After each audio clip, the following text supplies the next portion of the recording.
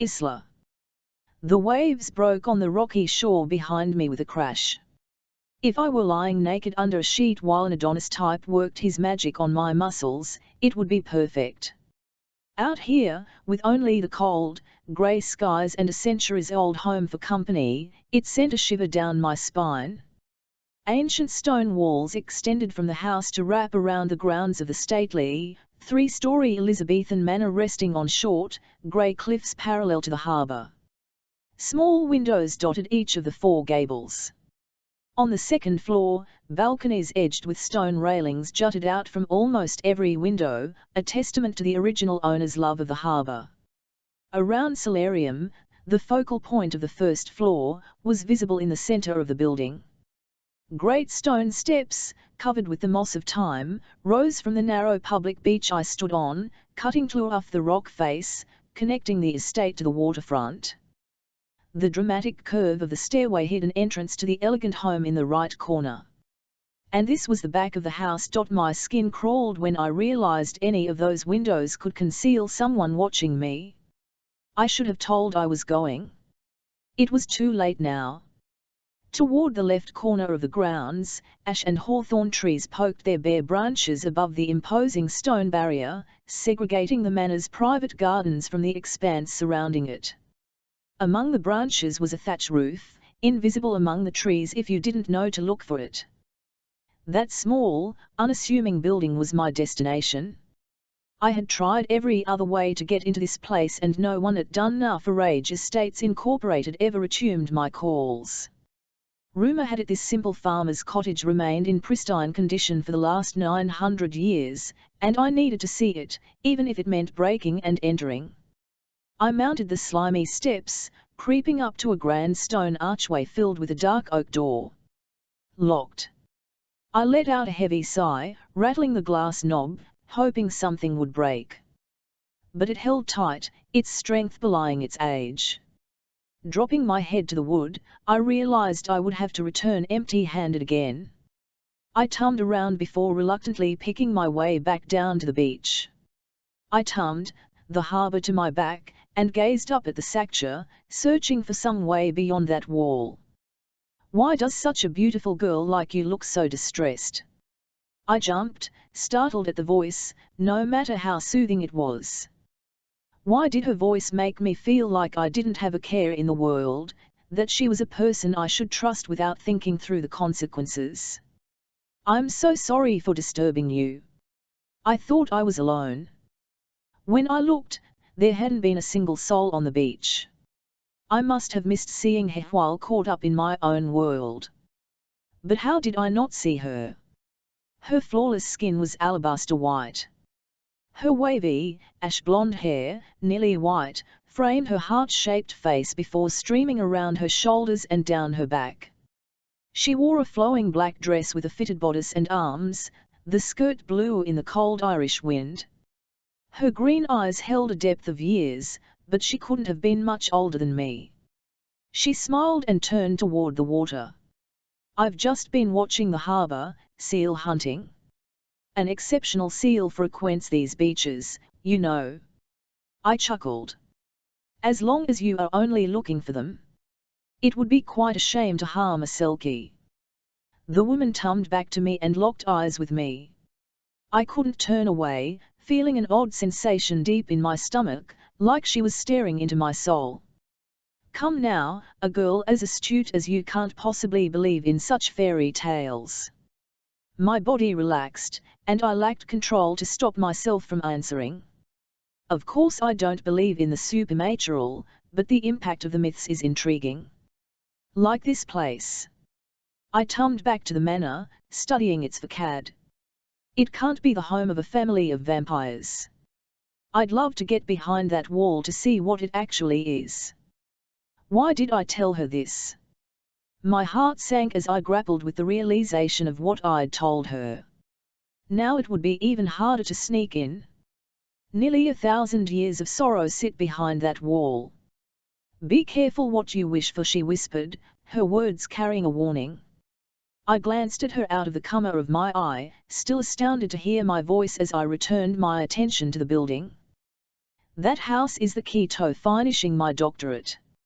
Maybe you should find another key.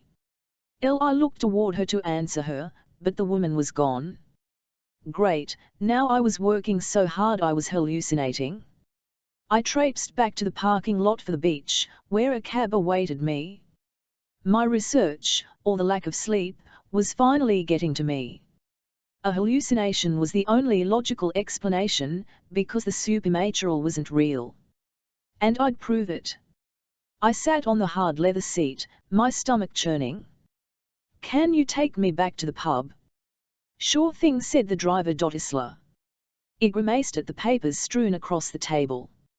I had wanted to be in a private booth, but they were all occupied when I arrived. Moving my pint, I ignored the condensation ring on an ancient-looking document, hoping it wasn't important. I glanced at the clock on my phone. There wasn't time to move now. And where was Aisling? Leave it to my research partner and flatmate to be late. The petite blonde woman ran through the wooden door and up to the bar.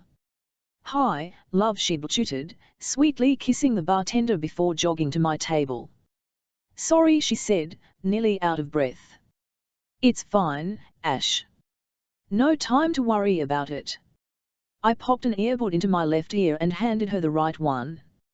I had just set the phone up to face us when the video call came in. Taking a deep breath, I slid the green icon across the screen. The call flashed to life, and a STEM man with greying hair barely covering his head took over the screen. Good afternoon, Isla. Aisling? Afternoon, said Aisling, fussing with her chair as she made herself comfortable. Good afternoon, Professor, I said, forcing a smile. How I could work and study with this man for months, and he still mispronounced my name, was a mystery to me. Was it too difficult to say Eyla instead of Isla? How is the research going? He asked, missing the disdain in my words. It could be better, I said with a sigh. There are a lot of dead ends. I figured that might be the case given your location. I glanced around, frowning at the telltale signs of being in a pub. Yeah, sorry. I meant the city, Miss Patterson, he said gruffly. Many people have attempted the research you are doing, and few have gotten very far. Remember, your doctorates hinge on this. I know. We both know, I said, the air knocked out of my lungs. Are you sure this story is even true? I'm sure. And it is up to you and Miss Kelly to connect these myths and prove they are nothing more than life lessons. That is the proposal for your dissertation, is it not? Aisling perked up. Not for me. I understand, Miss Kelly. You are arguing the opposite point. These stories are more than myth, they are factually accurate. Therefore, you're paired. Have something on my desk in a week or your funding will be in jeopardy. What? We glanced at each other, Aisling's eyes wide with a shock I am sure reflected in my own. But we're scheduled to hear for another 2.5 weeks, gasped Aisling. You heard me, Miss Kelly. The department is reviewing the status of our projects next week, and your research from the last 6 months will be reviewed. Do you have any questions for me? I placed a hand on Aisling's knee to stop her imminent protest. No, sir, I said, my voice small. This research trip was an excellent opportunity for me as long as I didn't screw it up. And I was well on my way to screwing it up. Miss Kelly. Aisling's head tilted to the floor as she dragged out her words. No, thank you. We'll have something for you in a week. Thank you, ladies. Call me if you need anything. My phone screen went black. I dropped my head in my hands.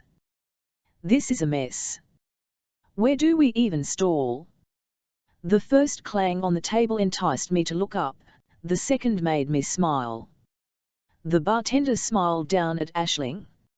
You two look like you could use another one. He gestured to the glasses of nearly black liquid he had placed on the table.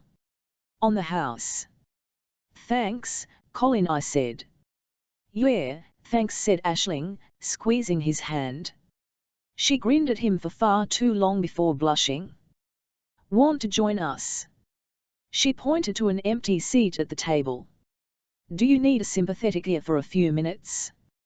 You know, I'm only half bartender. He turned the chair and straddled the back. Aisling giggled. Yeah, and half underwear model. She gave him a peck on the lips. But my underwear model. Ah, you two need a room. I shook my head and laughed. And you need someone to join you in yours. Maybe a lovely, bloodthirsty specimen of sexual energy, quipped Aisling. If you find one, I'm only spending one night with him, which works. I'm done with relationships, and those beings don't exist. I laughed, taking a sip of my beer. Colin's eyes sparkled as he gestured toward my best friend. If she ever leaves me, it'll be for a vampire. Now, what's got my two favorite monster hunters so frustrated? This damn project. I shook my head. I feel like they are pitting Aisling and me against each other. Aisling smiled and then sipped her beer before speaking. We can't both be right, but isn't that the point? I guess. I sighed. Aisling was more than a partner and flatmate. Since the start of undergrad 8 years ago, she'd been my best friend. Our now different opinions just made the work that much more challenging. It hadn't always been that way. I used to believe, just like her, but not anymore. Is there anything I can help with? Asked Colin. A coy smile danced on Aisling's lips. I have one idea. I can probably take care of that later, moaned Colin, before kissing her deeply. Good Lord, can you two keep your hands off each other for 5 minutes? The wind whipped my red curls around my face as the door opened. I grabbed the strands and pulled them back, securing them with the band I maneuvered from around my wrist. Sorry, muttered the guy, pulling the door shut behind him before running his fingers through his blonde hair. Colin watched him as he made his way to the bar. I'll guess I have no choice. Be right back, said Colin. He pecked Aisling's lips again before ilshing to the bar. What can I get ya, mate? Jameson, neat, the man said with a slight American drawl. Colin grabbed a glass and placed it with a thud on the bar before pouring the whiskey. Here ya go. He slid the glass to Blondie. Thanks, he grunted, putting down a card. Keep it open. Colin pushed the card back. Cash per round? Sorry, forgot. The man pulled a note from his pocket and set it on the bar. No problem. Let me know when you need another, said Colin, returning the man's change before he trotted back to our table and returned to his seat. All joking aside, I've lived here my whole life. What are you looking for? Aisling sighed. You know the story of the Deirdre? Colin nodded. Original Irish vampire. Her true love was a farmer, but her father married her off to a chieftain's son. Her husband abused her, but she endured, sure her true love would save her. When he didn't, she starved herself to death. The villagers forgot to cover her grave with rocks, which allowed her to come back for revenge, strangled her father and sucked all the blood from her husband. Right. I sat forward. But our professor has us researching another myth, the Clan Achillean, a family of vampires who lived out by the harbour. Colin smirked. You're investigating the Achilleans of Dunnafa Rage? You'll never find anything. He toyed with Aisling's blonde hair. Aisling's smile dropped. Why not? It's like our own Buckingham Palace. You can't go near it. It was the summer home for someone in the English court in the 1700s, but who it was has been lost to time. Colin spoke with a hint of disdain. Without a doubt, they were mocking us. Achillean isn't one of our clan names. I did not mention my failed attempt to get onto the grounds earlier. There's a cottage in the back that Ash and I think is the cottage from the Achillean myth. I located the most current deed for the manor among the papers in front of us and set it down for all to see. A corporation bought it all in 1905.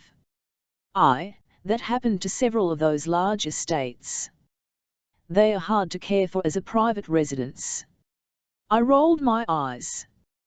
We have to look at it, but I can't even find a caretaker to talk to. There's an entire army employed to care for the place, but they all sign non-disclosure agreements. If they let on where they work, they get sacked. Every so often, we'll see someone in a fancy car with tinted windows going in or out, but that's it. I laughed. It sounds like a celebrity. Clandestine corporations silencing their workers. What other logical explanation is there? Colin glanced at the blonde-haired guy sitting at the bar, staring at his drink before lowering his voice. Celebrities don't curse trespassers to die. Aisling smiled. He's saying the vampires chase everyone away. ISHNLGGED. There has to be a logical explanation and I aim to find it.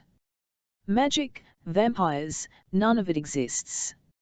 I finished my beer and set the glass on the table. And what if you're wrong? Asked Aisling, placing her empty glass beside mine.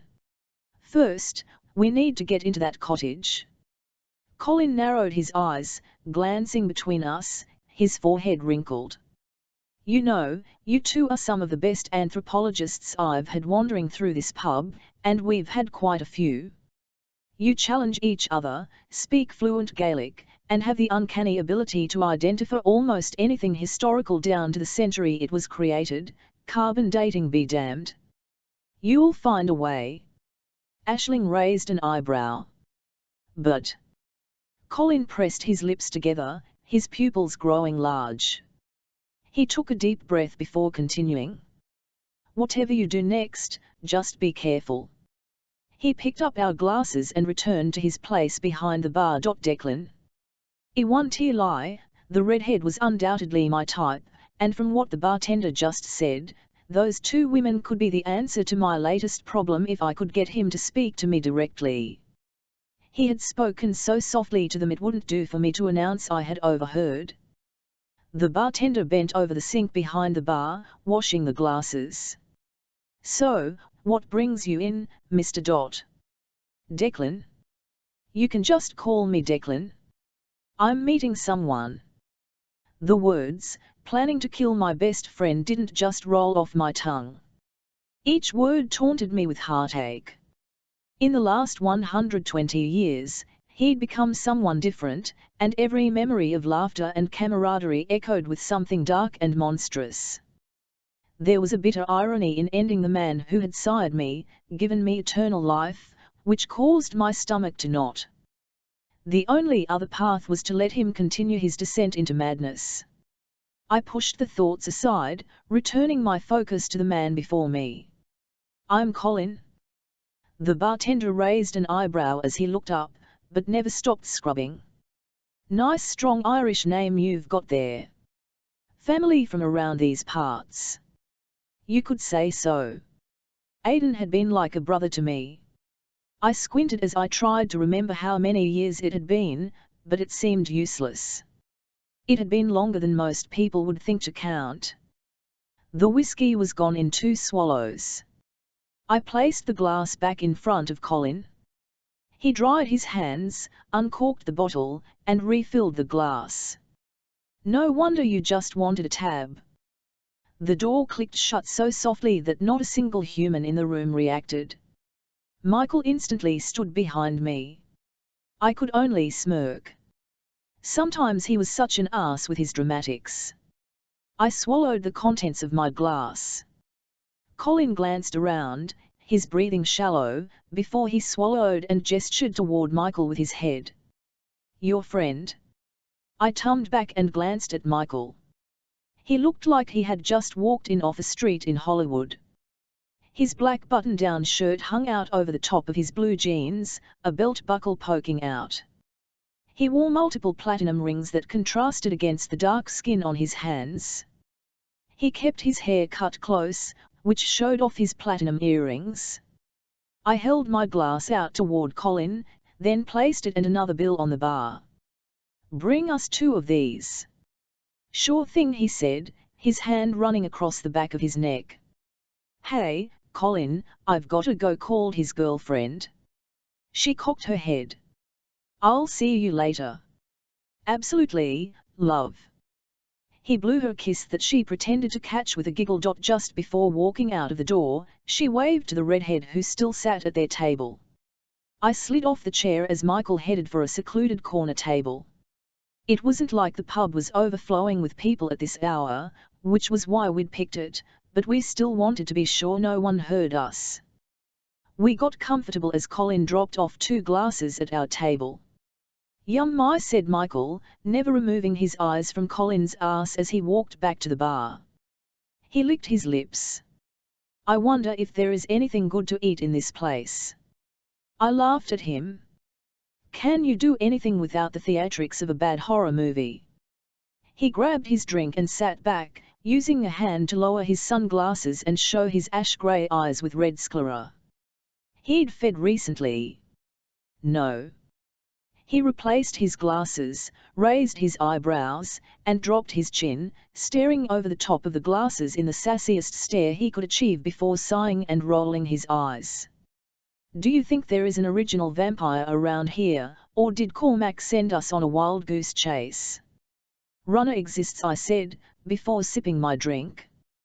"And so do the witches, werewolves, and fae he told you to watch out for. But they are less dangerous." "You've met her then?" I shook my head, sipped my drink, then set the glass on the table. "I've never had the pleasure. She was on an extended absence the last time I was in the area. She left her second, Charles, as the leader. He was head of the largest faction in Ireland." "What happened to him?" Michael sat back and propped his feet next to me on my bench. I leaned forward on my arms. "Aidan. Man, that asshole has been killing his own for that long." Michael punched at the table. "If she's going to know how to stop him, why didn't she do so before?" "Don't know." "Did Cormac give you any other information?" "No. He said you would have it." "I may be his guy, but I'm supposed to follow your lead." "Great. One brother who's a murderous lunatic organizing his own army and the other who's a pompous hard ass bent on saving his family, who won't share what he knows." I stared at the amber liquid in my glass. "His family, -1. Yeah, if only that one wasn't my sire and best friend." I shook my head and stared into space. Michael shrugged, an unusual moment of seriousness taking hold. "Sometimes people have to die to protect the ones we love." I took a drink. "But who does Cormac love?" Wasn't that always the question, who did someone love? I thought I'd known love and then it was gone. The last time I'd been here was just after I'd lost her, and the O'Killians were all I had left. Michael nodded, knowing the answer to my question about Cormac. His family was everything to him. Cormac would save Aidan before he killed him, strip him of the source of his madness, but if that failed, Aidan would die. I set down my empty glass. "Let me know if you find anything. I have a different lead." I glanced at the redhead. "Her? How?" "I'll let you know. I have a few questions to ask before I know if she's useful. Keep looking and be careful. If Aidan finds out what we're up to, we're both dead." "Thanks for the reminder." I slid out of the bench, grabbing Michael's glass and mine before returning to the bar. He'd leave in a minute to make it seem like a friendly conversation. For people who served warring brothers, it was as pleasant as it got. It could be because by going to Cormac to stop Aidan, I was now a traitor. "You need another round?" so asked Colin as I set the glasses on the bar. "Nah, he has somewhere to be. But I'll take another." Colin slid a freshly poured glass toward me as I reclaimed my earlier place. "Travel partner?" I glanced back at the door. "No. More like a business associate. Where are you from? The great state of Kentucky, I said, putting a bit of emphasis on my accent. If he wasn't your travel companion, who are you traveling with? Girlfriend? I halted my drink partway to my lips. Nope, life is way too complex. It wasn't a lie. This situation had been escalating for years. Plus, I couldn't condemn another to her fate. Then, what do you do? Colin asked. This was the question I needed him to ask. I am one of the few people who will tell you I work for Dunnar-Farage Estates. It sounded much better than the lackey of a centuries-old maniac hell-bent on becoming the leader of all vampires. I set my glass on the bar. Colin glanced at the redhead. No NDA for you? He wiped the bar in front of me absent-mindedly before stepping back. I'll live by my own rules. I gazed at the bartender leaning on the shelves behind him. Would you know anyone who could help me with some history about the place? Why me? Local barkeep? You must know a lot of people. That NDA makes it difficult to discuss what I need openly. And what is that? Someone who knows folklore, Gaelic, and can identify artifacts. Colin smiled. Maybe. I nodded slowly, pretending to be thinking. Several stakeholders are unconvinced of any connection between the manor and local legend. I need someone to help me prove one way or the other that the O'Killians once lived there. The clan O'Killian? Nah, that's a fake name. Never was one of our own. We thought they were invaders trying to fit in. So, we should just get rid of the thing. I didn't say that. Colin objected before glancing at his friend. His dark eyes and clenched jaw reflected the battle raging inside him. He sighed and his shoulders fell. I know a few women who can probably assist. Really? When can you set up a meeting? I asked, throwing a hint of shock into my voice. Right now. Colin pointed behind me to the redhead. She's who you want. She's been trying to get hold of your employer anyway. I twisted around and looked at the girl, who was poring over papers again. If she couldn't help me, at least she smelled delicious. Isla, Colin and Aisling had distracted me from noticing exactly how godlike Blondie was when he walked in. Now that he kept looking at me, I wondered where a specimen like him had been my whole life, with his square face and chiseled jawline. His black leather jacket hung open, framing his muscled chest beneath the black t-shirt. His dark clothing made his styled blonde hair stand out even more. This was a man who could fuck me for a night based on his looks alone. I sighed and returned to my papers because right then, figuring out how to get beyond that wall was a much higher priority than a guy, or sex.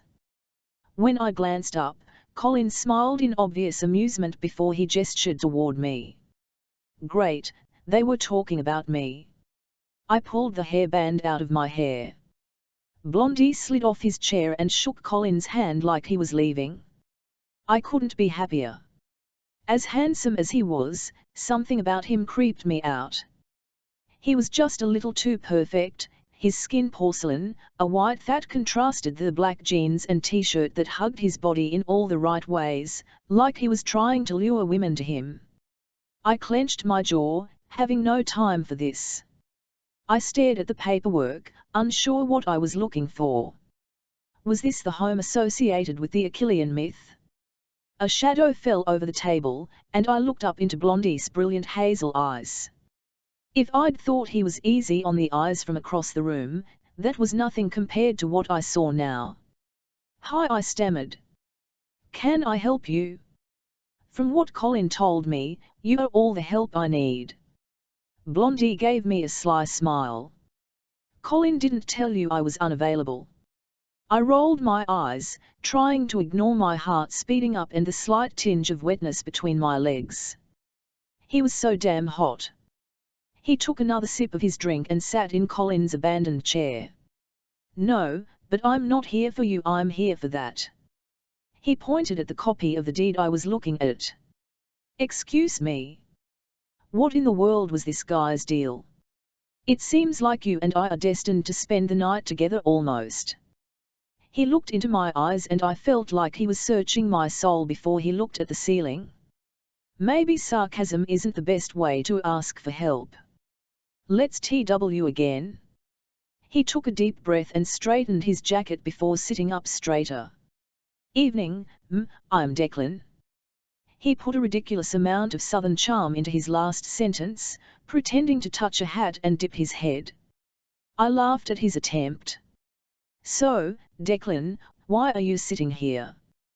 He pulled out a satellite photo from the fan-off papers and laid it in front of me.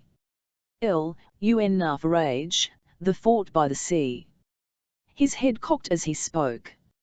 What if I told you the real keep of this castle was right here? He tapped on the photo as he pointed to the clump of trees that hid the cottage.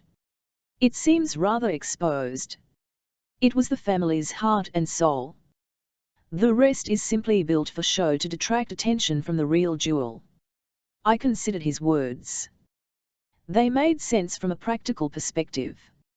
If you wanted to protect a simple farmer's cottage, what better way than to make it part of a massive estate? What is so special about the cottage? Declan crossed his arms over that broad, muscular chest. His black jacket hung loosely at his wrists, casting his hands in an unearthly shade of white. I wondered what those hands would feel like. I didn't allow myself to finish the thought. He smiled. That is going back a lot farther than what your deeds are going to show, back to the Norman invasion when the Vikings established Waterford as a trading hub. Then how do I know what you tell me is TME? You may not, but I assume you've been TLing to contact my employer to substantiate this kind of story. You work there. My eyes shot open, and I leaned forward before clearing my throat and sitting back, embarrassed at my giddy schoolgirl enthusiasm. Go on, I said with a wave of my hand. Half a smile danced across Declan's lips, acknowledging my exuberance. The son of a local chieftain built the cottage for his bride. She insisted on living by the harbour. So, the son arranged for the land from his father. Soon after the wedding day, the son went out to patrol. They stumbled into a band of invaders, and there was a skirmish. He was run through with a sword. Sounds normal so far. The patrol took him home. Declan tapped the image again for emphasis. The wound was severe. The patrol barely got him there. Why do we care? I'm getting a little annoyed at this guy wasting my time. That night, his bride refused to weep over his death. She grabbed his still-saddled horse and rode to the stronghold, straight to the church where, over time, the townspeople have piled a grave high with rocks.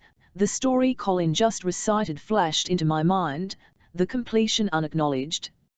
I ditched the idea to remain calm, the corners of my mouth tumming up in anticipation. Rocks which the townspeople initially forgot to place.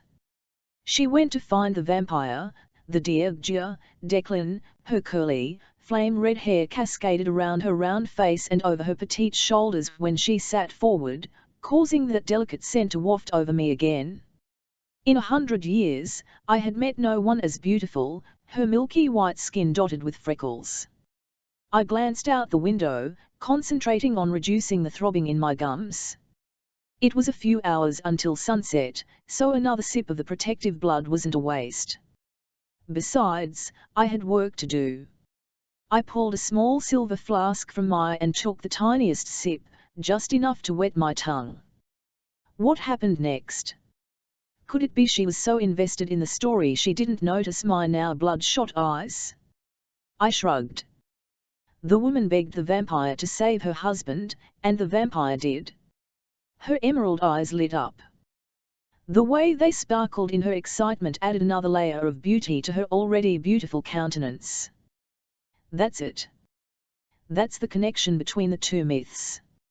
She shuffled her papers, looking for something, her arms falling to the table when she didn't find it. Ah!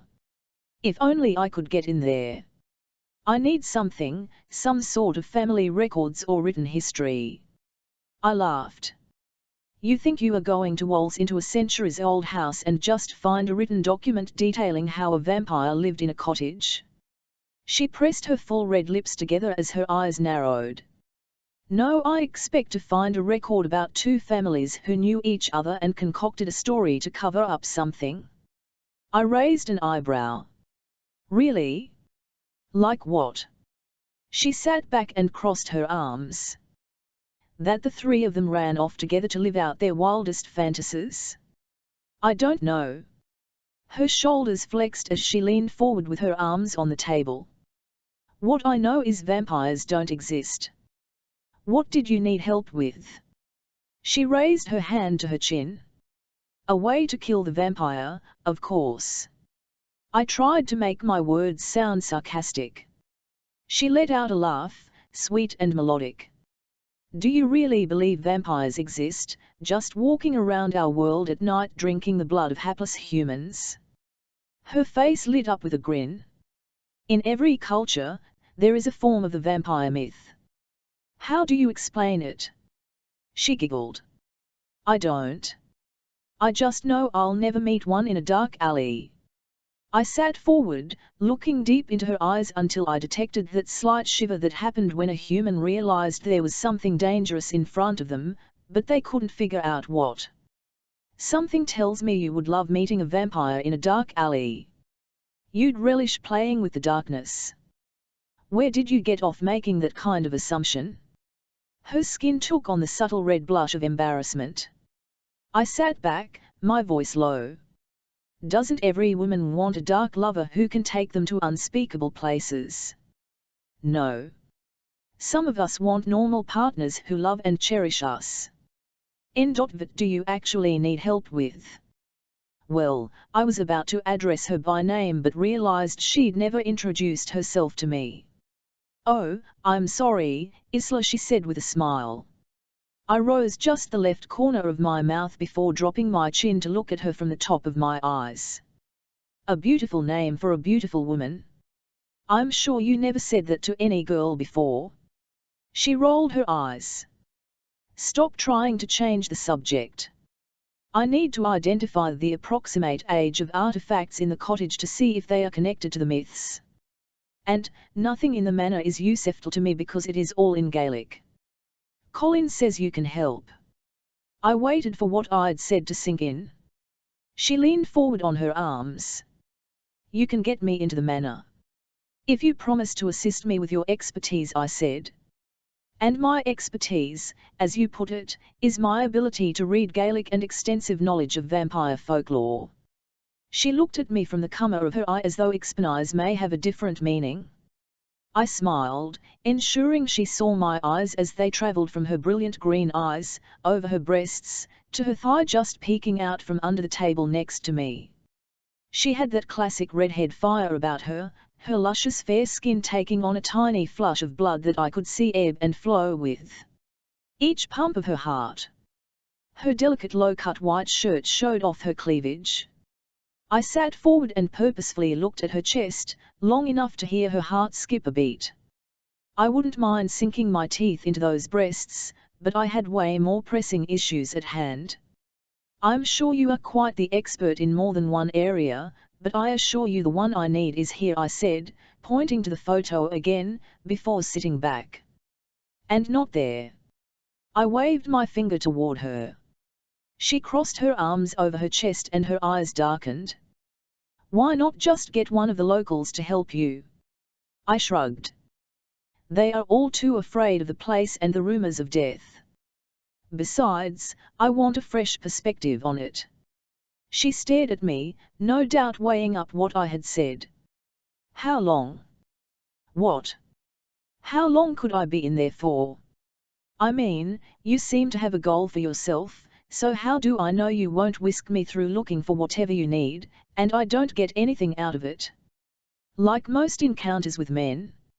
Her sarcasm was unmistakable. I lowered my voice so it took on a sultry quality. I could have you there for days. The slight twitch in her jaw said she'd got my point. I smiled. There are plenty of bedrooms, so we wouldn't have to share. Without a word, she gathered the papers from the table and put them in her bag before she stood.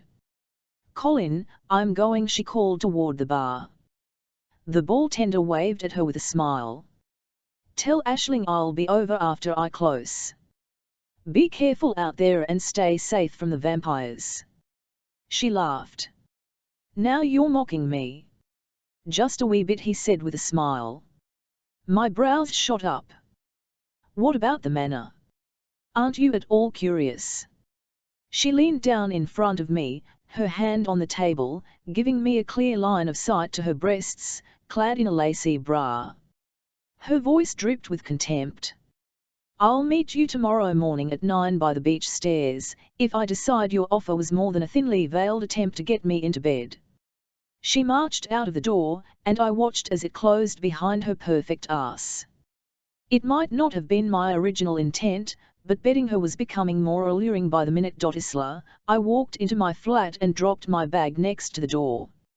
Aisling sat on the couch, eating ice cream while watching television, never moving her eyes. Blood splattered across the screen as a scream erupted from the speakers. "How can you watch that?" I cringed as my stomach tightened. Aisling laughed as the on-screen victim crumbled to her knees.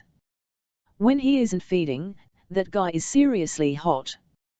Colin says he'll be over later," I deadpanned, before sitting on the other couch. Vivid purples and reds were visible in the sky through the sliding glass door opposite me as the sun descended. I found the connection between the myths. "Really?" Aisling turned off the television before looking at me, fully invested. "How?" I collapsed back with a groan. "Blondie. That guy who came in?" I nodded. "Spill." She leaned forward, the ice cream momentarily forgotten, her excitement palpable beyond her grill.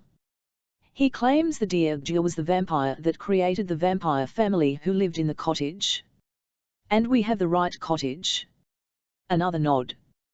"Was the builder of the cottage the same as the manor?" I rolled my eyes. "No way. They were built centuries apart." I kept my voice steady and tried not to smile too much. "But Declan had some interesting stories." "Who's Declan?" she asked before scooping the last of her ice cream into her mouth. "Blondie." I knew I was blushing. She set the bowl on the coffee table and smiled at me. "That must be an interesting topic." I ignored her implication. "The story was fascinating." "You seem more interested in the storyteller." Hiding from her would only prolong my agony as she pried the information from me. "He's a walking god." "Really?" I hadn't noticed. She smirked. "Blonde and beautiful and so infuriating. Every other sentence has a second meaning. Sounds like just your type. Only if he can follow through when it matters. Like the invitation for tomorrow." I raised an eyebrow at her, playing into her insatiable curiosity. She answered with an immense grin. "He said he could get me into dinner for age." "No way," she said. "How?" My cheeks felt stretched by how much I was smiling. "He claims to work there. He says he can get me into the estate and I can stay for a few days." "A few days, Hull?" Aisling raised an eyebrow and gave me a sly grin. I shook my head. "Not happening. I'm not looking for anything other than evidence. Come on. You have to get over he who shall not be named sometime. For one night, maybe. But love is like vampires, a myth." My heart fell as I spoke because I wanted nothing more than to think love was real, but I couldn't. "You're going to throw away a chance with a walking god just because the last mortal screwed you over." As I looked down at my empty ring finger, my stomach twisted with sadness.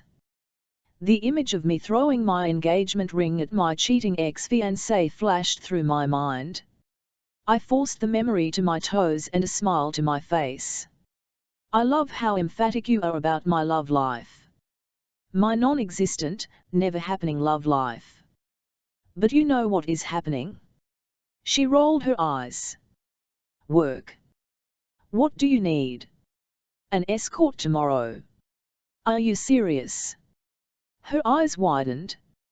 You think he's going to let both of us onto the estate? ISHNLGGED. He won't have a choice. It is both of us or neither of us. I'm not going over there just to be attacked by some serial killer in disguise. Besides, he needed help from me, too.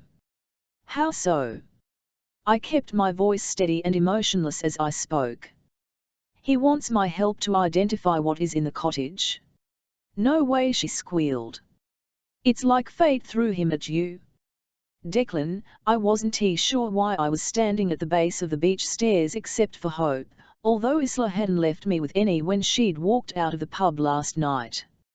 My cover story was awful, but it wasn't like I could ask her if she'd ever heard of an unkillable vampire.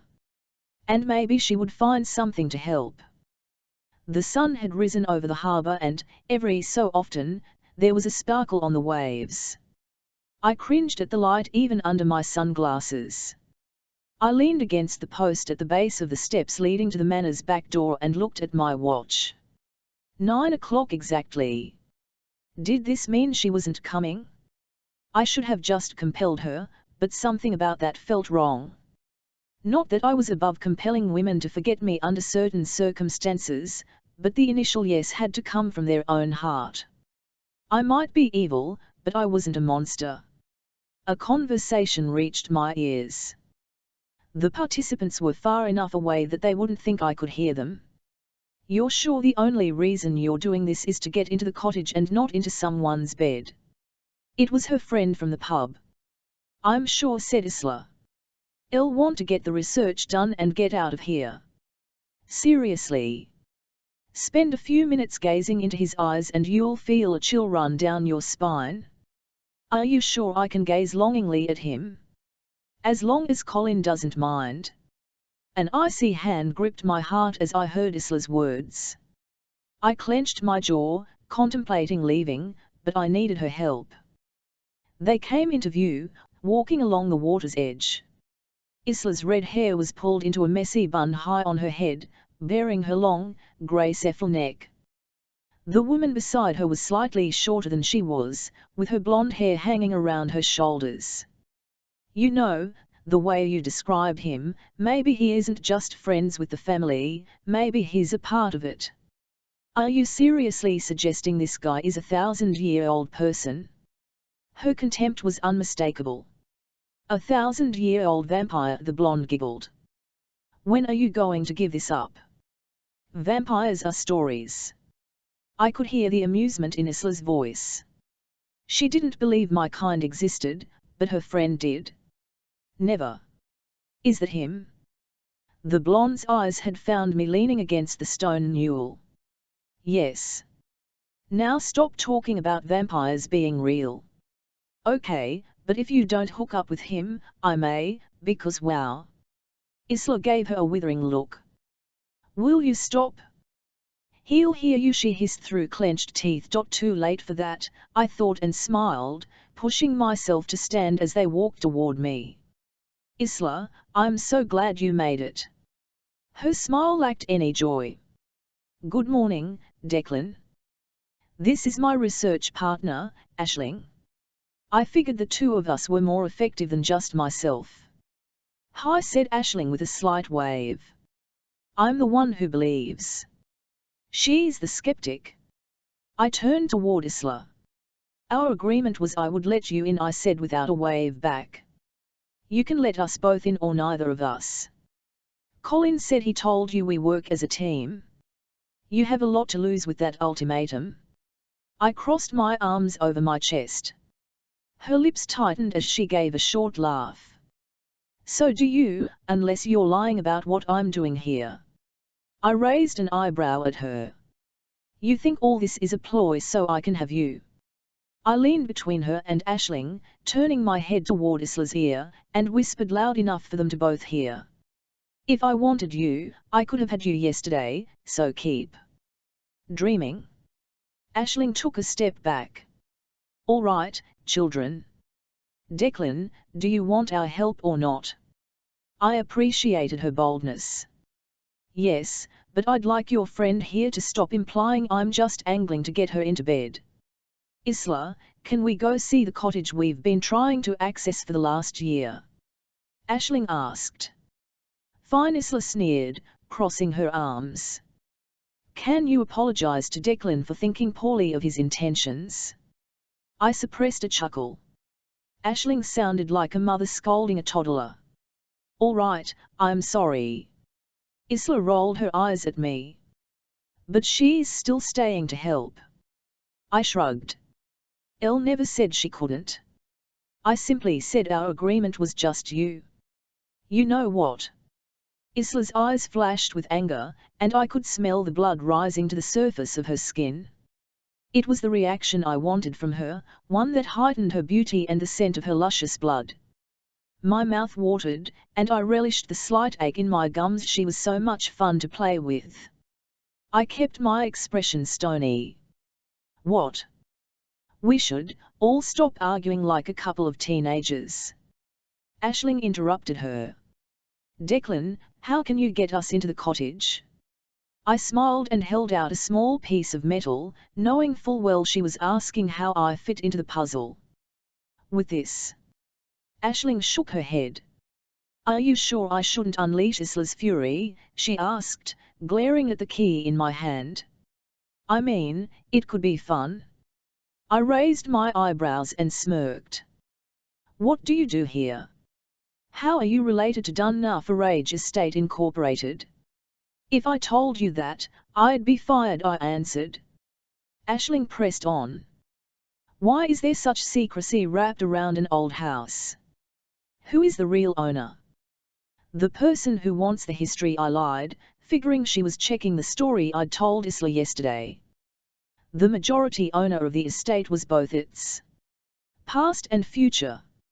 Should we go, or do I need to find another pair of experts? No. Fear strained Isla's voice, as I suspected would happen if I threatened to withdraw the offer. I'm sorry, and I hope you aren't offended, I brought Aisling. She's my research partner and a fabulous resource, especially on all things to do with vampire lore. Is that so? I looked over Aisling again. The hunger in her eyes was unnerving. I guess we can see about that. We should stop wasting time. I led the women toward the door. As we turned the bend in the stairs, a woman with ash blonde hair approached us on the beach from near the water. She wore a blood-red dress with a fitted bodice and flowing skirt. She was unmistakably one of my kind, but I had never met her. I didn't want to meet her if she was who I thought she was.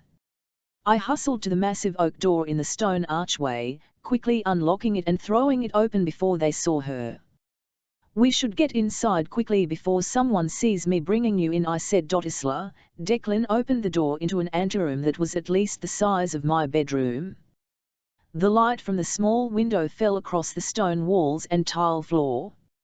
Except for the coats and shoes lining the walls, it almost felt like we were still outside. Let's keep moving, he said.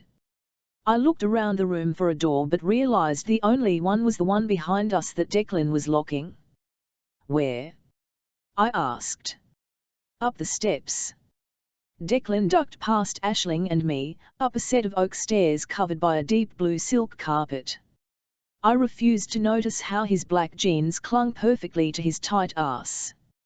Digging my nails into that could be fun. At the top of the stairs, dark oak paneling reflected the sunlight from the tall leaded glass windows. A large, round iron chandelier hung from the ornate plaster ceiling.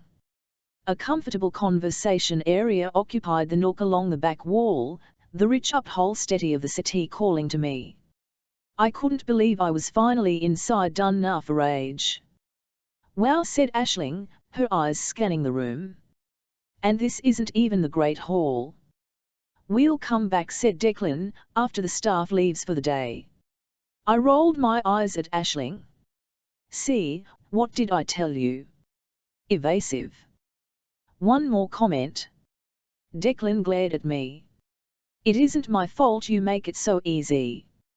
Let's get to the cottage to start the inventory, suggested Aisling. Declan nodded. We'll go through the solarium to the butler's pantry. We only have about 30 seconds to cross. Stay close to the outer windows to avoid the cameras in the hall. Wait, why? My heart beat faster. Aren't we supposed to be here? Declan pressed his lips together, a tight smile turning up the corners of his mouth as he scrunched his forehead. Maybe. I may have neglected to mention it to my boss, and I don't want you on the recording. I rolled my eyes hard and turned to Aisling. We're leaving. She looked between Declan and me. I'm staying. Her eyes pleaded with me, fiercely determined. We've been trying to get here for so long and we're so close. We both knew we needed something before our funding was pulled next week. Fuck, my nostrils flared as I clenched my teeth. Fine. But when we end up dead, don't say I didn't warn you. Noted, Aisling said with a nod. Declan walked over to a panel and gave it a quick press. A door swung open, and he flipped a switch on a console before closing the hidden nook again. Let's go. Aisling grabbed my hand, and we followed him. The solarium was entirely white. A massive stone fireplace dominated the wall opposite Thewindow's, overlooking the beach and the harbour. On the white marble floor, a cream rug nearly disappeared under the two sofas that faced each other perpendicular to the fireplace. The doors to the great hall were open, offering a glimpse of the crystal chandeliers in the ornate room. Aisling pulled me behind Declan and through a doorway neatly camouflaged in the opposite wall. We crammed into a small wood-panelled room resembling a galley kitchen with no appliances. Cabinets of dishes lined the far wall with a counter closer to us, and a set of stairs led to the basement. Why the rush to get so close to us? I asked with a smirk. Declan ignored the sarcasm in the question as he pressed another panel in the wall. Because that was how long the computer would take to reset the camera in the solarium that I turned off. We have the same thing to do here. But Declan held up a hand and put a finger to his lip. Sure. From downstairs, I faintly heard a door close. He waved his hand frantically and opened a door opposite the one we had entered. Aisling and I, eyes wide, rushed through. Inside the funnel dining room, multiple tables were laid with elaborate place settings. Silver candelabras adorned the middle of the tables. I didn't have time to look at the details, but I swore they were from the early Renaissance period. Declan pushed us through the room. I barely glimpsed a drawing room off to my left before hurrying through a set of leaded glass doors into the formal garden. Beyond the garden wall were the trees. Among those, was the cottage. Declan glanced behind us as he guided Aisling and me along the path lined with roses and ivy. When we reached the trees, he took a deep breath, his broad shoulders visibly relaxing. He shook his head. That was close. I didn't figure they'd come looking for why the cameras went off. I turned on him as my chest tightened. Are you going to tell us why you are acting like a common criminal? He shrugged and gave me a smirk, his answer the epitome of nonchalance. You didn't tell me if you were coming, so I didn't clear you being here with the owner. I crossed my arms over my chest and clenched my jaw. I'm sorry. Declan's eyes searched for mine. You didn't leave me with a lot of hope you were actually going to show, so I didn't make any arrangements. I promise I'll handle it. I shook my head and sighed. Fine. Where are we going? I didn't want the look in his eyes to throw me off so severely, his fear that Ash and I would leave creeping into every look he gave me. It would be easier if he would tell me what he wanted me to find instead of concocting the fake vampire story. And why did I care so damn much that he wasn't being upfront with me? It didn't take long to reach the front door of the cottage. The stone walls matched those of the anteroom we'd first entered. A window was on each side of the front wall, equidistant between the door and the edge of the building. My hands shook as Declan opened the heavy oak door. I pushed past him into the cottage. The visage that greeted me was beyond old, it was ancient. Tiny slivers of light fell into the room from each of the windows, one in each of the shorter side walls, two on the front wall, and one on the back wall. The room smelled of earth and peat, stuffy from the lack of airflow and cramped, but one of the most glorious sights I had ever encountered. It was perfectly preserved, including the thatching on the roof. "You employ someone who knows how to thatch a roof?" I asked Declan as Aisling ventured past me into the space. He closed the door behind us. "There's someone who can do that, yes." "What can you tell us about the place?" asked Aisling. She was already snapping photos on the right half of the 10-foot by 25-foot room. An enormous stone fireplace dominated the back right wall. All the equipment for life, pans, dishes, farming implements, were on the surrounding walls, either hung or on open shelving. Above her was a loft. Declan moved across the solid dirt floor and sat on the bench next to the wooden table adorned with two place settings. "It's still exactly like the original builder constructed it. I'm told all these tools, dishes, and furniture are original." The couple slept up there. He pointed to the loft above Aisling's head. "There used to be a great wolfskin MG in front of the fireplace. The chests you see around the room were also used for seating, as well as the chairs." He pointed to two roughly hewn chairs against the wall opposite the fireplace. "The beams above me were used to hang herbs and dry skins." I walked around the cottage, my eyes wide with wonder. It was pristine, but there was something that was not right.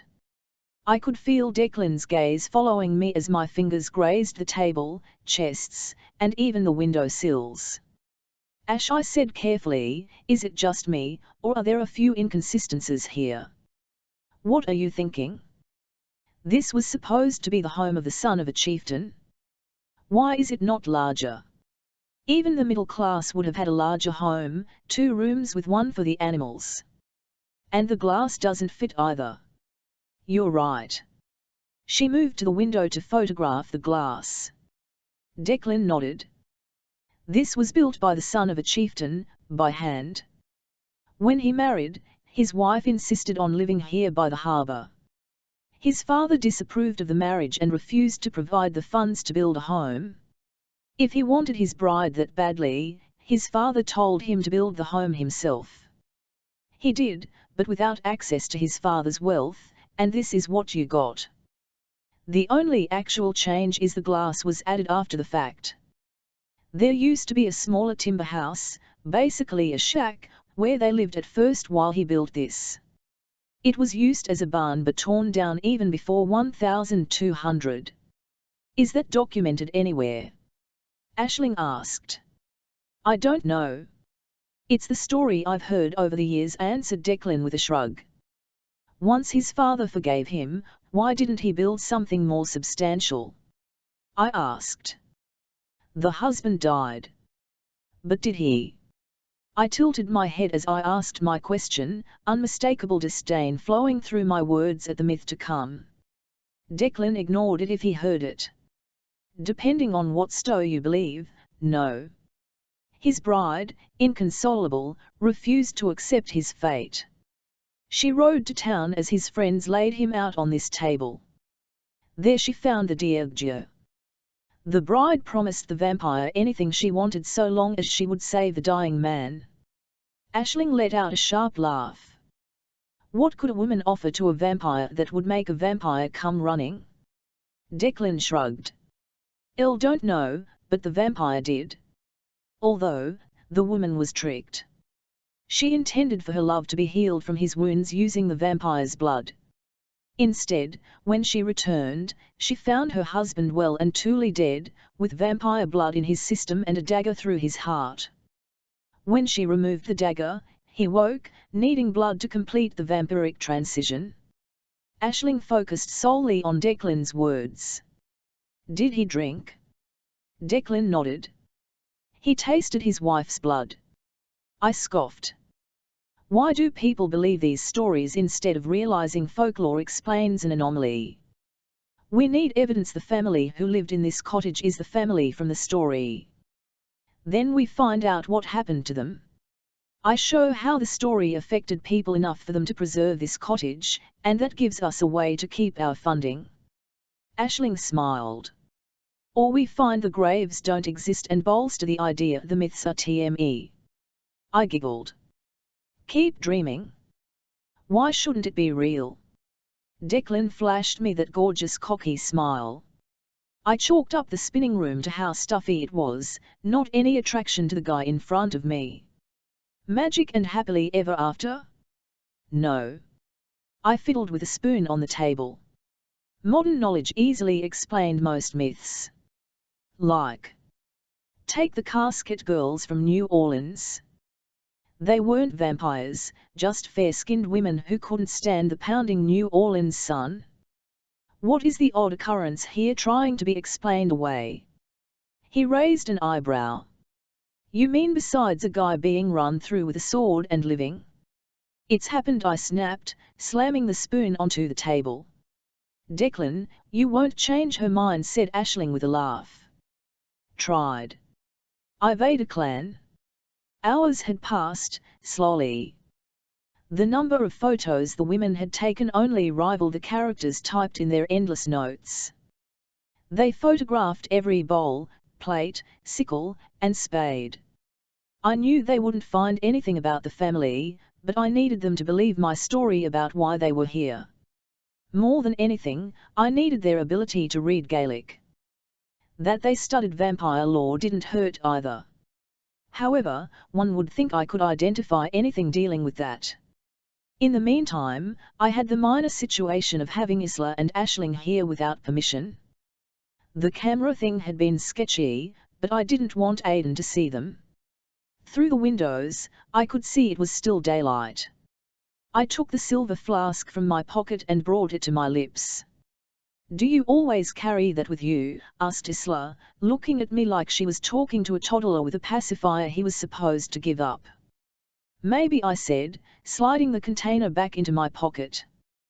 We're stuck here with a full-on alcoholic, she muttered to no one in particular. I ignored her while abandoning my seat on the chest in front of the cold fireplace. I'm going to the manor for a minute. Anyone need anything? Only to move to that side of the cottage, said Isla. I opened the door and stepped into the trees. Even with the copious shade and overcast skies, my eyes burned in the light. Habitually, I looked around to see who was there before running to the dining room door with superhuman speed. I ducked into the house, dialing Aidan's number. Hello. Hey, man. How are things on your side of the world? I asked, a fake cheerfulness in my voice. Good, Aidan mumbled, sounding like I'd just woken him. What do you need? I am going to have some people around and things might get a little bloody. Just wanted to let you know before I kill the cameras and dismiss the staff. How long? A few days, I said, forcing an irreverent tone. Sounds like my kind of time. Sorry I can't be there, laughing. Same, I lied. Anything else? He said before you. When I came in this morning, a vampire was walking on the beach. Any ideas? Flowy white hair? Still dresses like it's the 1600s. Yes. Runner. Watch your back. She won't think twice about sinking her hand into it. Stick to the manor when she's on the beach. She can't come in thanks to my mother. At least I'd found the vampire I was supposed to be talking to, but because of Aidan, she'd more likely kill me than help me. Anything I can do to appease her so I'm not a walking target. Doubt it. Just be careful.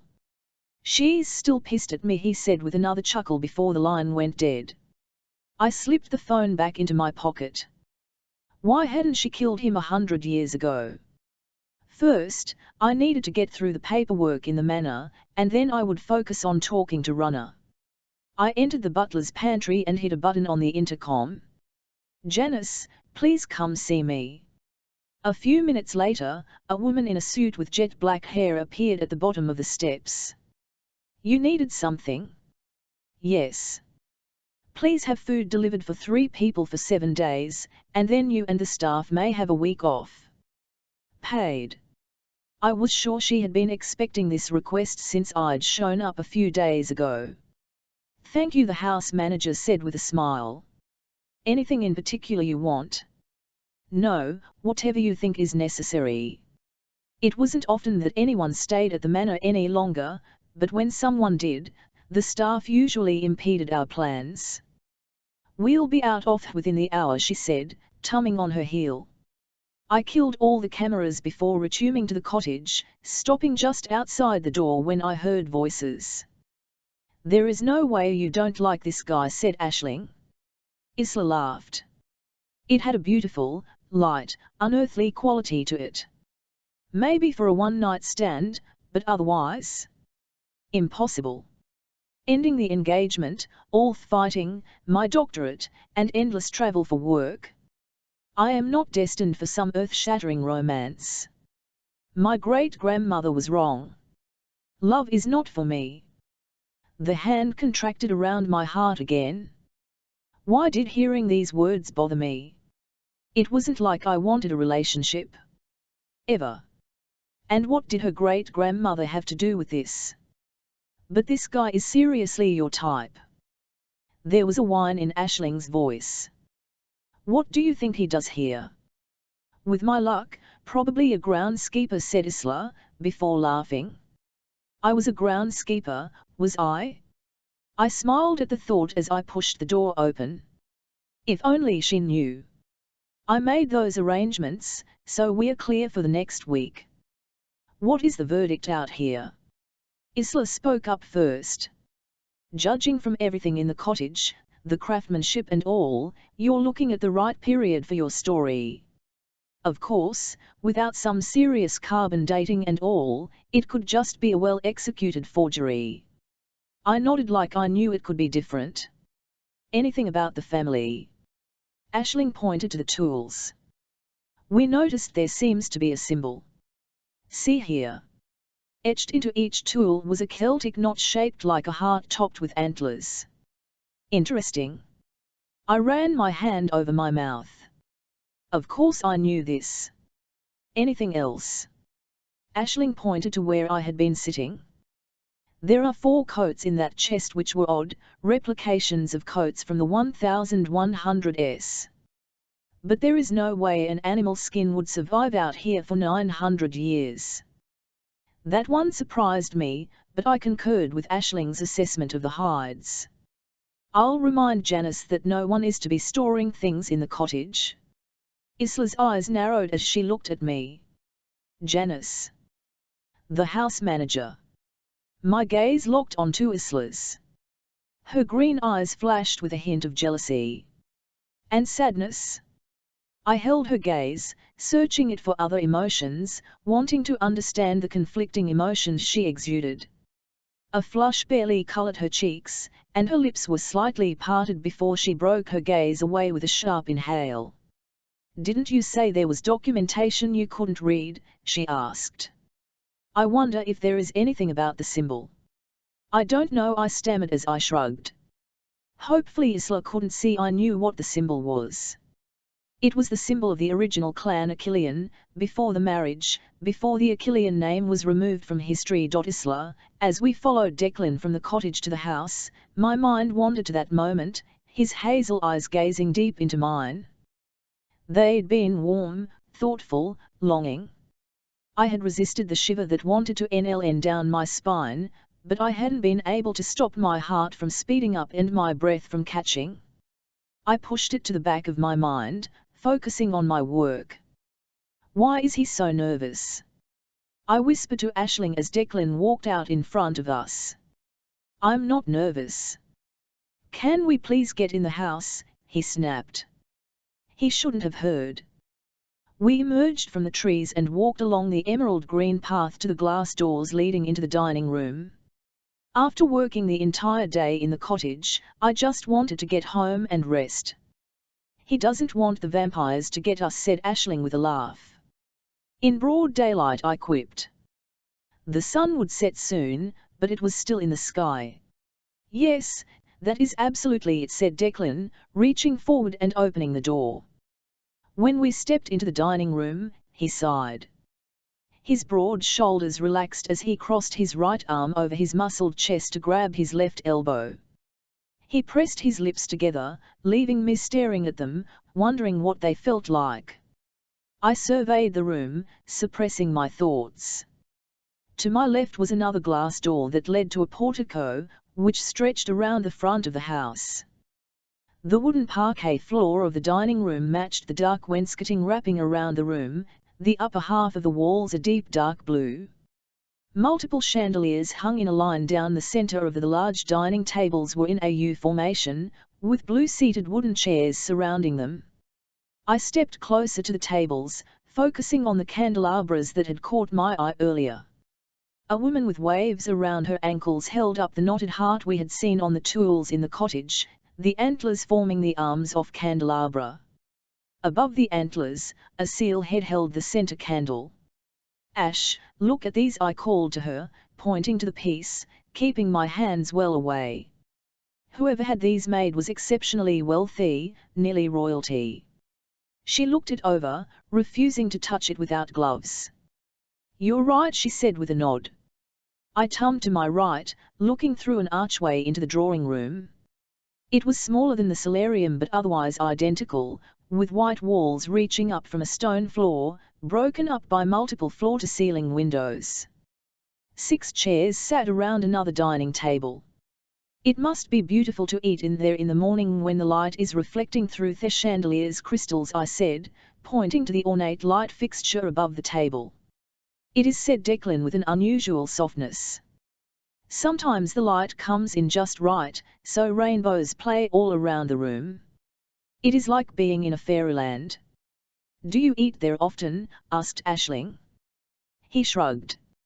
Not really. It is easier to just eat in the kitchen. Where is that? I couldn't remember seeing anything that would have looked like it. It seems weird for it to be toward the front of the house. It is below us. That is where the steps in the pantry go. Makes sense.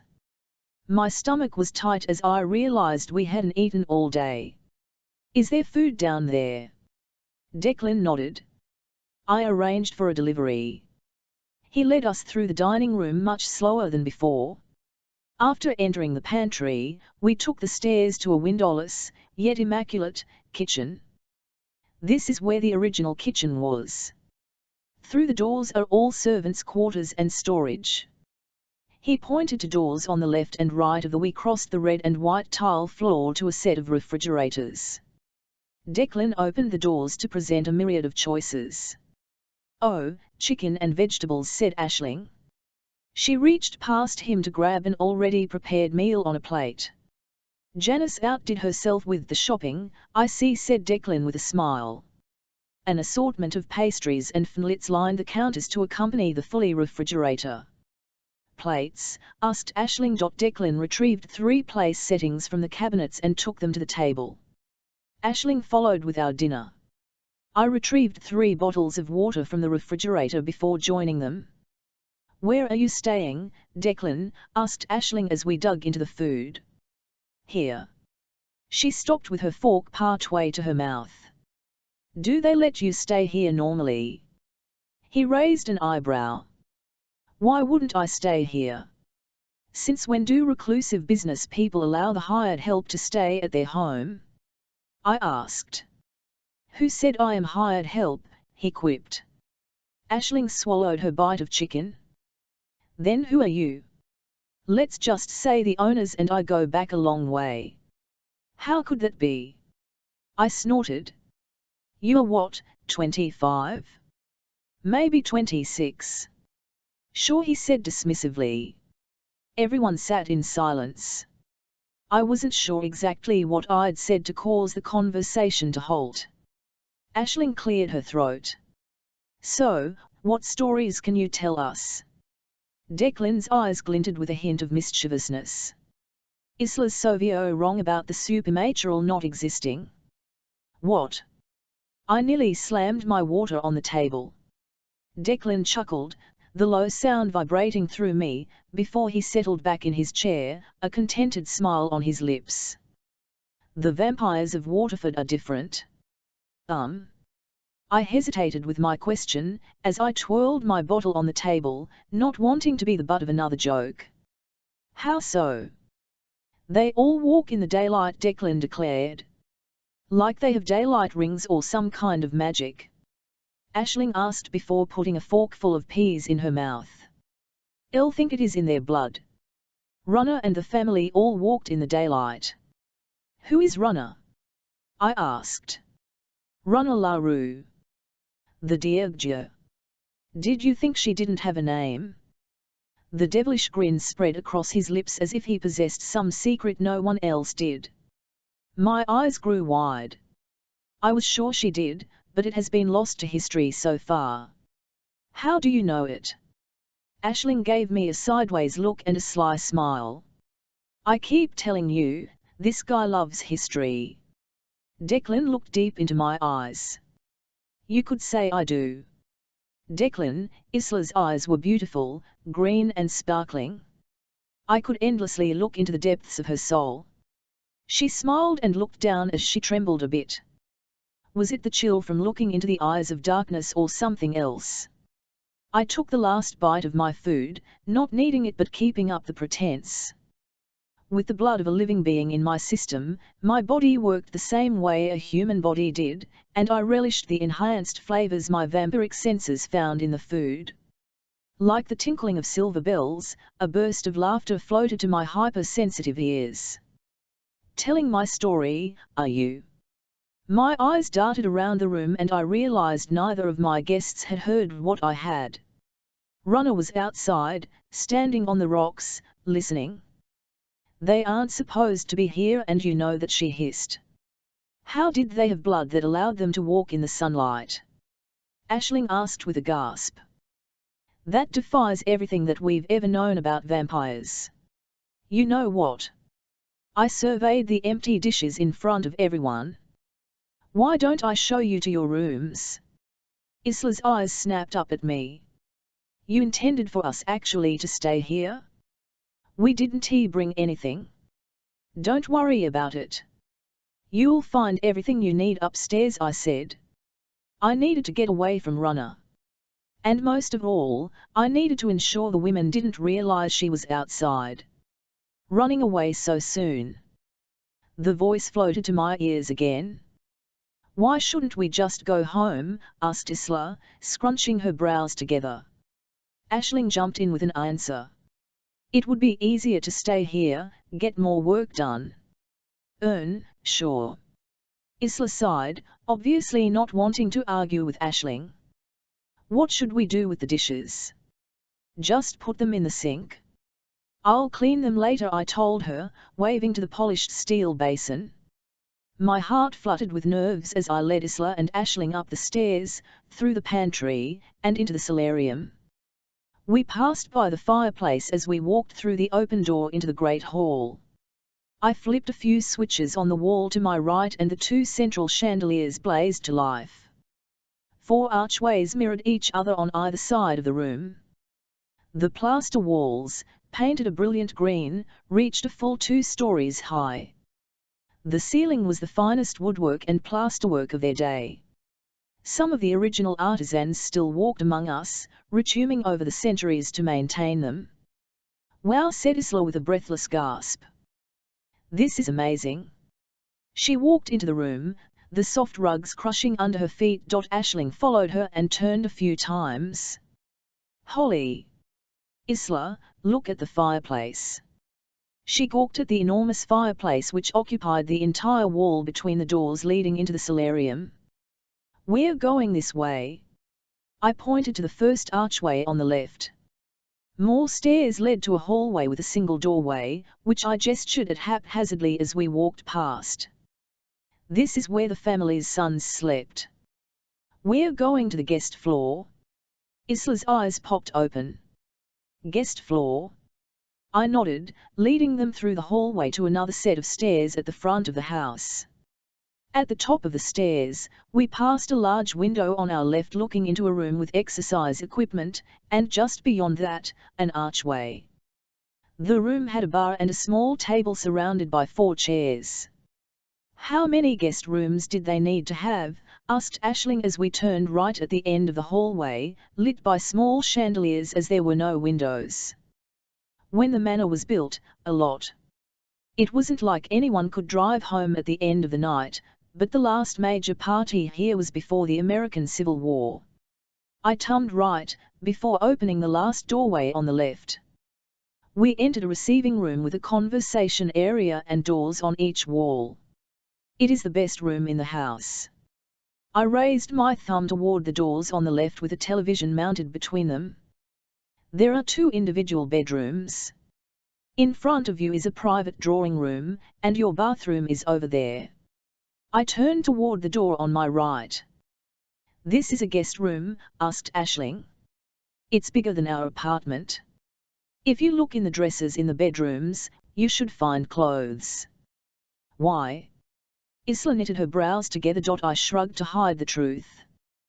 The staff keeps the place stocked in case anyone shows up. It was at least partially true. Ain, the lady of the house, insisted on keeping everything ready for visitors, including stocking the guest rooms with the latest fashions of various sizes. No one understood why, but every year, the staff brought new wardrobes in and divided the unworn clothing among themselves. We have all week with the manor to ourselves, so maybe we call it a day, get a drink, and make a plan. Isla exchanged glances with Aisling before answering for them both. Sure. Back downstairs. No, the bar up here is fine. I left the room with them trailing me. Just before we turned toward the archway, I pointed to a door at the end of the hallway on the opposite side of the floor. That's my room if you need anything. Opposite these rooms is a library. All the other doors on this floor are guest suites. This is insane, said Aisling with a laugh. Only vampires would have enough money for all this. I stole a glance at Isla and caught the roll of her eyes as we walked into the guest parlor. Please sit down.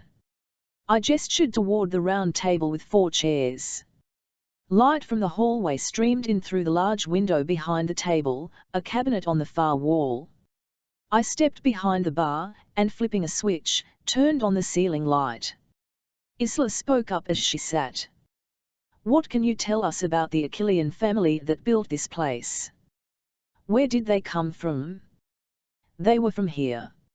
I took a deep breath, not sure how I would keep reality a secret from her much longer. I stole a look at her beautiful red curls. What can I get you to drink? We have everything up here. A Cabernet. She raised an eyebrow. Sure. Aisling? The same. I returned to the table with their wines and a glass of scotch. No, the people from around here like to think the Achilleans were English, but they weren't.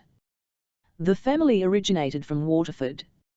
I didn't add that the family that built the cottage was the exact same family that built the manor, just several hundred years later. Why aren't they known as one of the original Irish clans, then? Why raise the name from history? Asked Isla. I shrugged. I answered that, and we know if the cottage outside belonged to the chieftain's son and what happened to them, which would prove they are or are not vampires. And hope heavily tomorrow something in the family papers will give me a clue to stopping Aiden. Isla, the lights in our receiving room reminded me of candles, the bulbs flickering like flames atop the sconces that dotted the light blue walls. I nestled into the corner of the soft, grey settee, my arms cradling my head on the cushioned end, cozy but sleepless in the set-off pajamas I'd found in a drawer in my room. The buttons on the long-sleeved shirt started at the base of my sternum, and I wore a sexy pair of matching shorts. I hadn't found a robe or slippers. Not that I had looked too hard. Aisling was fast asleep in her bedroom after an evening of planning, which had become card games in the library. Yet sleep eluded me, my thoughts consumed with how different Declan had been after he'd rushed us out of the kitchen. His calculated demeanour faded as we'd traded stories and playing cards in the parlour. The memory danced in my mind. He'd dealt a hand of cards to play Go Fish, of all the games we could have picked. The alcohol had gotten the better of all three of us. His gaze had met mine, and it had glowed, a coy smile playing on his lips. I glanced at Ash as the heat rose in my cheeks. She'd given me a quick shrug before watching her stack of cards grow. A lot of help she was going to be. I dropped my hands to pick up my cards, and as I did, my fingers brushed against Declan's, sending a surge of electricity through my arm. He was gathering his hand, the two sets dealt closely to each other. I quickly pulled my cards to me and studied them. When I glanced over their tops, his eyes met mine. "Tell us a bit about yourself," I said. There had to be a way to stop this. "What do you want to know?" His southern drawl pulled at my heart. I reached for the first question that came to mind. "Do you have siblings?" He nodded, his eyes sparkling. "Years ago, a family with 4 brothers kind of adopted me. I had become exceptionally close to the second youngest, but got along with all of them." His words trailed off as he looked lost in his memories. "What is one of your best times with them?" I asked, wanting to keep him focused on something other than me. His laughter echoed through the room. "Hide and seek, easily. We were in these caves near where I grew up. My friend and I were to find the other 3. It took hours of climbing and crawling, but we eventually won." I smiled. "What did you win?" I set down the 2 pairs of cards I had already matched up. The first chance to sink my teeth into a delectable snack before I had to share with the brothers. His eyes held a mischievous light as he leaned forward slightly, looking directly into my eyes. "Now, do you have any aces?" I pulled the ace out of my hand and held it out for him. Instead of taking the top of it, he reached for the bottom. There was no mistaking that this time he'd intended to brush my fingers, the simple gesture raising goosebumps on my arm as my heart sped up. "My turn?" asked Aisling. I shook the memories from my head. Staring at the walls was ridiculous. Maybe there was a book in the library to distract me. I padded down the hallway, each step sending the chill of the cold floor seeping into my feet. As I tumbled into the library hallway, I wondered if the lights guiding my way ever turned off or if they only dimmed, like now. I entered through the archway nearest me. The library windows and archways mirrored the opposite hallway, but there was a single open space instead of 2 rooms. A chess set and card table sat along the windows, and 2 comfortable reading spaces were in the middle of the each comprising an armchair and a side table. Shelves of books lined the walls.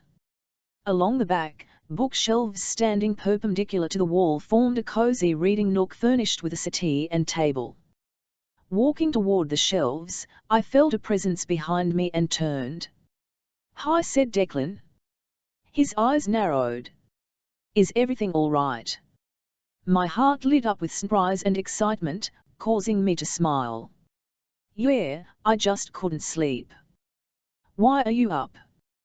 He pointed toward the back wall, through which was the parlour. "I was going to get another drink." "Would you like anything?" "ISHMGGED. Another glass of wine?" "Be right back." His voice was almost a whisper, as if he feared waking anyone. I sat on the settee, pulling my legs up under me. It wasn't long before Declan returned with a bottle and glasses. "You know, the 2 of you can help yourselves to anything in the parlour or kitchen," he said, pouring a glass for me before serving himself and pulling a chair to the other side of the table from the middle of the room to sit. And don't put the clothes back. Rule of the house, if you wear it, it becomes yours. I rolled my eyes at the odd rule, but wasn't about to argue. Thanks. I took a sip of the red liquid before I sat back, still feeling some effects of the alcohol we'd had earlier. Tell me more about the people who built this place. Declan looked at his glass, knitting his brows together. Kieran and Aina Killian.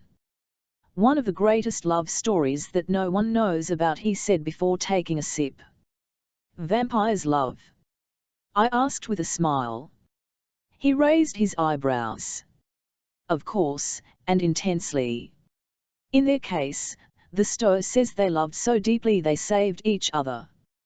The corners of my mouth turned up as I indulged him. How so?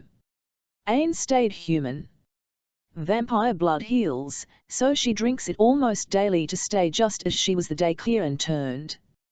Unless he is being attacked, Kieran only ever feeds from Ain.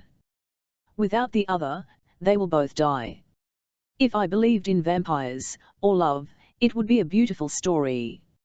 I smirked before sipping my drink. How can you not believe in love? Declan sat forward with his eyebrows raised. I hesitated, dropping my eyes away from his intense gaze. I was engaged until 6 months ago. My eyes raised to his, an icy wave washing over my arms and legs as I waited for his reaction. His mouth dropped open slightly before he bit his lip, his hazel eyes clouding. I'm sorry. I took a drink. He proposed under a full moon in the Highlands. It was perfect.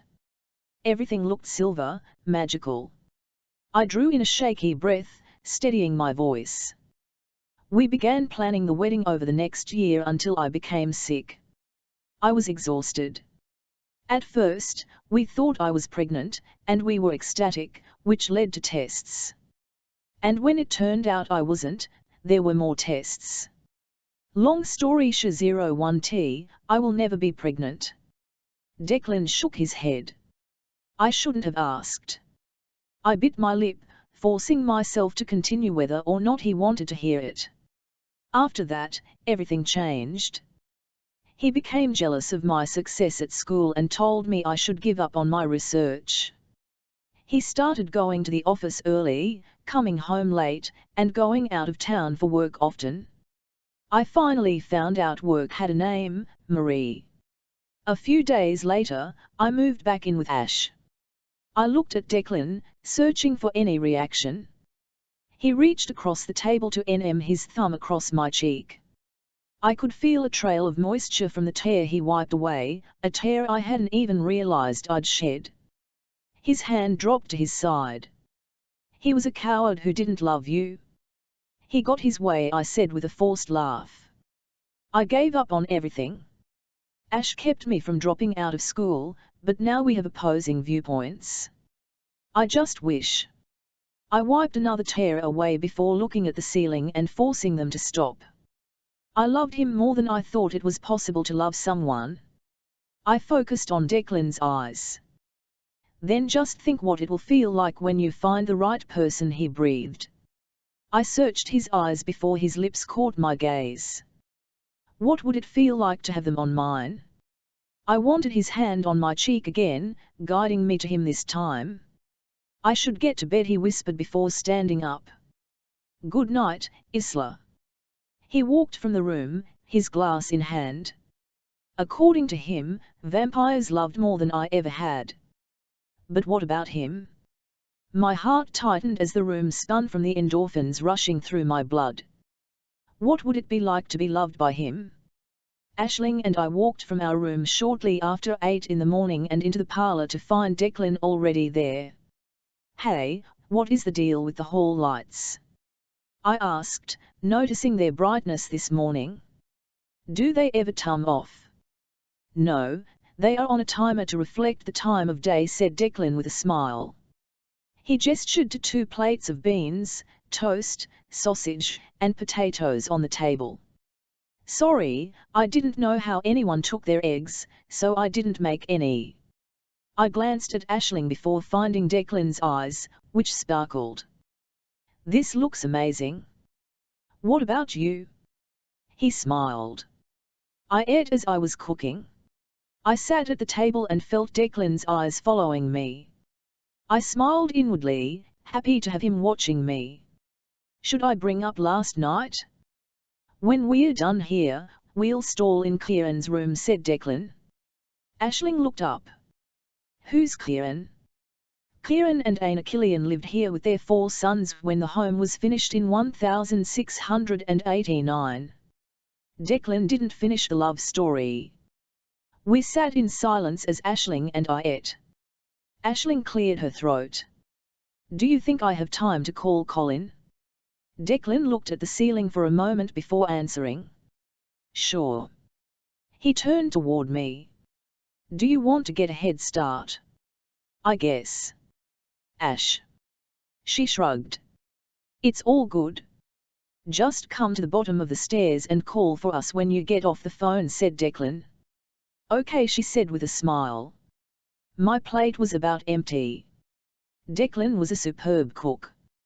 I scooped the last of the sausage into my mouth and dabbed at my lips with the napkin moments later. Ready? Yep. You can just leave the plates. Aisling pulled her phone from her pocket as I followed Declan down. Declan's voice broke the silence between us. Can I ask you a serious question? My heart stuttered, craving a connection to the man in front of me. I guess. Why are you so adamant the supernatural doesn't exist? I took a deep breath. The actual story. He turned to me, stopping at the bottom of the steps. His voice was soft. Elle wouldn't have asked if I wanted a lie. I giggled, although my heart was pounding. My great-grandmother. My family visited her in the Scottish Highlands, where she was called the village witch. From the time I could walk, I spent hours in the forest with her teaching me how to see magic, the traces of fairies, lichens, and vampires. She was sure I would meet them one day. She used to tell me when I finally fell in love, it would start a chain reaction to end a great evil. But I fell in love, and you know how that ended. If she was wrong about my relationship, I'm sure she was wrong about the rest of it. No magic. No love. No great destiny. Just me. A slight pang of sadness hit me, but I shrugged as though I didn't have a care in the world. Declan stared at me, hard. I laughed to break the tension that had crept up between us.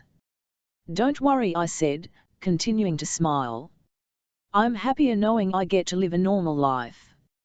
Sure. Okay. His voice was strained and quiet. Aisling ran down the stairs behind us. Hey, Sony. Colin didn't answer. Where are we off to? Declan turned away from us. Kieran's receiving room. We followed him to a door at the end of the hallway and across the gallery overlooking the great hall before going through a door on the other side. He pointed in front of him.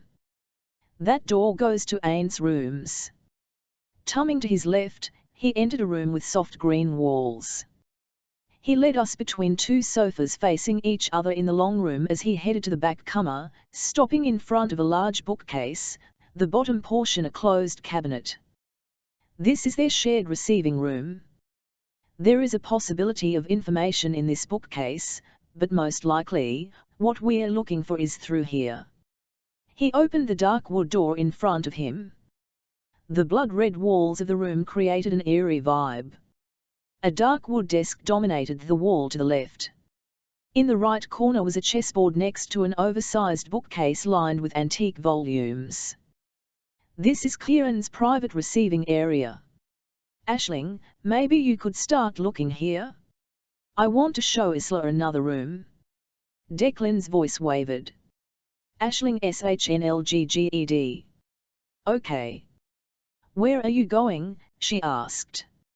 My heart sped up as I realized it would mean more time alone with Declan.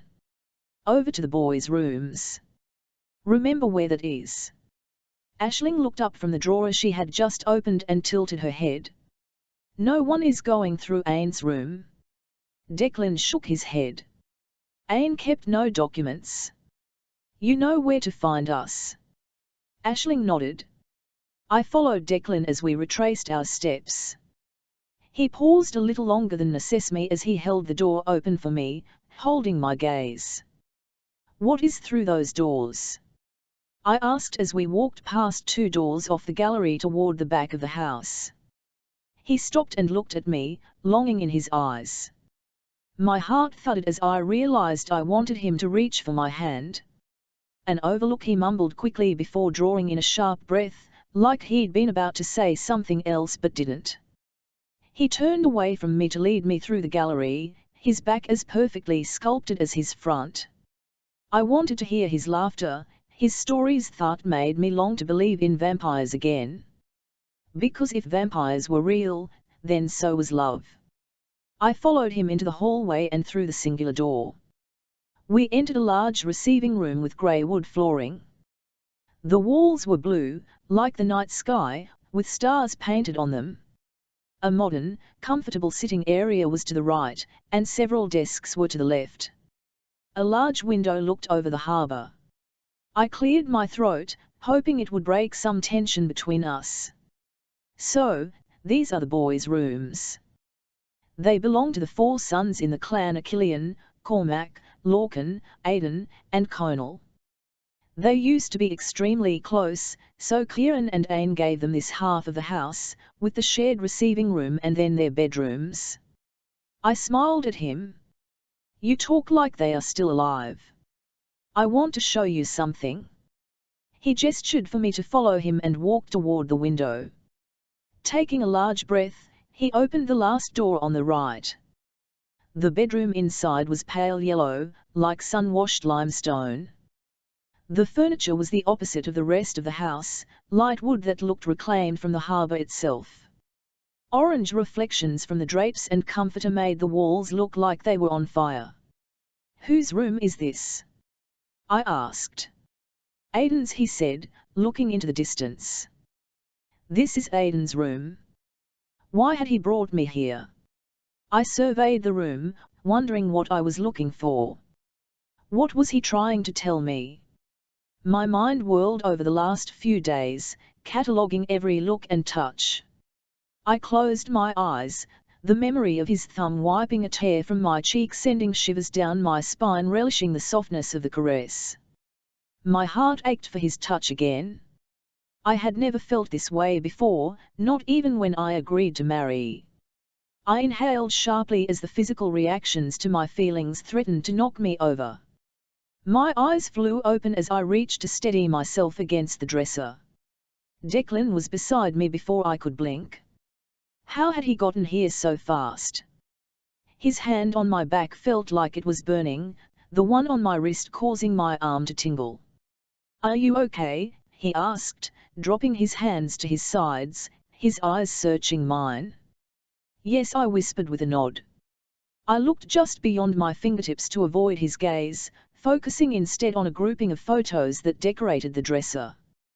The buildings and clothing told me they were from America in the mid-1860s, shortly after the Civil War.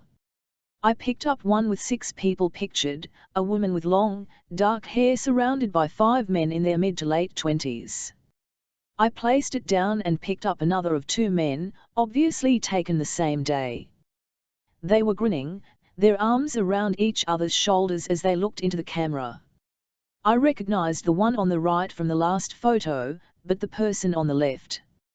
I narrowed my eyes at Declan. Hilarious. He took the picture from my hand. This wasn't supposed to be here. He placed it face down on the dresser. My anger rose. Why is there a picture of you?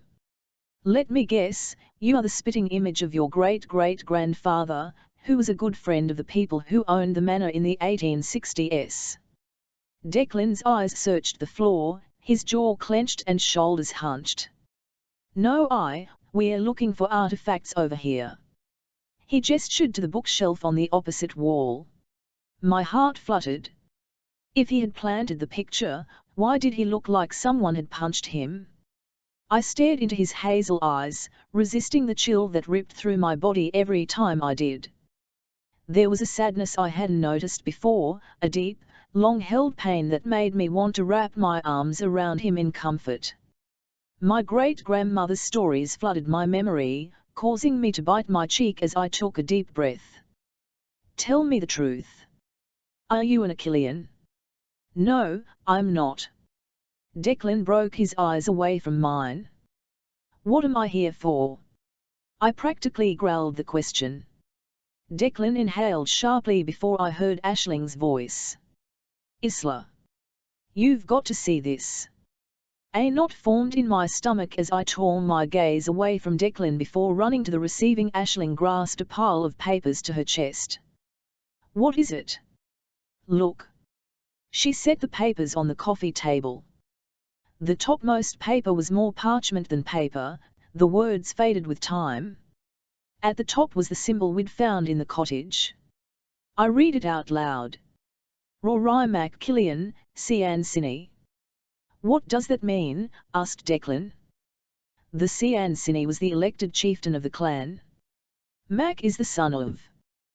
The O'Fada, that accent mark, means the descendant of, and Ni is the daughter of.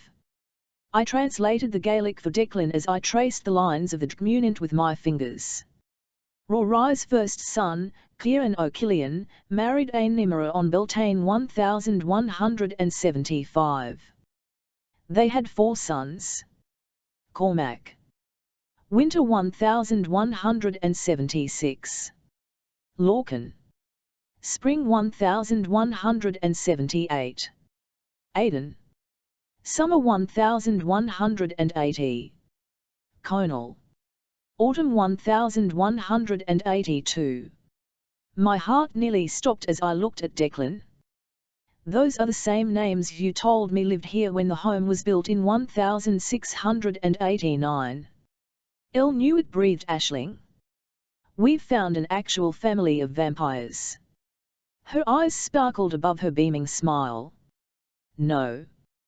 The word was firm as it came out of my mouth and the blood drained from my face. No.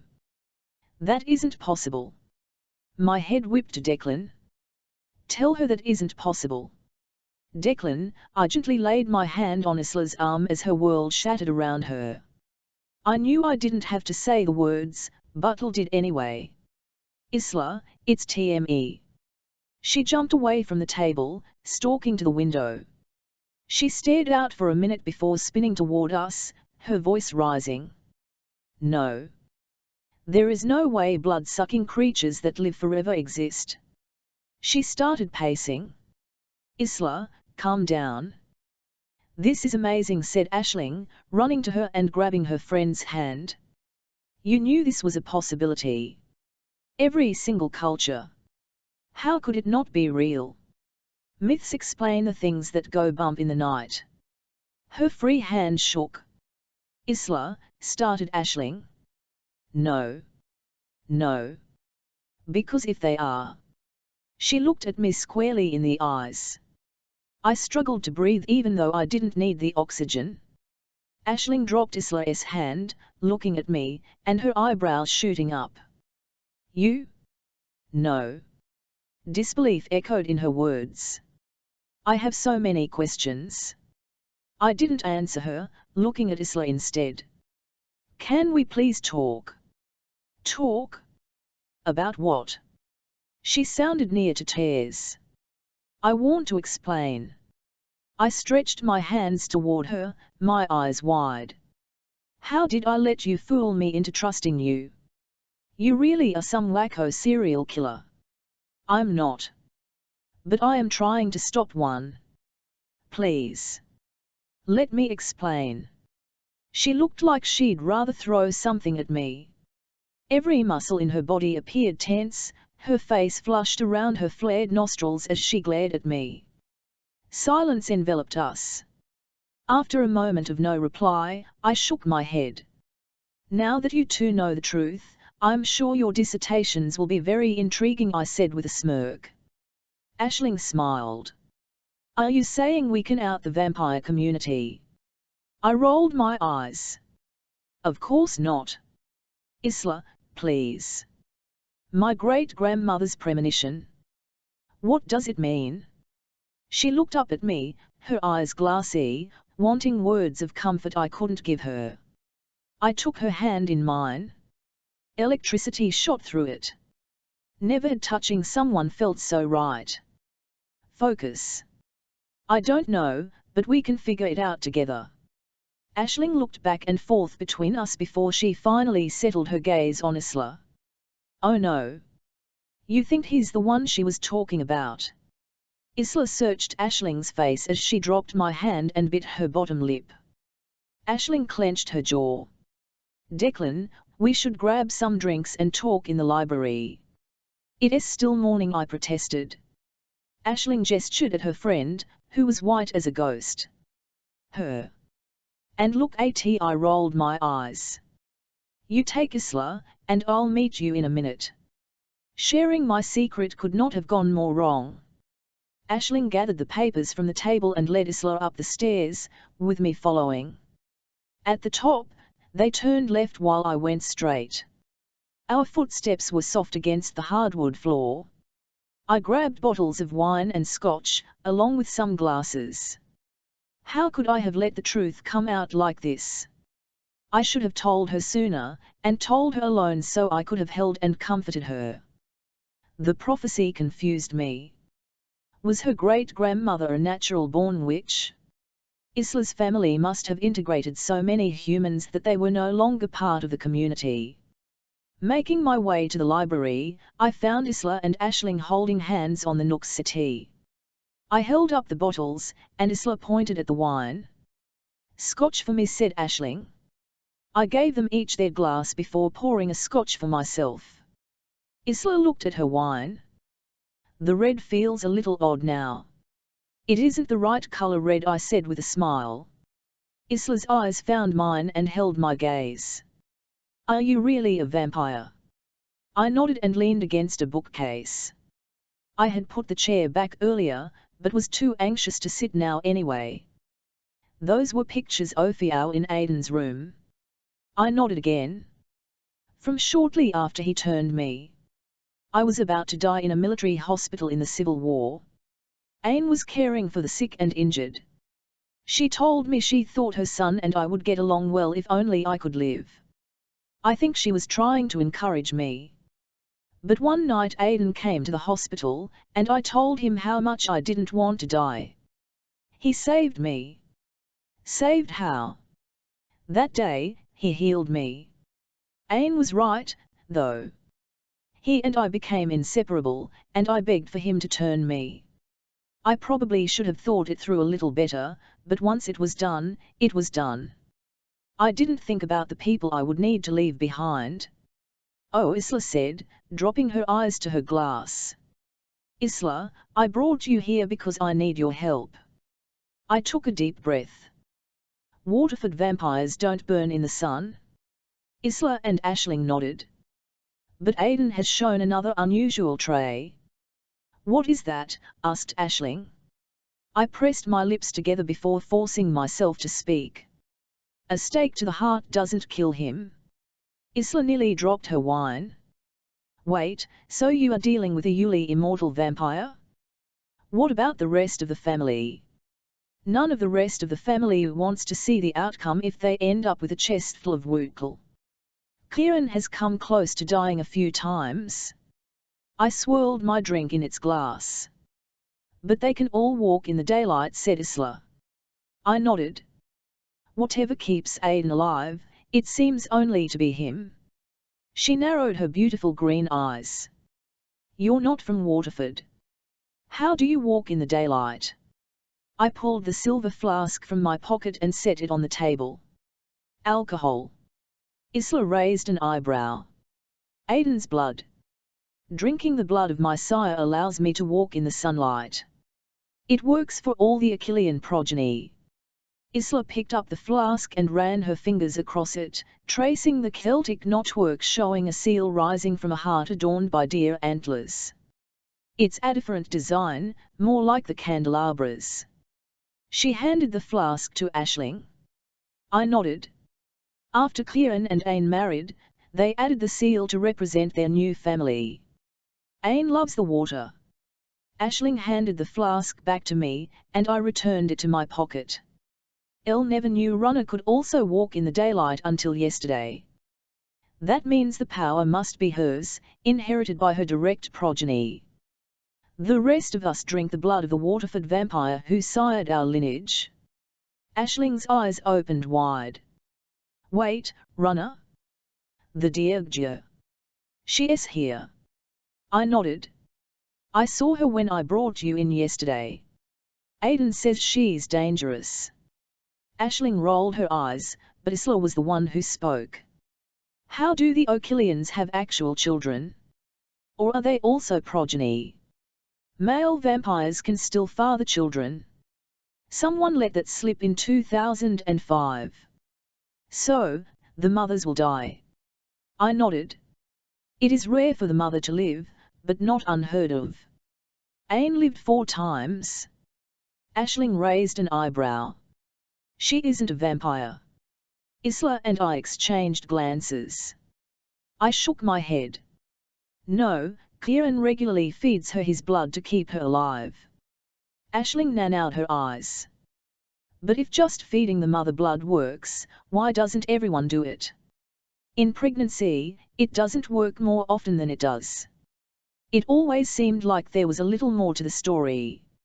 I suspect Ain found a witch to help her with some dark magic, but no one would admit to using dark magic. Ever. Without dark magic, how are vampires created? Asked Aisling with a smirk. I could sense what she was getting at. Witches can create a vampire line from a living person using dark magic. The magic is tied to the blood of the original vampire, so if that vampire dies, so does their entire line. But some, like Runner, are revenge-born. She survived the grave on her own. Isla's eyes flickered around the room behind me as she held her glass close to her chest before lifting it to her lips for another sip. Her voice shook. Where are they now? The O'Killians. I answered her just above a whisper. I don't know. Kieran and Ain disappeared. The brothers haven't spoken to each other for nearly a century. That is why I need your help. With what? Isla looked down at her glass, her voice quiet. Stopping Aidan. Isla, the room was spinning, and I hadn't even taken another sip of my drink. How did I make sense of all this? Mythology was supposed to be the answer to the darkness, not the darkness itself. Here, in front of me, stood a vampire. Mythological. Seductive. Evil. And I wasn't afraid. Why do you need help to stop Aidan? The voice didn't sound like mine, but it was. Declan stared into the corner, refusing to meet my eyes. He took a deep breath. Aidan is organizing and kills anyone who disagrees with him. He aspires to be recognized as superior to vampires, worshipped as a god because being practically royal isn't enough. What do you mean? He finally looked at me, causing my heart to speed up as his hazel eyes met mine. The O'Killians are an old and revered family. They know how to walk in the daylight without a witch. They know how to bring children into this world, vampire magic that others don't understand, and they don't share ethos secrets. And they had a family, at least until the last century. That, along with their knowledge and age, in the vampire world, it is everything. What happened to the family? I felt like a who kept asking why. Aisling shifted on the couch next to me. The O'Killians are primary targets for vampire hunters. Whatever magic they understand, the hunters want it destroyed. 120 years ago, Aidan and I were out looking for a meal and heard a crossbow fire. Aidan jumped in front of me, the arrow pierced his heart. I killed the hunter before coming back to find Aidan gasping for breath instead of dead. When I pulled the arrow from his chest, The wound healed like it had been any other weapon. I guess that is another bit of mythology out the window, Aisling quipped. He should have died. I fished splinters from near Kieran's heart that rendered him unconscious. Declan shook his head. At first, Aidan tested his newfound power against other hunters, daring them to shoot him. He killed each one. Then he stalled, daring the other vampires, draining them of blood as they failed to kill him. Kieran and Ain disappeared, saying they were going to find the cause. His brothers, one by one, walked away from him, except Cormac.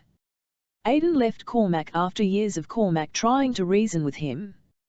Since then, Aidan is happy to kill anyone standing in the way of him being recognized as more than a vampire.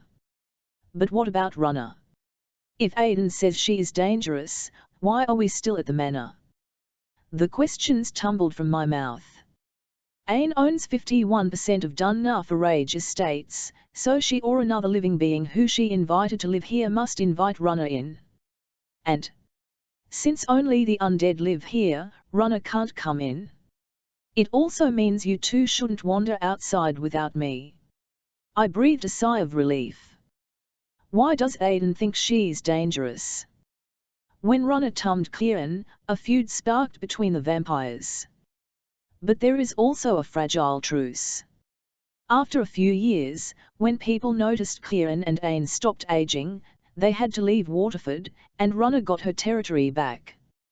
Where did they go? Around 1196, Kieran's father sent him to England as an ambassador for their clan. The entire family began moving in royal circles. Through some clever storytelling, they stayed there for centuries. They all technically still have titles. Declan smirked. Aisling laughed. How? Declan grinned, and his eyes sparkled. First, Kieran was in favour with the royal family. He introduced his cousin Cormac. About 10 years later, Cormac told a story about Kieran succumbing to a terrible illness. A few years later, Cormac introduced his cousin Lorcan, and then Lorcan introduced Aidan. Aidan introduced Conal, and the cycle continued. By the time they made it to Kieran again, the entire court was different, and no one remembered him. You could never get away with that tar clay. I smiled over the rim of my glass, Declan's eyes calling to me as I took a sip of wine. My heart fluttered. You're right, modem technology has made schemes like that more difficult. By the time they had served the royals for 500 years, they had amassed such a fortune it didn't matter if they stayed royal. Where does Runner fit in after that? Asked Aisling. Declan took a deep breath. The last time I was here, almost 100 years ago, Aidan tried to take her territory. He killed the vampire she left in command. That was what drove Conal away. We stayed here with Cormac for 10 more years, evading her before Aidan told me one day we were leaving. I placed my glass on the table. Let me get this all straight. You brought Aisling and me here to go through the family paperwork to find a way to kill a vampire who cannot be staked, and an original vampire is wandering around outside who may or may not want to kill us. Declan smirked. No, I am pretty sure she wants to kill us. Well, that is quite enough for me for the day, I said, standing up, anger flooding my thoughts. Declan stood away from the shelf he had been leaning against. Where are you going? I gathered the paperwork Aisling had brought in with her. I'm taking these and going to my room, where I can think. If I make it through translating these, Aisling can show me where to find more. But, Declan. His name burst from my lips, and my voice raised. I swallowed hard, willing the thundering of my pulse to quiet down. I forced myself to take a deep breath and lower my tone. I appreciate you wanting to watch over me, but I need time. I looked at Aisling. Alone. I walked down the hallway to our room, my mind racing. I never intended to fall in love again. Ever. Now the story of Aidan and his family. but Declan, and the damn prophecy. At least I could drown myself in my work. I walked through our receiving room into the drawing room and put the paperwork on the oversized brown desk along the left-hand wall. Sunlight streamed through the window across from the door, making the pale green of the walls almost white. Thick, dark green curtains, used to block the sun for the vampires, hung on either side.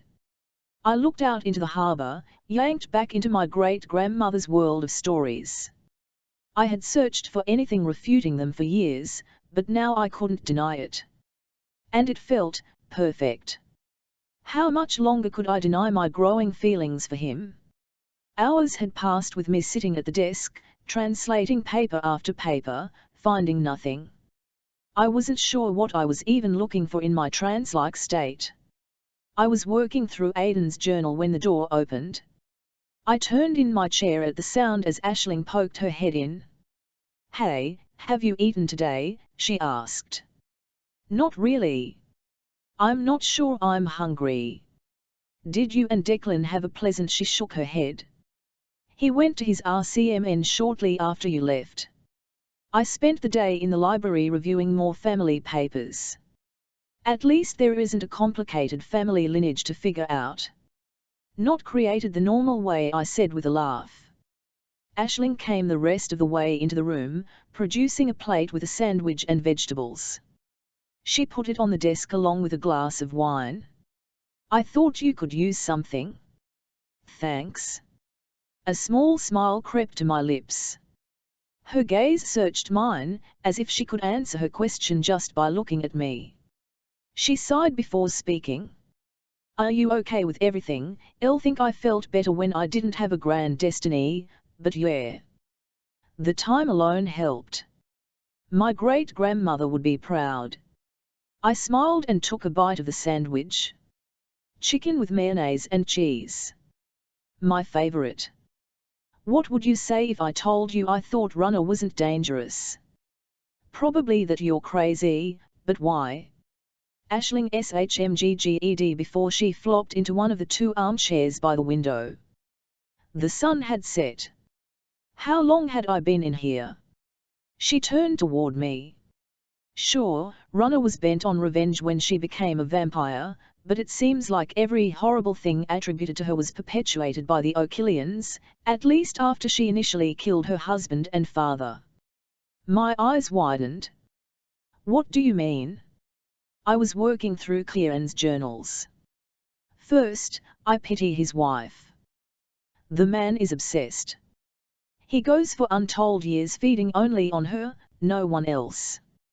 I nodded. "Declan told me," I said as I took another bite. "He wrote the townspeople were livid because of a rash of deaths when the O'Killians returned from England. They blamed Runner, but he wrote the boys had been playing a game to see who could drain a person without killing them. They failed to keep several of them alive. /vow. What if her being dangerous is them framing her?" "I don't think Declan would lie to us," I said, before sipping my wine. "What if he doesn't know?" she asked. A knock sounded on our hallway door. "Maybe you should get that," said Aisling with a smile.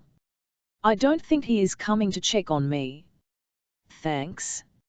I rolled my eyes with a smirk. I opened the door to Declan staring into a glass of scotch. He raised his hazel eyes to look at me. The sadness buried in them had grown since yesterday. "Hey, I just wanted to make sure you were doing all right since I hadn't heard from you for most of the day."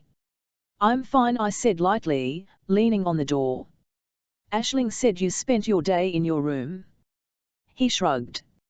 "I went out for a little while. I needed to clear my head." "Oh? She didn't see you leave?"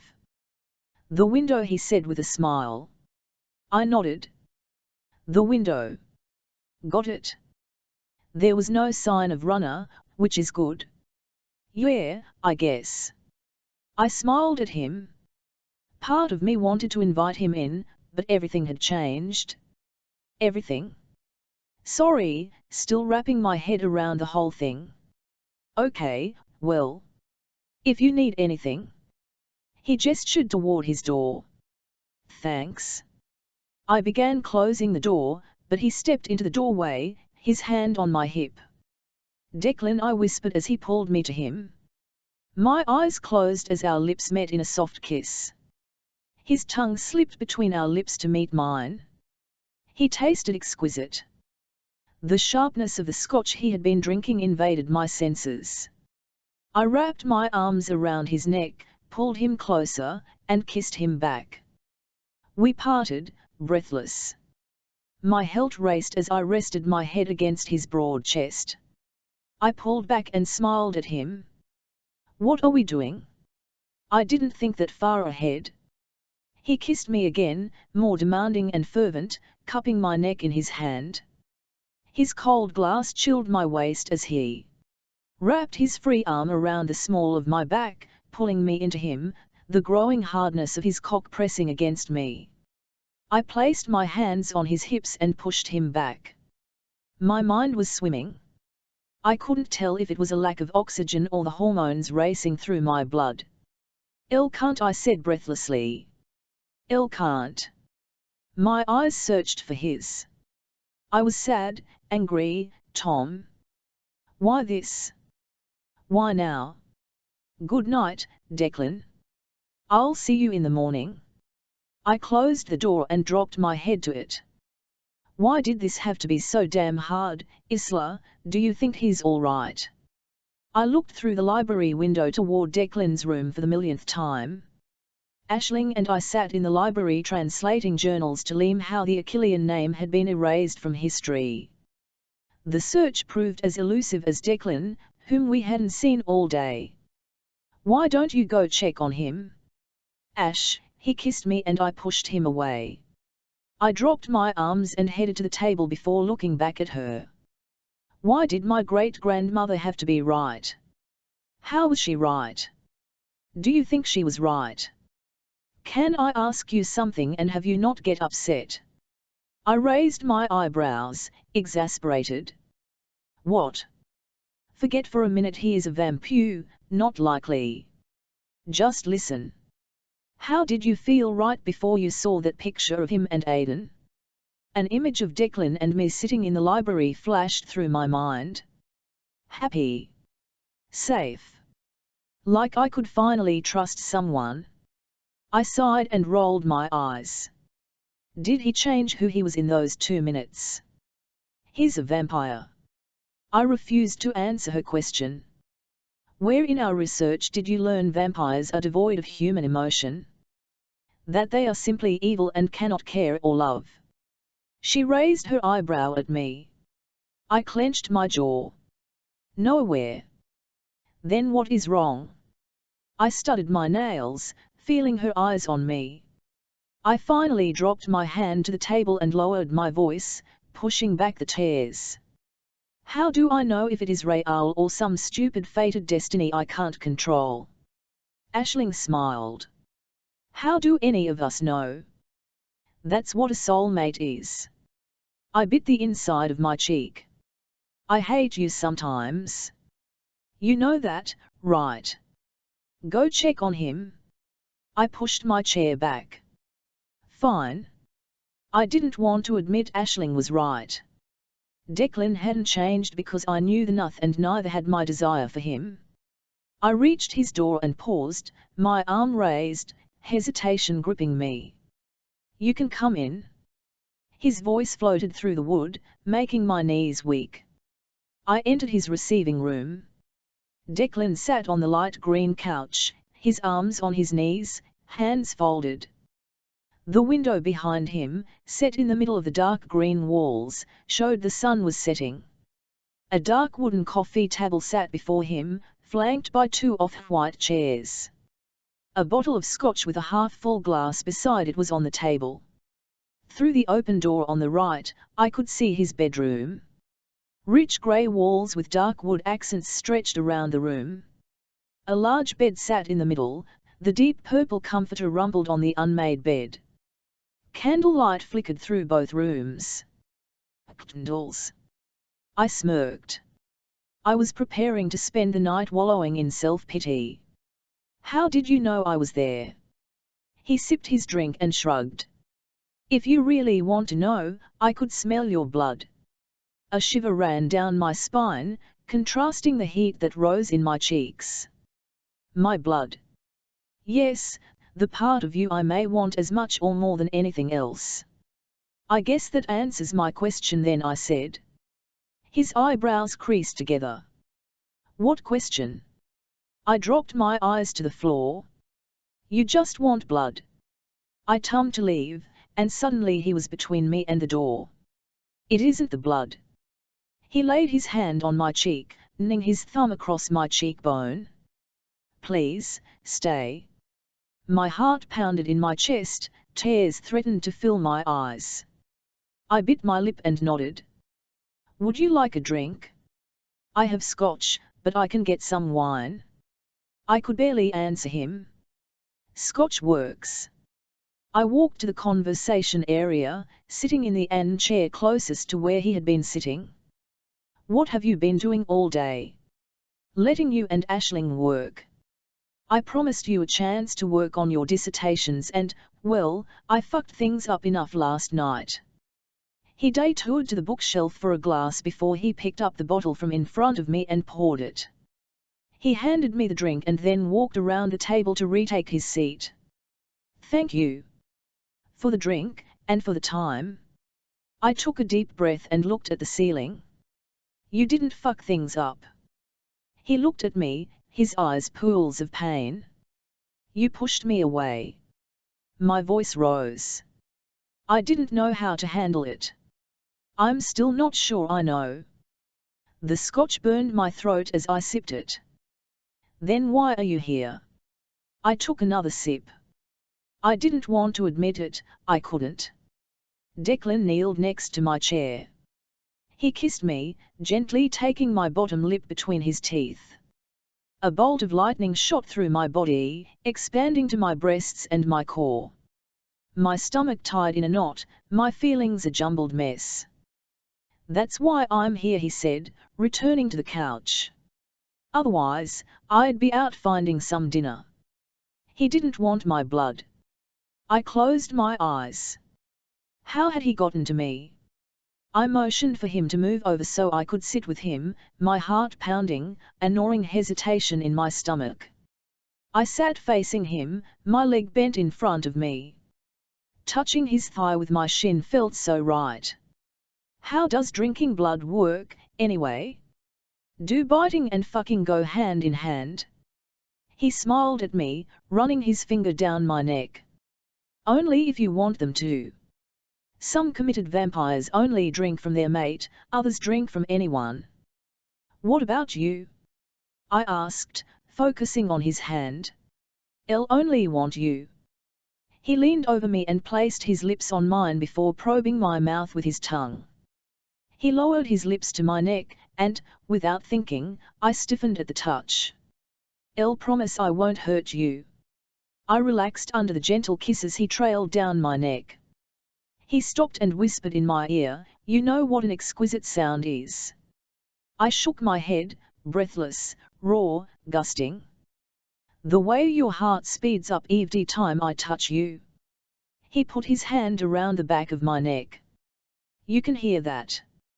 I whispered. MHM. I can't wait to hear what it sounds like when I get inside you, he growled before kissing me again. A flush crept up my neck and spread like wildfire across my cheeks, making me wonder if he could feel the intense heat as his lips captured my mouth. I couldn't tell if it was the anticipation or the danger in his voice that made my pulse race beneath his fingertips as a low moan escaped my throat. After he lifted away from me, Declan stood and held his hand toward me. Shall we go somewhere more comfortable? He was giving me a chance to run from him and his world, but my heart screamed to follow. I stood and kissed his lips while I squeezed his hand. This was where I was meant to be. He kissed back, his tongue dancing across mine, before leading me to the bed and sitting me on the edge. You're sure? I'm sure, I said, reaching up and using his shirt to pull him to my lips. My body was on fire, every inch of me wanting to be consumed by him. Wetness pooled between my thighs. With inhuman swiftness, He braced my head and laid me in the middle of the satin sheets. I looked into his eyes and giggled. "Is that your parlor trick for getting women into bed?" "Do I need one?" I whispered, "No." I wrapped my fingers into his hair at the back of his head and pulled his lips to mine. With my other hand, I reached for his pants, finding the button and opening them, forcing them and his boxers down over his hips. He kicked them off the bed and kneeled beside me to remove his shirt. I ran my fingers from the base of his enormous member to the tip, feeling it grow larger and harder beneath my slight touch. He moaned as he covered my body to kiss me again. His tongue explored the inside of my mouth, each stroke tearing at the walls I had built around my heart. At the same time, he gently unbuttoned and opened my shirt before his fingers pushed under the material of my bra, freeing my nipple from the lacy confines, and gently teasing it to hardness before moving to the other. He kissed down the front of my neck until he reached my collarbone and trailed his tongue down my chest. He moved to each breast, kissing and licking my hardened nipples before looking at me again. "You taste exquisite. As long as that is all you are tasting right now." "One more place," he growled before kissing down to the waistband of my pants. In one fluid motion, he removed the clothing on the lower half of my body and pushed it all to the floor. His hand ran up the inside of my thigh as he kissed my stomach, my core tingling from his touch. His finger found my entrance and slid in easily. As my legs opened to his hand, he lowered his tongue to the swollen nub at my center. His tongue darted forward, and I gasped, reaching to the headboard above me to hold on to something. Tension built as he licked me and plunged one finger, and then two, in and out of me. My eyes closed as waves of ecstasy washed over me. I lowered my hands to caress his broad, perfect shoulders as he kissed his way back up my body until he reached my mouth, his legs between mine. He hovered above me, his resting at my entrance. "Are you done?" I looked at him, hungry for all of him. "No." I reached between us and gripped his cock, feeling its girth. I guided him into me. He thmst forward, forcing his entire length inside me at once, causing me to let out a small, delightful scream. I wrapped my legs around his back, my cunt stretching to him, his cock filling me. He pulled back until only the tip of him remained inside me before pushing forward again, his thrusts hard and deep. One hand rested on each side of my head while his tongue devoured my mouth. I tightened my legs around his back, each movement causing our passion to build as he claimed me. I dug my nails into his chest when I shattered. He drove into me one last time, our bodies pulsing in unison, his seed emptying inside me. He lowered himself next to me on the bed and pulled my head onto his chest. I ran my fingers up and down his perfectly chiseled abs. This will make quite an interesting section of my dissertation. It is possible to fuck a vampire and not be bitten. He grinned at me, and it was only now I noticed his fangs had descended. "It is taking a lot of self-control," he said. "I do anything besides be a meal." Declan closed his eyes and breathed slowly. "Just kiss me again," he said, leaning toward me. As he spoke, there was no sign of the fangs. I placed my lips on his and enjoyed the taste of his mouth before returning to lie with my head on his chest in comfortable silence. After a time, I lifted my face toward his. "I'm sorry I pushed you away last night." He kissed my forehead. "It made me see you are different." "What do you mean?" I propped myself up on my elbow. "Most women want a taste of the vampire world, if not to be one. But it isn't something I would ever do lightly." "What isn't?" "Turning someone. There is a lot of bad that happens in this life. Tonight isn't bad, is it?" I reached up and kissed him, sliding onto my knees to reach his lips. "Certainly not." He gently pulled my leg across his body so I was straddling him. He pushed my hips back until his newly hardened cock slid into me again. This time, I want a full view of you as you come. Declan. Isla's hair fanned around her head as I studied her rhythmic breathing. I wanted to wake her and fuck her again, but maybe she'd had enough for one night. My throat was burning, completely parched from our activities and having not once tasted a sip of her blood. I slid off the forest green sheets and stole to the chair in the cummer, my jacket haphazardly thrown across the back. Reaching into the pocket, I found the flask of Aiden's blood. I took a large gulp, feeling the heavy liquid stream down my throat, easing the pain. Through a crack in the curtains, orange and pink hues stretched across the eastern sky. What are you doing? Isla's groggy voice floated across the room. Nothing. I capped the flask and returned it to my jacket before moving back to her side. Oh my God, your eyes. Her hand flew to her chest, and her heart pounded with fear. I looked away and in the dresser mirror caught the reflection of my eyes, with the sclera glowing red and my irises ashen. I'm sorry. Don't. She placed her hand on my cheek and turned me back to her. Just explain. It happens from drinking blood. It'll fade in a minute. Wait, you. She scrambled to a seat, placing her hands on either side of her neck and looking at her wrists, horror etched on her face. Not you, from my flask. I would need to before we went out, anyway. Is that flask all you need to survive? Survive, yes, but not completely satisfy the thirst. Something tells me you might be a bit upset if I were to go out hunting. If you mean you would kill someone, yes, she said with a stony expression. When I kill, it is an accident. I tried to give her a charming smile. Isla's chest rose and fell as she took a long breath. I'm just trying to be honest, I mumbled. Her voice wavered. What does this mean for us? Whatever we want it to mean, I said, before kissing her deeply. Keep you with me as long as you like. But you can never be human and grow old alongside me. No, I said with a sigh. That isn't part of plan. Will I have to become like you to stay with you? I can only if you want to. Either way, you will drink blood. Either that of your prey, or mine. Her eyes grew wide. There isn't any other way. I lowered my eyes and drew in a breath before looking back at her. If you drink my blood regularly, your body will continue to heal to its Cunan state. You will stay this way until you stop drinking and start aging again. There is one major drawback, though. What's that? Dying with vampire blood in your system will trigger transformation. You'll have 24 hours to drink the blood of a living being or you'll die. Isla took a sharp breath in. That's quite the little downside. Just don't fall off a cliff or down a set of stairs, I said with a chuckle. And Ain's been doing this for 1,000 years. I kissed her softly.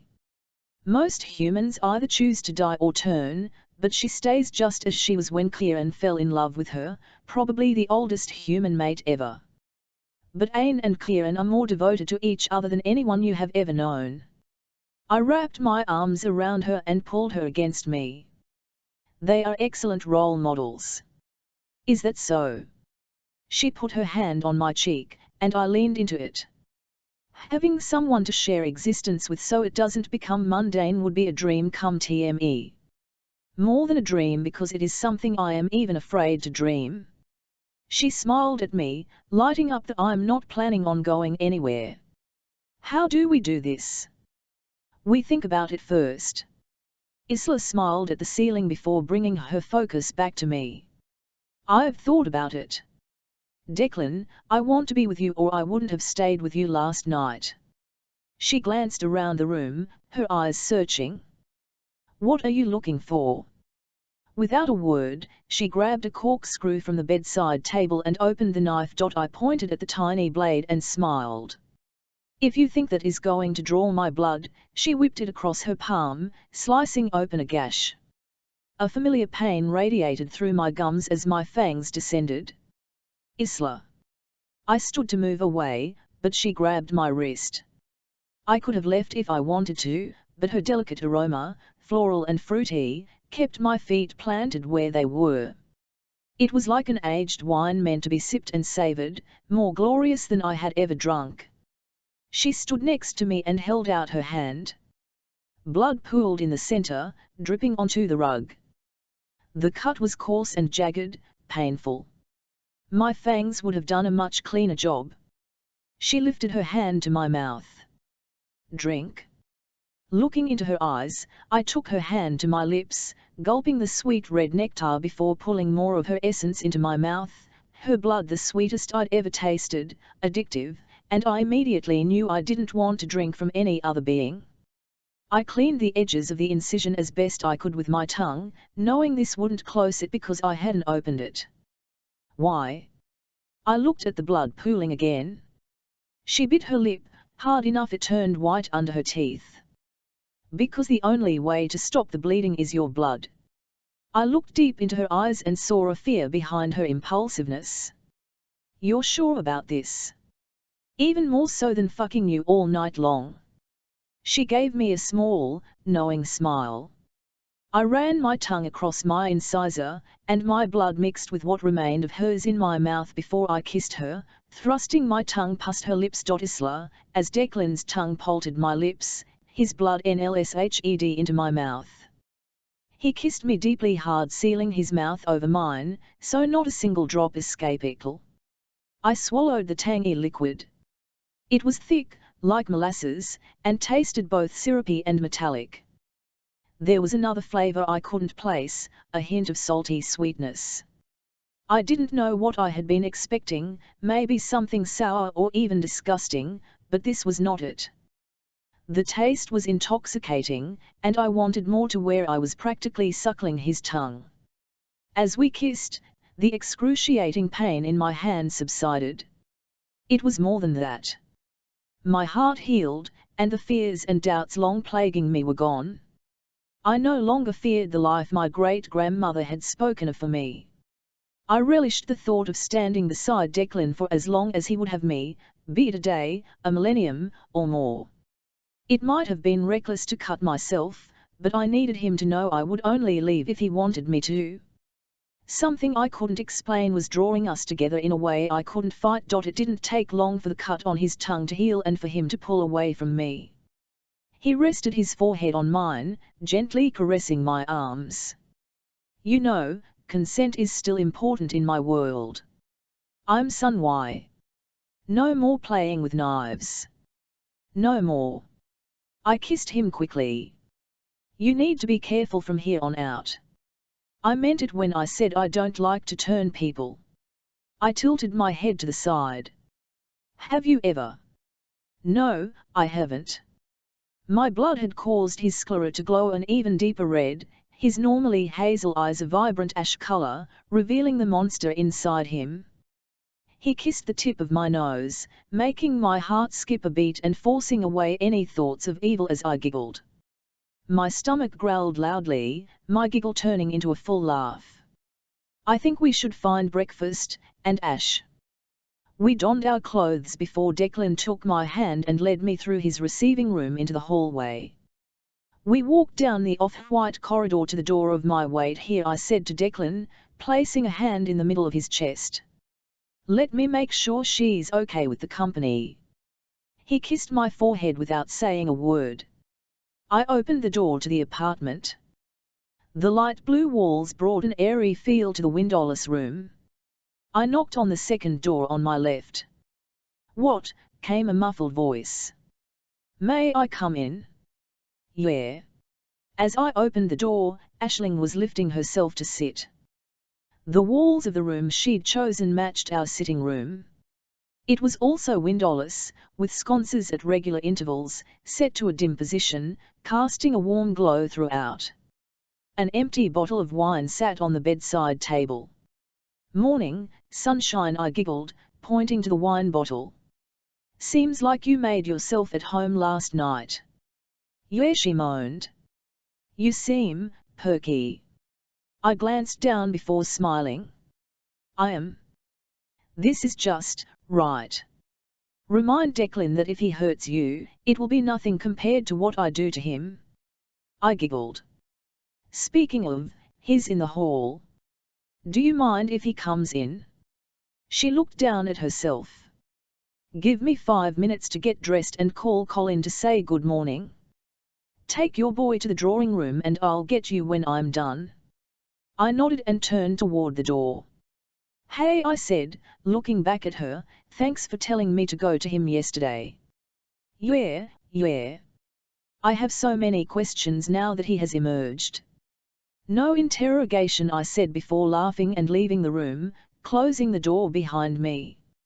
I opened the hallway door to find Declan resting his shoulders and one foot against the opposite wall, looking at his phone. Hey, Ash says we should wait in the drawing room. Are you okay with the sun? Declan cleared his throat and took a minute to stand to full height. He shoved his phone in his pocket and forced a smile. Remember, I just drank, but, in this house, any vampire is okay with the sun. The windows area aligned in a way that makes the rays mostly harmless. There are only a few rooms where that wasn't the case and those are now tinted. The O'Killians thought of everything, didn't they? I asked as we walked through the sitting room into the drawing room, and I closed the door to give Aisling some privacy. Have you looked out this morning? Declan asked, pointing to the window. His face seemed darker, and his words hesitant. I shook my head and moved in front of the glass. The sunlight rippled across the harbour, creating a glittering effect. This is an incredible view. It is why Aine chose this land for their home. Her room has a private overlook. She will sit out there for hours, almost in a trance. I can see why. Declan encircled me with his arms from behind as we looked out of the window in silence. I rested my head on his chest with a sigh. He held me close, as if he were clinging to me, and I was the only thing keeping him upright. He let out a deep sigh. I was just about to ask Declan if everything was all right when Aisling called to us from the sitting room. Oi, I'm awake. Shall we join her? Declan asked, his voice strained. I looked up at him, studying his expression, and then nodded. He gave me a half smile before he kissed my lips and led me to the receiving room. Oh, look who joined us today, she quipped, her phone in her hand. He chuckled, but his eyes remained dark. The joking tone in his voice was forced. I figured the two of you could do without me for the day. I turned to Aisling. How's Colin? She looked at her phone, furrowing her brow. He isn't answering. Again? Declan took a deep breath and looked at each of us. Isla. Something was amiss, his eyes had darkened even more. What's wrong? I asked. The news this morning. Declan laid a hand on my shoulder and bit his cheek. He glanced at Aisling. Elle wanted to tell you both at once. Tell us what?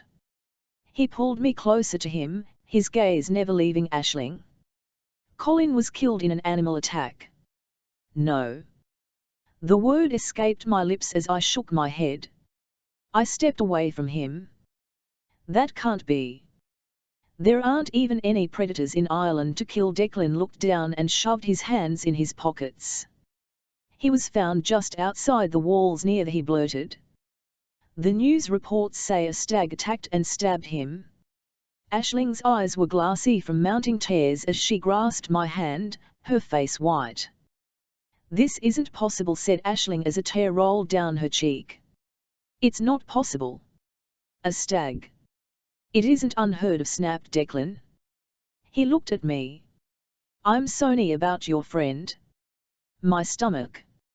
Aisling's voice strained as she spoke, one hand wrapping around her stomach and the other stretched across her forehead. I remembered the empty wine bottle in her room.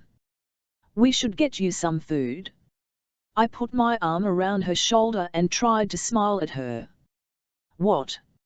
She blinked several times slowly before she looked at me, her eyes like glass. Oh. Okay. She shuffled along beside me, trusting my movements. The trek down to the kitchen felt like it took forever, even longer, with the veil of sadness that settled over us. I led Aisling down the stairs to the kitchen, silent tears falling down her cheeks. I located a pan and got to work making toast and scrambled eggs while Declan got Aisling a glass of water. He sat with her at the table. Aisling dropped her head into her arms on the table. I feel so sick. Is it just Colin? Or did someone maybe lose track of their drinking last night?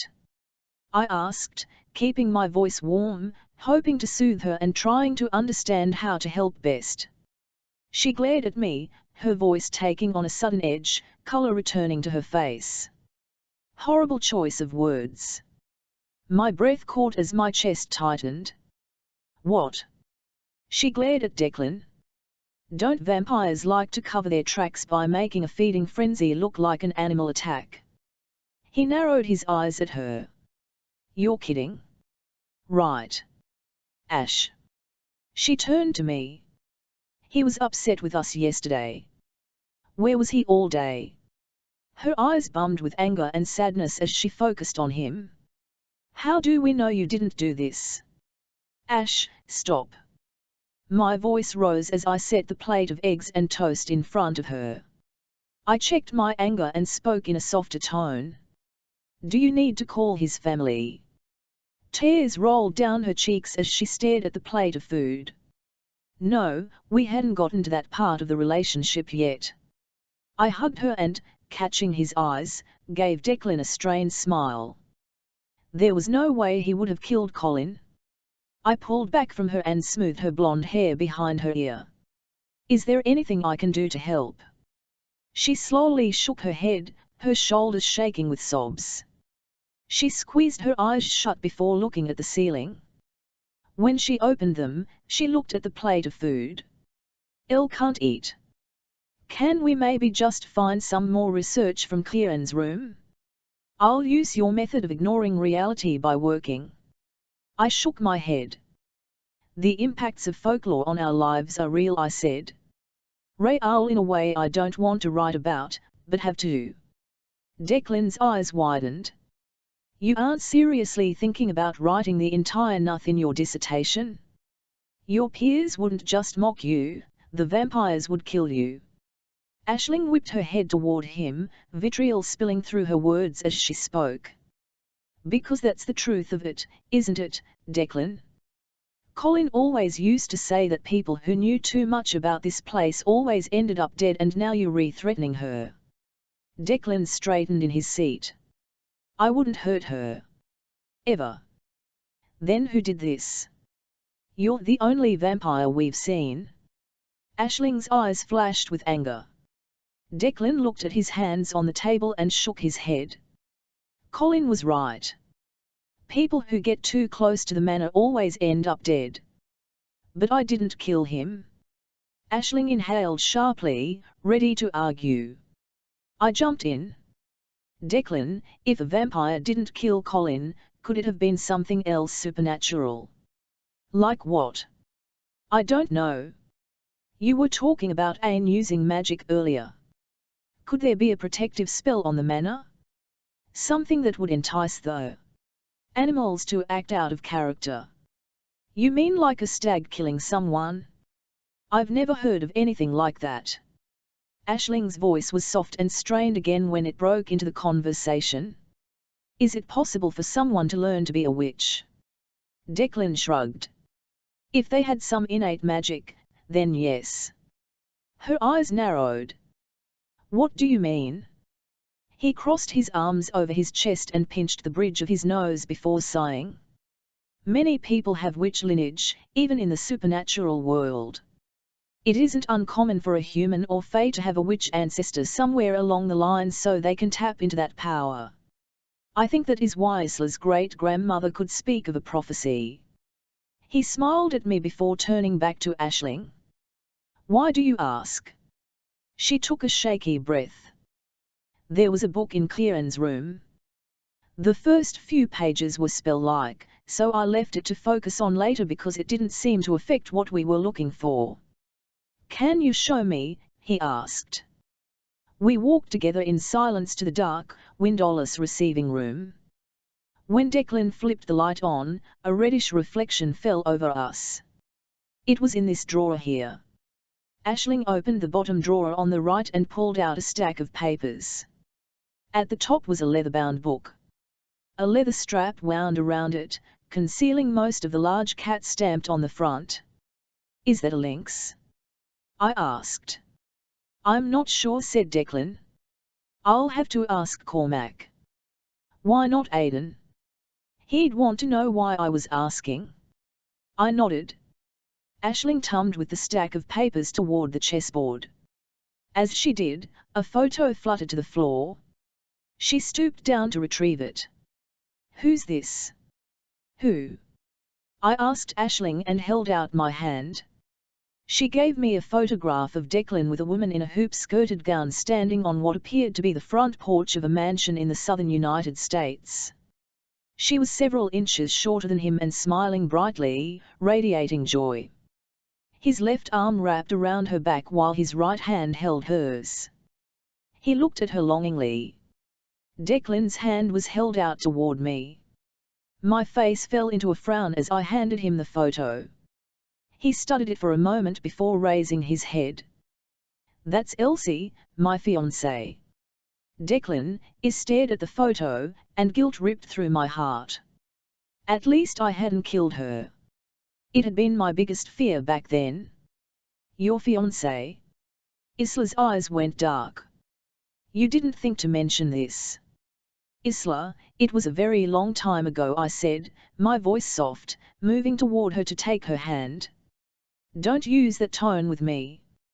"Not now," she retorted, stepping back. "You said she is your fiancée like it was just yesterday. Where is she now?"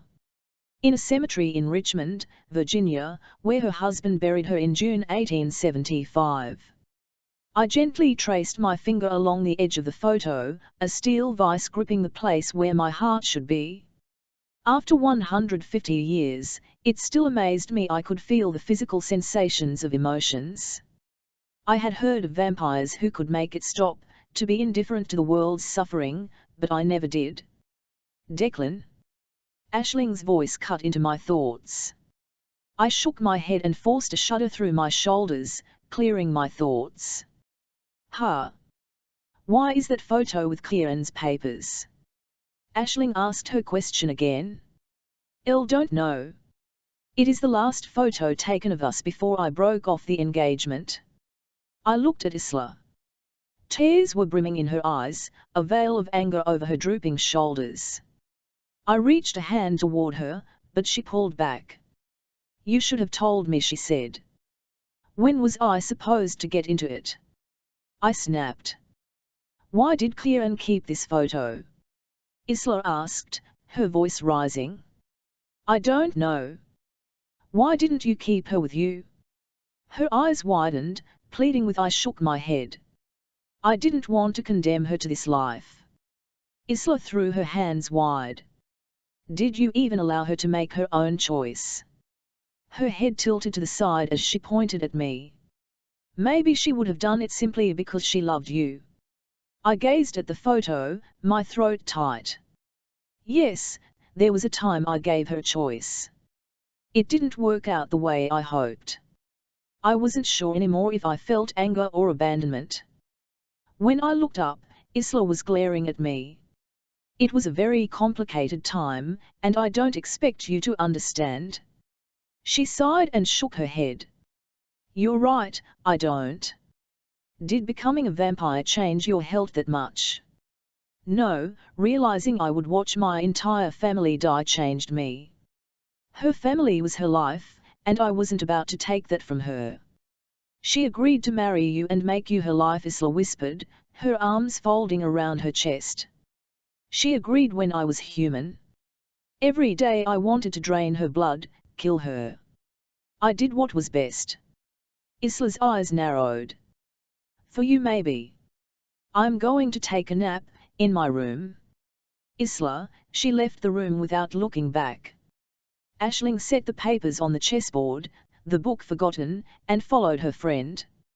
I placed Elsa's picture on the stack, knowing I would never forgive myself. I had to protect what I had now. Without even seeing Colin's body, I knew Aisling was right. A vampire had killed Colin and she would keep killing because I had no way to stop her. Isla, I wrapped my arms around my stomach as I walked down the hallway on the guest floor. How could I have been so naive? I'd forced Declan to share his blood with me. Isla, I turned to see Aisling hurrying down the hall behind me. Wait up. She took quick strides to reach my side. What's going on? We walked to our rooms hand in hand. I glanced behind me to ensure Declan had not followed. He didn't even give her a chance to accept him for who he is. Colin warned us to be careful. She opened the door to the sitting room. Maybe we should leave. I crossed through to the drawing room and stared out of the window. Beyond the grey clouds over the harbour, there was only a hint of midday sun. In the distance, a seal played in the water. I simply stared while she breathed. So, Declan wasn't a one-night thing. I shook my head, turning to her. No, he's certainly not a one-night thing. I glanced at the desk where Aisling had moved the papers she considered most important.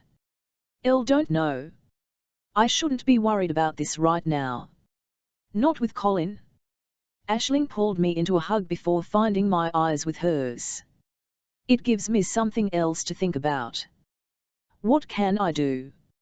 I shook my head, my heart tightening. Why hadn't Declan told me about her in the library? The moment his life had looked different from what he'd expected when he'd proposed, he'd walked away. A knife twisted in my heart, one placed there 6 months ago by my own failed relationship. I couldn't put myself through that again. I dropped my head into my hands and took a breath before looking back at her. Were there any other women you encountered in your reading? Aisling shook her head. I didn't even come across her until now. Everything has been about the family. And very mundane at that. No secret life or grand scheming at all. I turned to look at her. What are we doing, Ash? We're supposed to be writing about how a myth affected the culture, not helping a vampire. I always thought it was just fun, but now, Colin and Elsie? People around him wind up dead. I shook my head. There is just so much I don't know. He's had quite a long time to live. Can you TN1 Street him? I couldn't answer her question. Whenever I thought about Declan, a warmth filled me.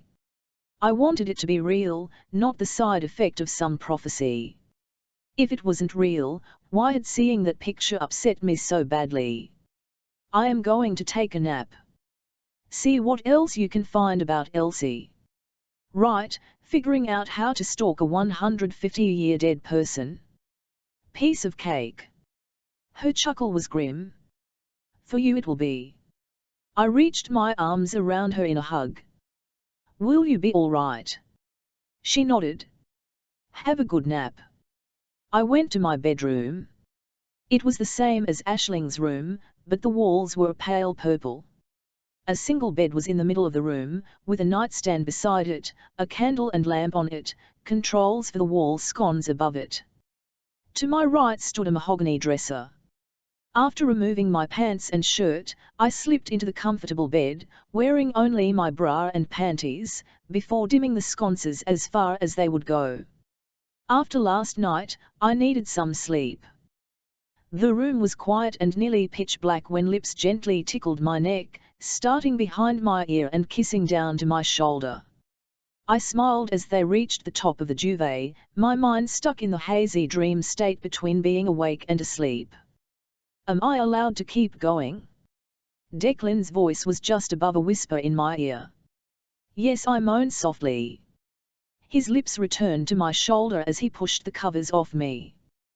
The cold caused my eyes to snap open, and I realized it wasn't a dream as Declan kissed down my collarbone to the middle of my chest before blazing a trail of heat on the sensitive flesh of my breast over the thin material of my bra.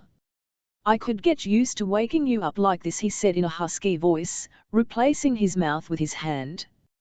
My nipple responded almost immediately, hardening into a little pebble that he stroked his palm over. I'm still mad at you, I said with a slight smile. In truth, I felt better after napping, settled. He still had a lot to explain, but the anger had faded. He captured my lips before hovering above me again. I'll tell you everything later. Promise. I'd rather not walk into something unknowingly. I want to know about you, and what happened between the two of you. He kissed the spot in the middle of my collarbone. Do you know how much I want to fuck you right now? He kissed between my breasts. Or how amazingly sexy you are. His lips moved to my hardened nipple, kissing it through the sheer fabric. Or how much I want to rip the rest of this cloth from your body. Can you even see me? I said with a laugh. I can, but... He flipped on the bedside light, placed a kiss in the middle of my stomach, and lifted his head to look into my eyes. Unfortunately, we don't have time at the moment. Why? My voice strained as my body burned for his touch, the day's events jumbled in my mind. There is a wake at the pub this evening, and Aisling thought you would want to go with her. Declan sat up next to me on the bed. I would like to. I pushed myself to sit and hugged my knees to my chest, looking into his eyes. Do you think something other than a stag attacked him? It is so unusual. His eyes darkened and flickered away before looking back at me. Don't know, but you need to get ready. You should find suitable clothes somewhere in the room. I glanced at him sitting on the edge of the bed and tried to ignore the feeling that he knew something he wasn't sharing. There always seemed to be one more detail he was hiding behind his kisses: Colin's death, Elsie, even his own nature. I bit my lip, wondering if he would ever trust me enough to tell me the truth before he was forced to. I caught the gleam in his eyes as he studied my form. The irony of his wanton look, as opposed to the size of the bed we sat on, struck me, and I smirked. Why single beds in these rooms? Declan smiled. Aidan calls it the oldie maid's suite. It is set up for two women who have never married. The beds discourage overnight visitors. I laughed. Really? He nodded. Really? As if Ain ever gave a damn.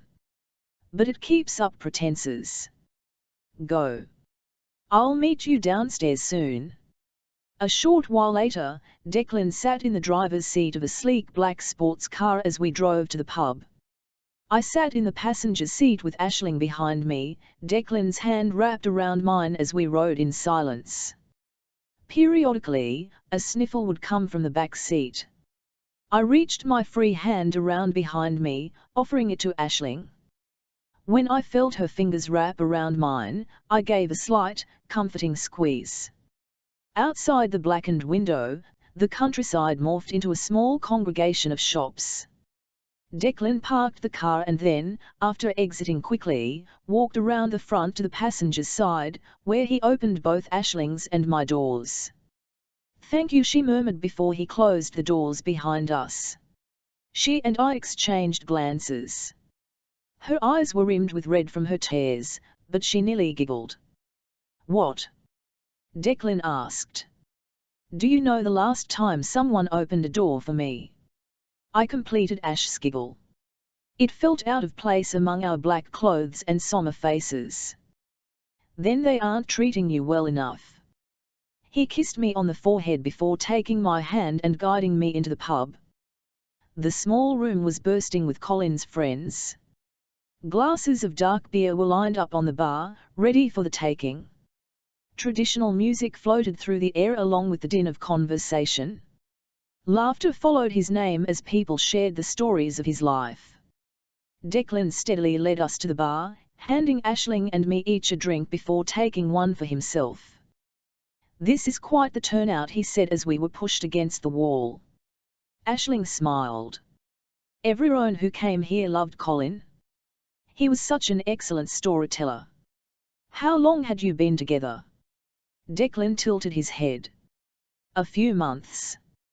We were deciding what would happen when Isla and I headed back to St. Andrews. Her eyes fell to her glass as she pressed her lips together, struggling to keep the tears at bay.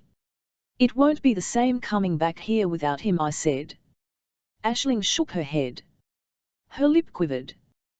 We should go to our apartment after this. I nodded. We should. We have what we needed, right, Isla? Our research is done. My eyes widened. That isn't what I meant, Aisling. We're not done. Declan put his arm around my waist. Aisling, if you are right that a stag didn't kill Colin, then whoever it was could be after you and Isla next. I looked at him with a smirk, wondering why he would ever make this suggestion in front of Aisling. That's a brilliant argument. We can discuss it after I get back from the restroom. Want me to come with you? Aisling asked. I glanced around the packed room and SHMGGED, hoping my nonchalance showed her there was nothing to worry about. What is going to happen? Weaving through the crowd toward the restroom, I heard Colin's name everywhere around me, and my stomach tightened. My eyes burned as I opened the door to the ladies' room. I couldn't imagine coming back here and not seeing him. Air rushed around me, and the door slammed shut. I swung around as the lock turned. The vampire's eyes glowed red and her pupils were ash. I didn't have time to worry if her last prey was still alive as I stepped backward, hoping there wasn't a body in the stall behind me. Her blood-red lips curled into a smile, and I could see her sharp white fangs contrast against her bottom lip. The delicate embroidery on the bodice of her black dress extended down her arms, the sleeves reaching a point over the back of her hands. A sheer outer layer covered the heavy skirt that flowed from her hips. Her pale hair, made more pale by the darkness of her dress, fell delicately around her shoulders. You're the woman from the beach. I took another step back. You're her, aren't you? You can't even bring yourself to say my name? How touching! Her voice was bitter. What do you want? Why are you interfering with a truce that has survived for 1,000 years? She asked with a sneer. Don't know what you're talking about. Don't you? What are you doing at the manor?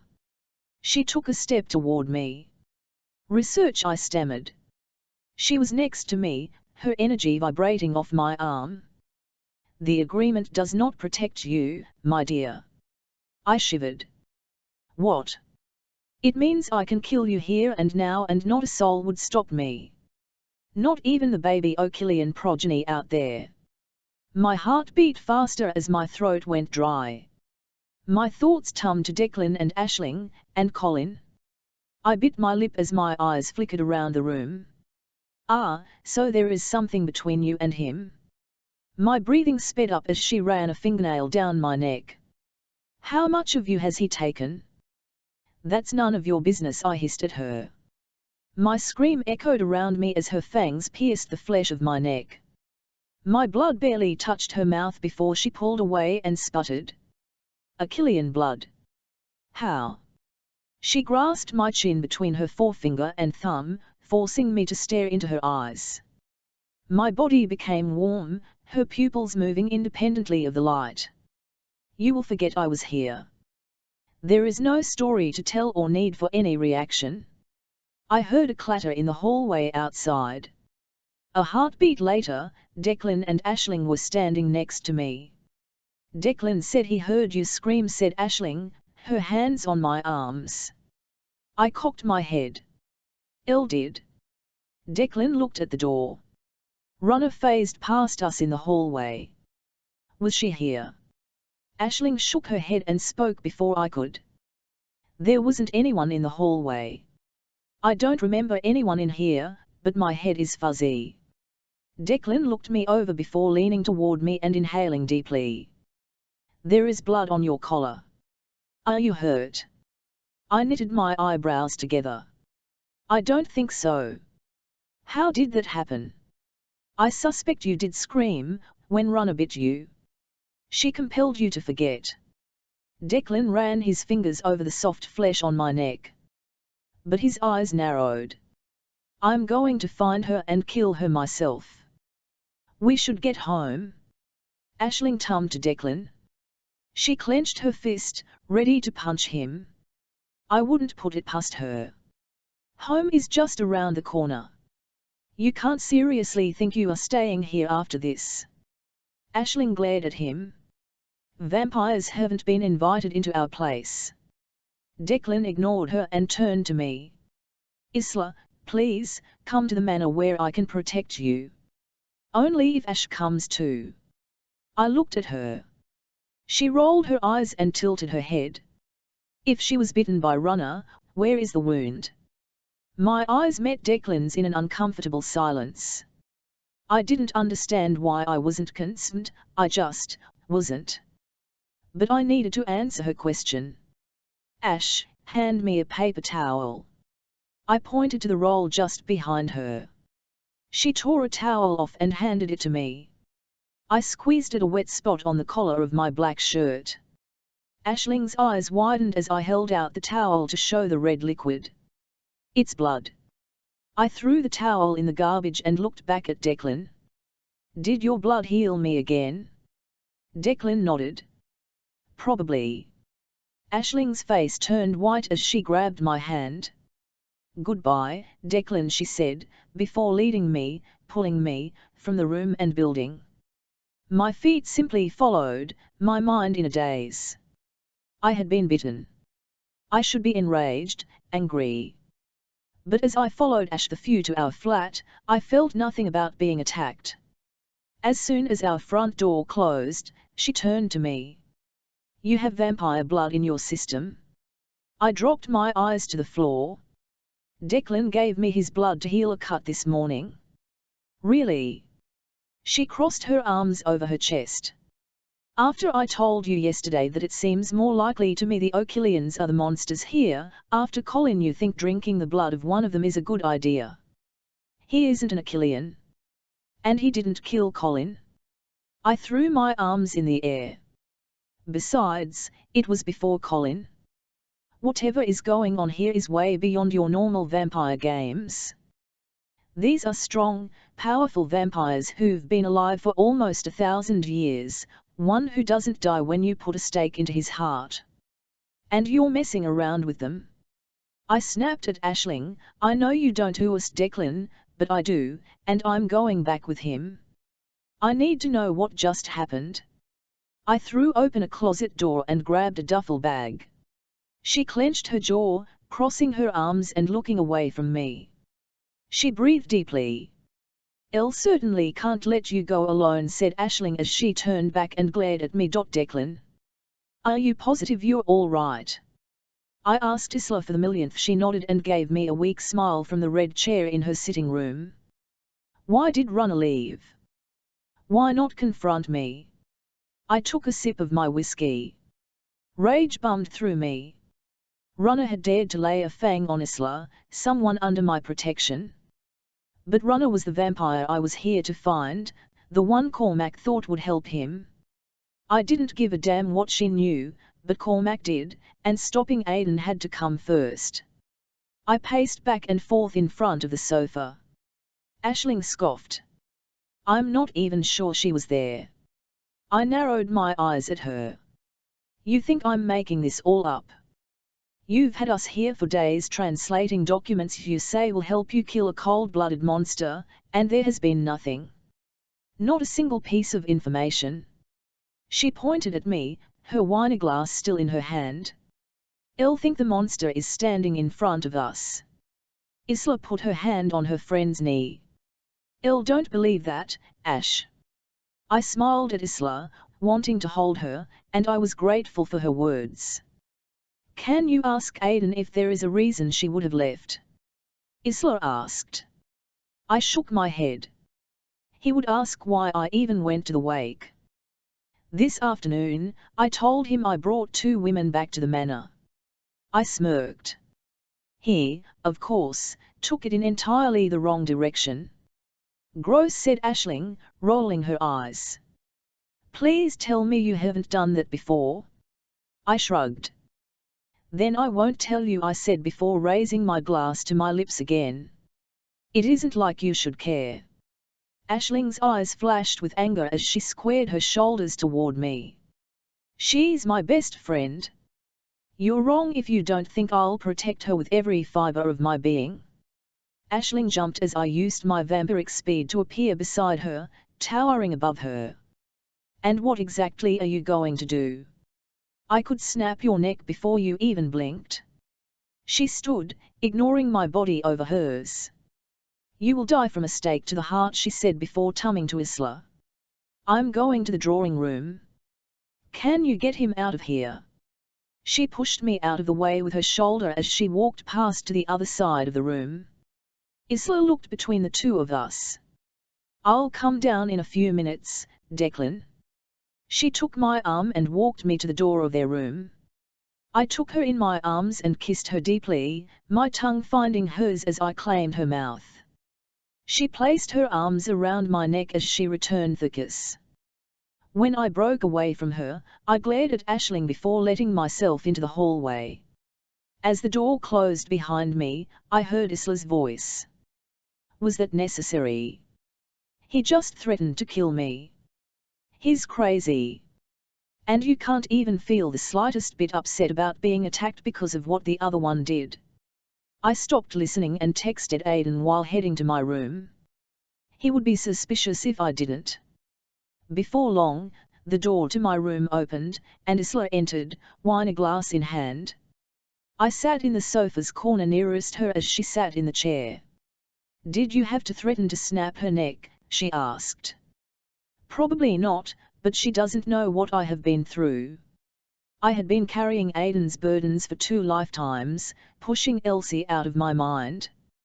And the picture had brought it all back just as I was finding happiness again. But Aisling threatened it all. Tell me about it then, she said, placing her hand softly on my knee, the gesture both calming and infuriating. I shot out of the seat, grabbed my drink, and then instantaneously looked at her from the opposite side of the room before staring at my liquor. There's nothing to say. How could I explain the friends Aidan had killed in his quest to be the most powerful? His lust to be revered? Tell me about Elsie. I should have known she wouldn't let this topic drop. Why was your photograph in Kieran's papers? I downed the rest of the drink in a single swallow, thankful I could still feel the burn of the alcohol. How much do you want to know? She shrugged. All of it. Why didn't you turn her? I walked back to the sofa at human speed and sat near Isla again. The warmth of her body had a calming effect. Elsie and I had known each other since we were kids. Both of our families were poor, and eventually, she and I decided we would be poor together, but have a wonderful family. I didn't think through the ramifications of turning, just that I never wanted to die. What ramifications? She asked softly. That everyone around me would grow old and I never would. Within a year, I had left Elsie, told her I no longer loved her. Within 5, Aine sent a letter to my parents telling them I perished in a boating accident and the company I was working for would pay my wages indefinitely. We paid all their bills. My parents went to the grave holding my hand, thinking I was walking them into heaven. My siblings, too. Wow, said Isla. I looked at her, and she gave me a slight nod so I could go on. I took a deep breath. Elsie married one of the wealthier people in our town. I learned they had moved to Richmond, and in 1874, I convinced Aidan to help me win her back. But she thought you were dead. I smiled at Isla. That was a problem. Aidan learned her husband was having a reception at their home for his business. We went to the office and received an invitation, which allowed me to let myself in her bedroom window as she woke from her midday nap. Isla suppressed a giggle. Subtle. ISHNLGGED. Maybe not, but effective. I told her I was immortal and wanted her to always be with me. She kissed me and, well, one thing led to another until I was in her bed. Afterward, she fell back asleep in my "It sounds like exactly what you wanted." Except it didn't end that way. Her husband was coming toward the room, so I jumped out the window. When he woke her, she thought it was a beautiful dream. I returned several times over the next 6 months. Her shape had changed each time, and she was more voluptuous than before. She thought I was an angel. The last time I saw her alive, I took Aiden because I doubted my senses. He confirmed there were 2 heartbeats in her body. Isla's face dropped. Oh my God, she was pregnant. Was it your baby? I shmgged, staring at my glass. Kieran asked me for the photograph and forbade Aiden and me from returning to her. 3 months later, she was dead. Aiden told me the baby was gone. I'll never know if it was mine. The vibration of a text notification interrupted us. I glanced down and read, "Kill the ______." My stomach dropped, and I grabbed the phone from the table, forcing it into my pocket. I'll deal with Aiden later. Isla, kill the what? Kill the heating, because you're costing me too much money. Kill the jokes, or worse, much worse, kill the girls. No, surely not. Aiden wouldn't order Declan to hurt us. Would he? Even if he did, Declan would never. I was letting the day carry my emotions away. I took a deep breath, squeezed my eyes shut, and refocused on his story. You never saw the baby. Aiden was nothing compared to my understanding Declan's past. I pushed all thoughts of it from my mind. Declan said he would deal with Aiden later. Right now, I needed to focus on us. Declan shook his head. Not aside from the tiny bundle wrapped in Elsa's arms in her coffin. You didn't sneak in when people weren't around. That was back when someone sat with the dead. Kieran and Aine took the overnight shifts. Why? Kieran and Aine befriended the family, becoming patrons of her husband's business. He told me he was deciding if she had what it took to become part of our family. But she couldn't be turned before childbirth killed her. Do you think he would have turned her? I took another sip of wine. Declan shrugged. He never told me what his decision was. Kieran would have saved the baby had it been yours, wouldn't he? I would hope so, but I've always wondered. Aine would never talk about it. A hint of vampire blood should have saved it, whether human or vampire. It was still Elsa's baby. Declan bit his cheek before sipping his. I set my glass on the table. Who was next? She can't be the only woman you loved. Declan's eyes went dark and narrow. He hung his head for a moment before looking at me. Until now, she was. A pain gripped my chest. You have lived for 150 years without love. I have my family, isn't that enough? Why not? I can be like a TNLE Achillean brother. They each only fall in love for a year or 2 and that is it. The woman is gone and the brother moves on with his life. None of us will ever find love lasts like Aine and Kieran's love. Fate doesn't want us to find mates. It's our punishment for being what we are. Declan stood and walked to the other side of the coffee table to pace again. I practically started laughing. And that is why I came back here instead of staying at my apartment. Maybe Aisling is right. Maybe I am the cause of the evil. Excuse me. I raised my eyebrow. I couldn't be hearing him right. Runner attacked you because of me. I'm sure of it. She was trying to get back at Aiden through me for killing Charles the last time I lived in Waterford. He hung his head. I jumped out of my chair and stood in front of him, taking his hand, needing to convince him of the loving person I saw and not the evil he on. But you saved me because you heard me scream. And if it hadn't been for your blood, I would have been much worse off. You healed me.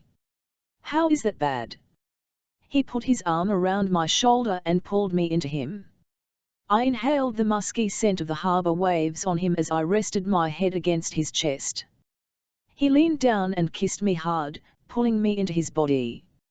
His tongue dove into my mouth, and I chased it with mine. As suddenly as he kissed me, he stopped, pulled back, and stared beyond me. "What's wrong?" "This." He gestured between us. "I care so much about you, but Aiden does not make relationships easy for those close to him. And the O'Killians, they aren't the same family that they were when I met them. Things have changed." I cupped his cheek with my hand. "We'll figure it out." "I never should have brought you here," he said, turning his back on me and moving a few steps away. "What?" He spun to face me. "When they find out you've been here going through the family history, they will want to know why." "What are we going to tell them?" He threw his arms wide. "So you could expose us to the world." Heat rushed through my body, and my voice rose.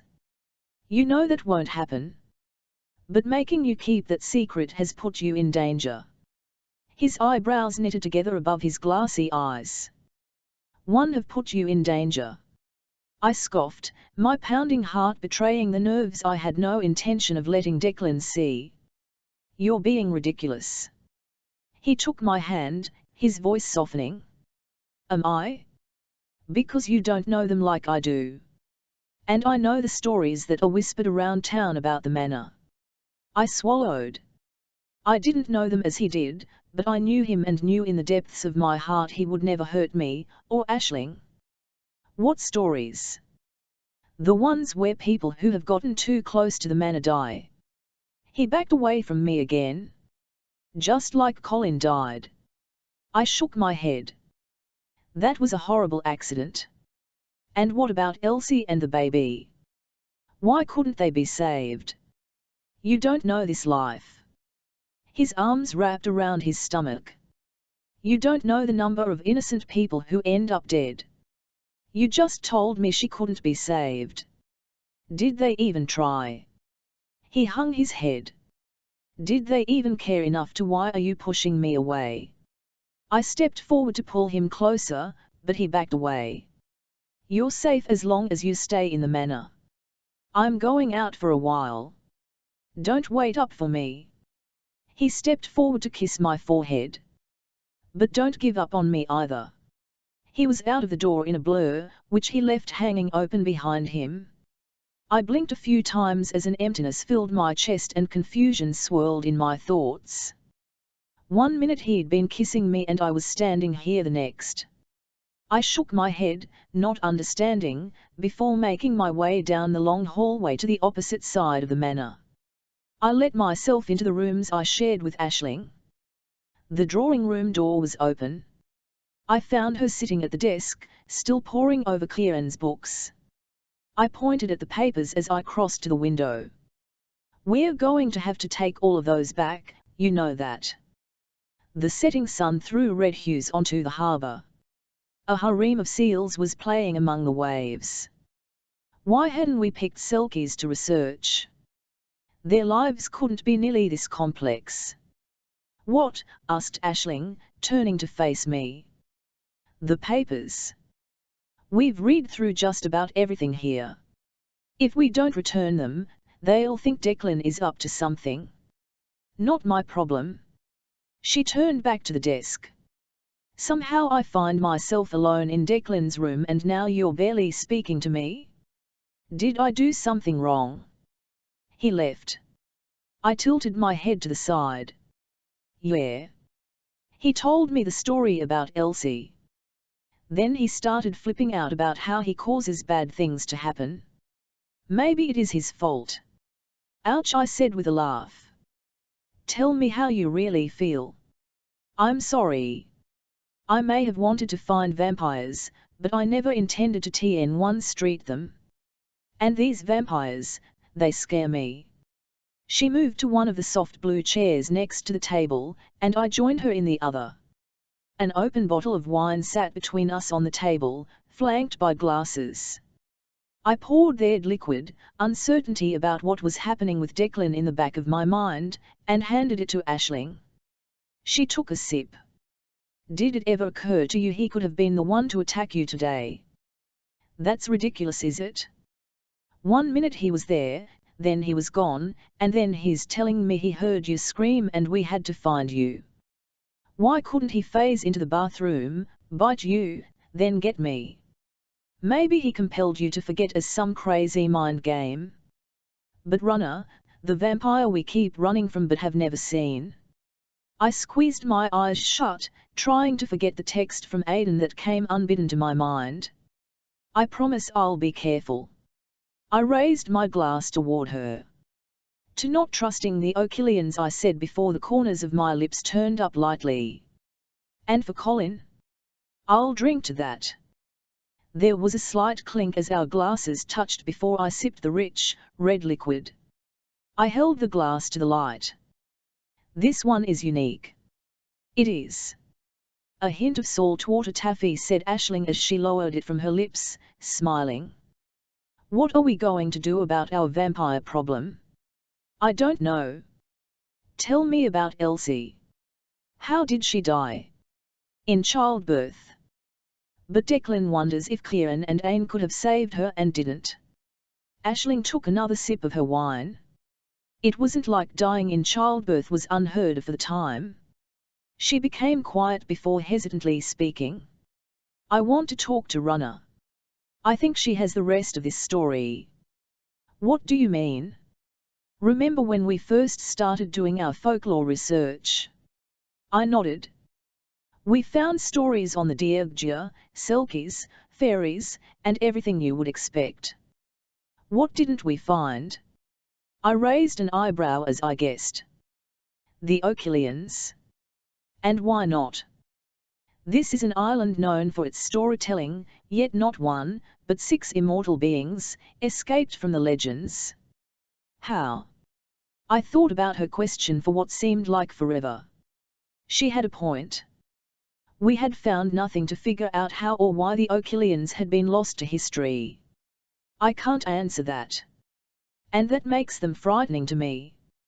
Vampires are always portrayed as evil, but how have they lived for so long and remained unknown? I stared at her in silence.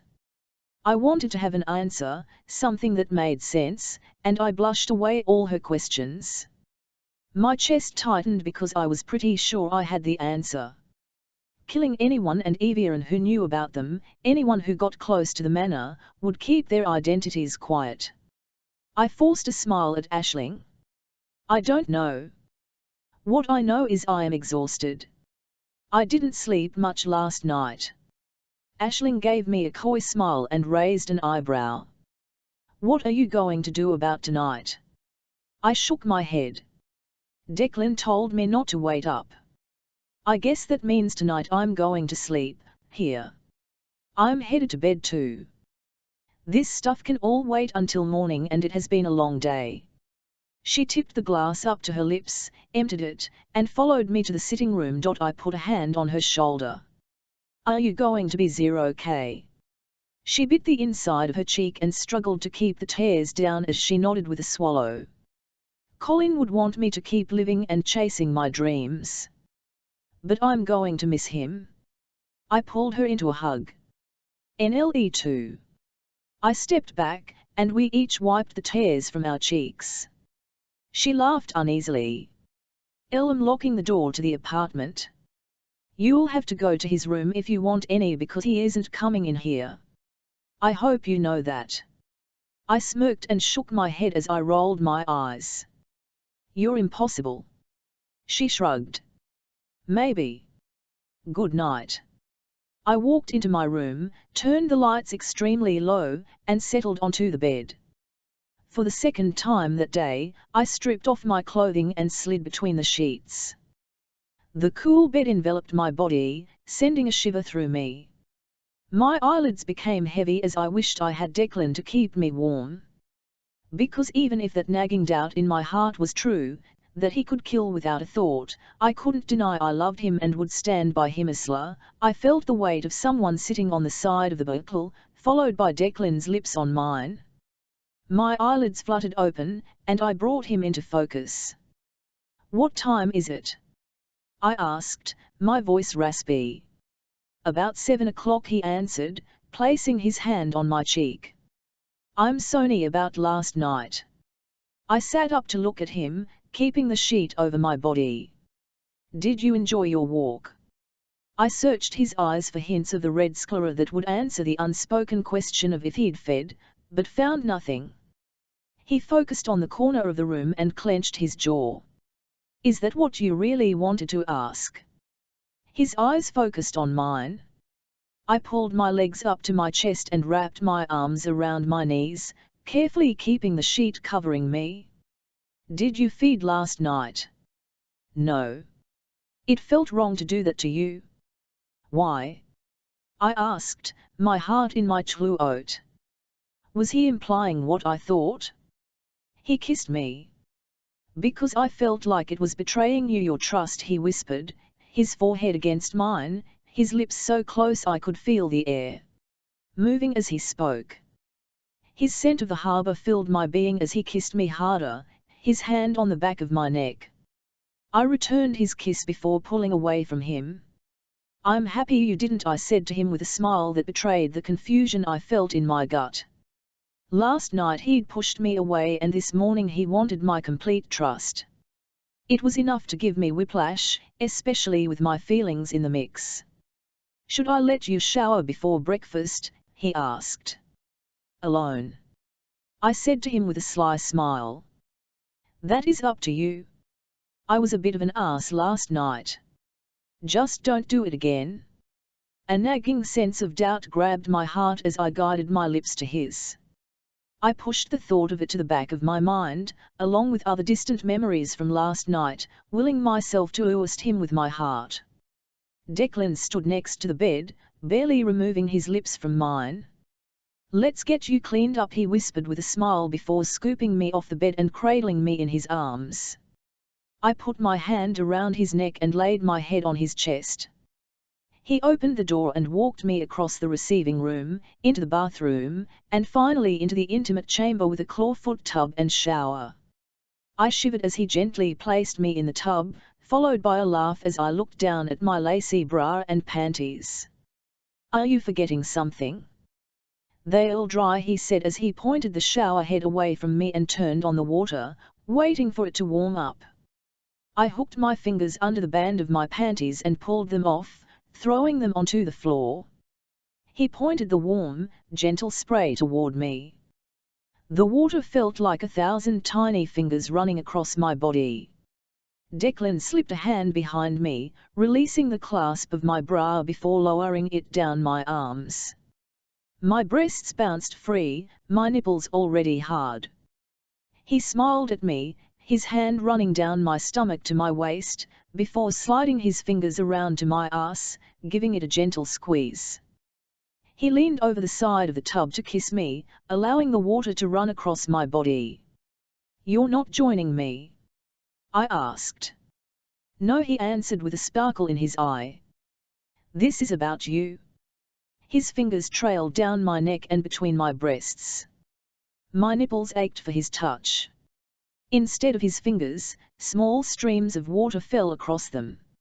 I closed my eyes and arched my back into it. His hand traveled further down until he slid his fingers across my clit, then inside me. He kissed me, the water still warming my naked body, his hand between my legs.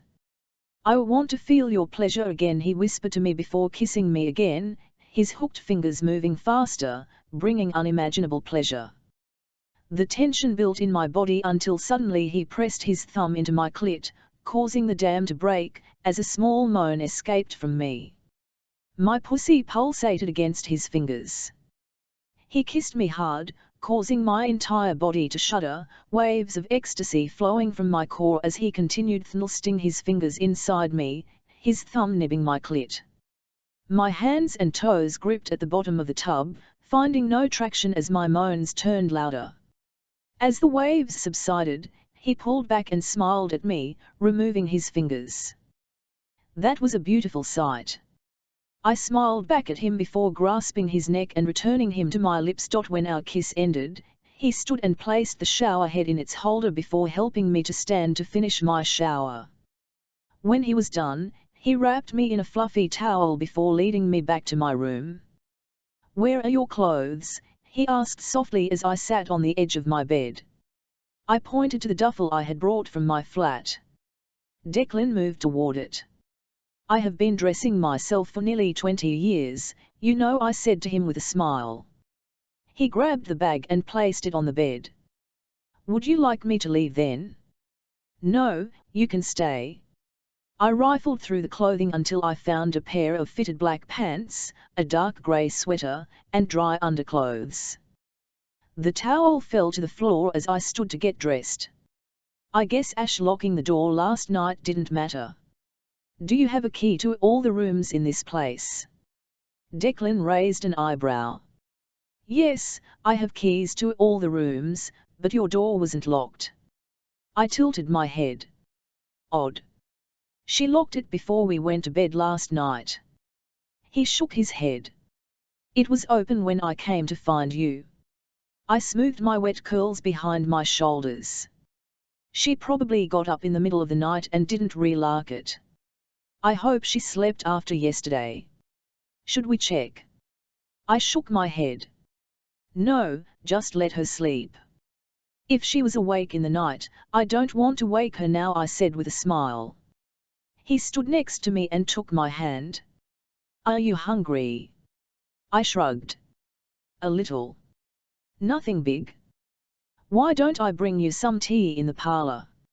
"I'll be your servant this morning," he said before wrapping me in his arms and kissing me deeply. He pulled away and gave me a slight smile. "Let me know how else I can serve you." He looked deeply into my eyes before nipping at my bottom lip and phasing away. I heard my laughter as I lamented the emptiness of my arms. A week ago, vampires hadn't existed, and now I wanted nothing more than to be with Declan. The beautiful crystalline sound of Isla's laugh filled the space surrounding me. I smiled as my superhuman legs took me to the basement kitchen. I gathered a few pastries and some fruit while the water boiled. After placing everything on a tray, I moved through the hallways to the parlor. When I finally reached the room, Isla sat at the table. "What service?" she said with a giggle. "Only the best for you. Can I ask you a question?" Her face became serious. Sure." Isla tilted her chin to the side, squinting. "Why are you focused on stopping Aiden instead of all the brothers? How do you know they aren't all part of the problem?" I set the food on the table. "Because none of them talk to Aiden anymore. He tore the family to shreds. Lorcan left shortly after Ain and Kieran when he became tired of Aiden insisting on being the patriarch because even Kieran could die. Conal fled after Aiden killed Charles, Runner's second in command. Aiden tricked Conal into being at his side during the kill. Conal already hated vampire politics, and his brother embroiled him deeper into the feud with Runner. As the oldest, Cormac felt it was his job to keep the family together while Ain and Kieran were off. He tried talking sense into Aiden and was getting somewhere until Aiden decided we were going our own way. Are you worried Aiden will just show up here? She sipped her tea gingerly. He demands complete loyalty from his friends, but he rewards them with the same. My gaze dropped to the floor. What is it? Showing up would mean he doesn't trust me. I looked out of the window over Isla's shoulder. If Aiden showed up, it would be to kill me. Are you disappointed we haven't found out why he can't be killed? ISHMGGED. I was hoping it would be easier. It would have saved me from what Cormac wants me to do. I pressed my teeth together. She tilted her head. What's that? He originally sent me here to have a conversation with Runner, nearly laughing. Her eyes popped open. Why? I said, he figures she knows something and won't tell any of the brothers. She wants to kill you. Isla's voice shook. No, she wants revenge on Aiden. Runner had a hard life, hard enough that she survived death purely for vengeance. But she never was the eye for an eye type. She was always creative. Isla's hand touched her neck where Runner had bitten her. Is that what you call it? I put a hand on Isla's bare forearm, her sweater pushed up to her elbows. Elle won't let her hurt anyone I care about. Isla took a sip of tea before suddenly lowering her cup to the saucer with a clink. What is going to happen when I am done here? What do you mean? With us. I have to go back to school where I have to present what I have learned. Maybe I'll talk about how some people swear vampire lore to be true, even though logic says it is impossible. She hesitated for a second before continuing. From there, I expect my research will require me to travel extensively. Where will you be? I stared at the liquid in my cup, trying to make sense of my thoughts. I'll go back to Aiden. Because you are loyal to him? I pressed my teeth together again. I guess cup to my lips. Even though you are trying to kill him? I said before I brought them. My anger rose under the questions, and my voice strained. It isn't like he knows about that. I have to stop him. Don't you think he'll find out? How? None of these family papers are returning to precisely the same place. We haven't exactly been sneaky while doing our research. I glanced around. She was right. Papers and books were strewn around in every room, even here, where little day-to-day work had happened.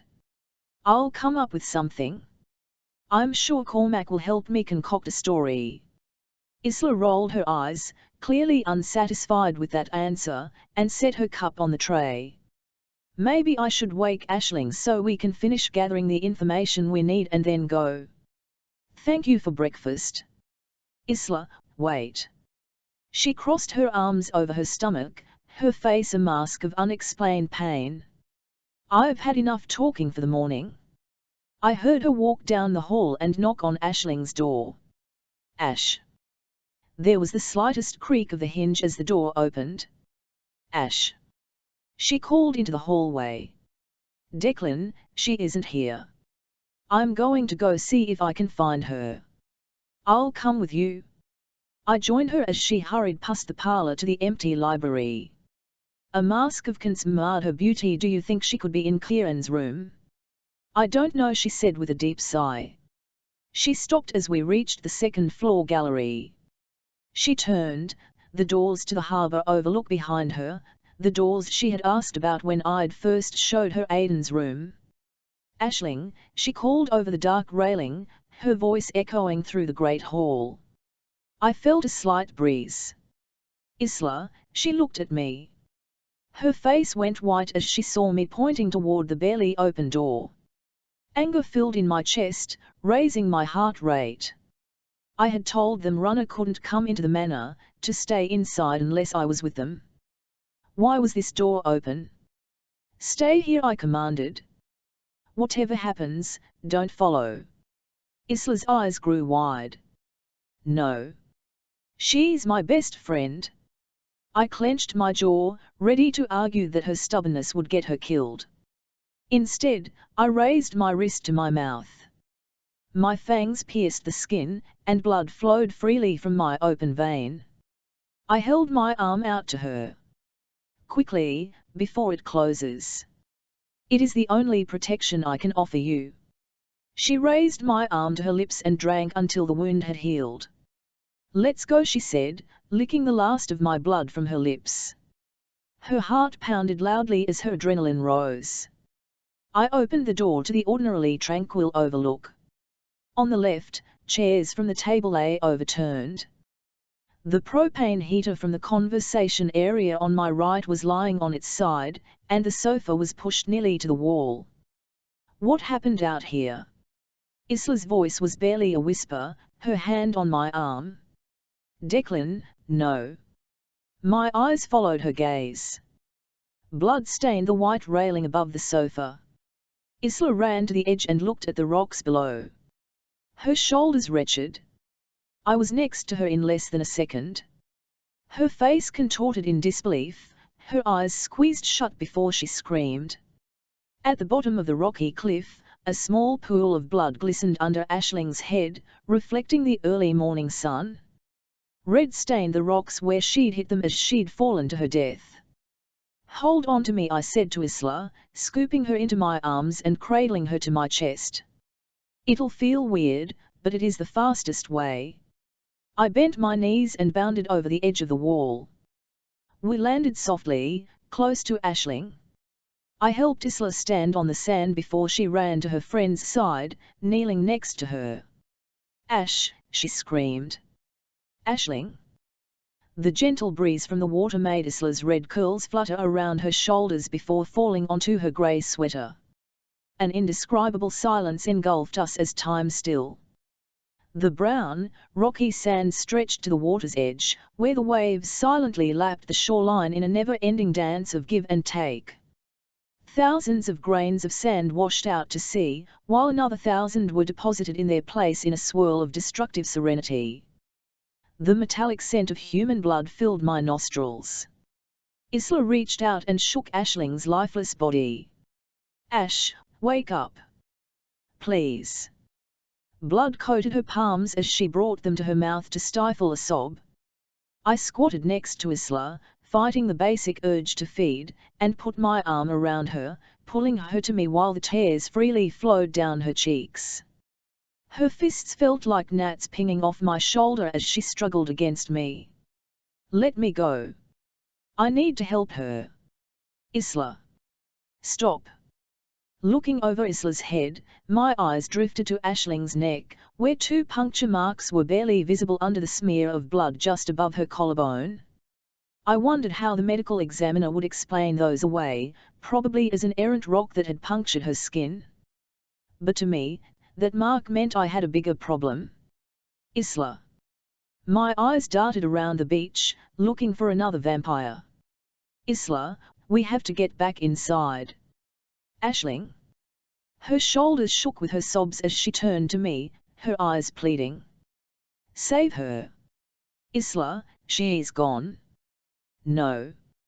You can heal her." "Heal her? Elle can't heal the dead." I shouted before my voice dropped to nearly a whisper. "Elle wish I could, but I can't." "Aisling."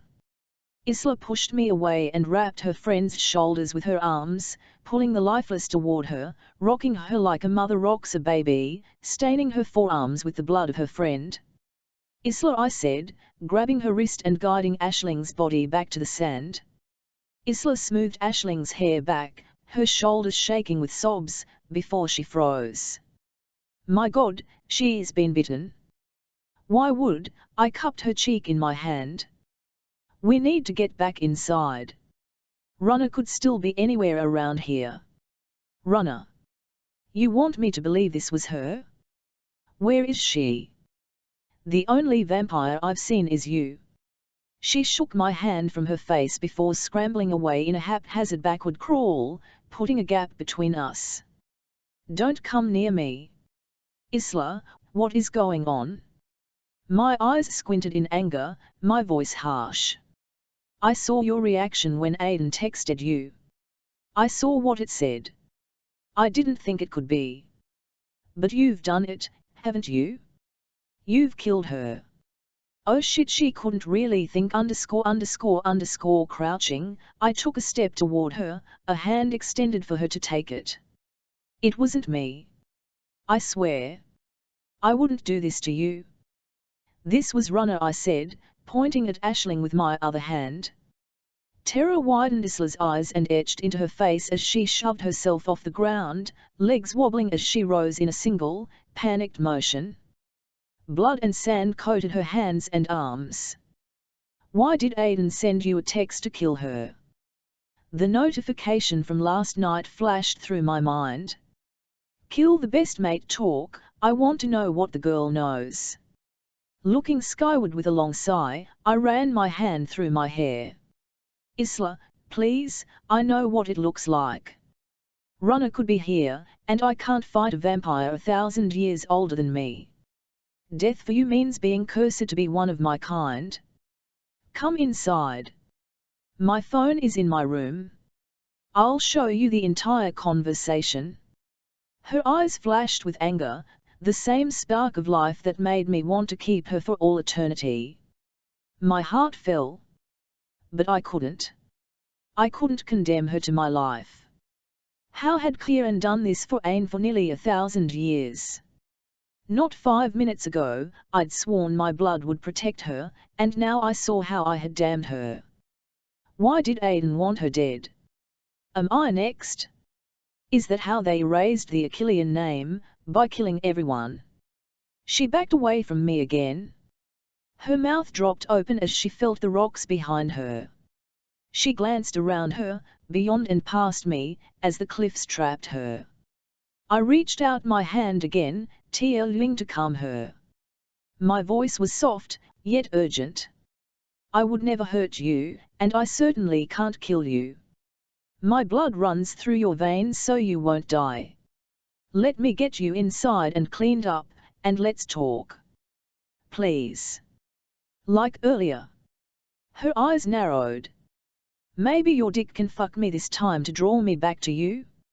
Maybe I'll forget what you did to Aisling? I will never go back into that manner with you. Never. Isla, Declan's eyes pleaded with me to take his hand, his blonde hair dishevelled. All I could feel at my back was rocks. The sand slid under my feet.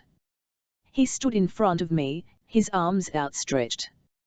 He stepped toward me, and I slid along the wall to my right. I had to run past Aisling's body to run from him. The puncture wounds glistened red. There was so much blood, like he hadn't been able to bear to feed from her. Isla, please. He was practically screaming at me, shaking his outstretched hand toward me, tears shining in his eyes. Don't make me into a monster, I am not. I shook my head, tears running down my cheeks, Aisling's theory echoing in my mind of Declan being the one who'd bitten me. You told me stories to make me believe Runner was here, but she isn't. He took a step closer. My heart beat faster. Don't take another step toward me. His eyes darkened as he dropped his hands. Or what? We both know this argument is futile. He was right. Shit. My eyes searched the sand for something, anything. I dug for a piece of driftwood at my feet and held it out toward him. Not so futile anymore. You wouldn't. You killed my best friend. I screamed the words, pain gripping my heart. I struggled to breathe, either from Aisling's death or from losing my trust in Declan, I wasn't sure. I did not. Please. If Runner kills you, you are cursed to walk this earth forever. His brows knitted together in anger as his arms swung toward Aisling. You won't be like her. She gets to go wherever humans go, to be at peace. His voice fell off almost in sadness. I promise if I become like you, Aiden will be the least of your problems. You're a coward. Telling me the stories about him, pretending to want to be free of him. My voice rose, and I pointed to Aisling with my free hand, the makeshift stake held out protectively in front of me, tears streaming down my cheeks. How could you do this? And to think I had willingly gone to bed with him? You're worse than him, I hissed. Get away from me. I never want to see you again. You're the evil you always feared you were. His eyes remained fixed on me. Just get away, I screamed. He looked all around us, his shoulders slumped forward as he shook his head, his eyes glassy. I didn't hurt her. But you won't believe me. You've already decided, he growled. I'll leave the harbour door unlocked for you. Declan sprang into the air, over my head, to the top of the cliff.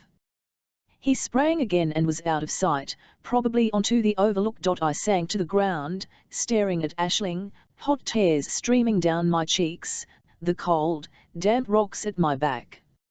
My hands fell to my side, the wood slipping to the ground.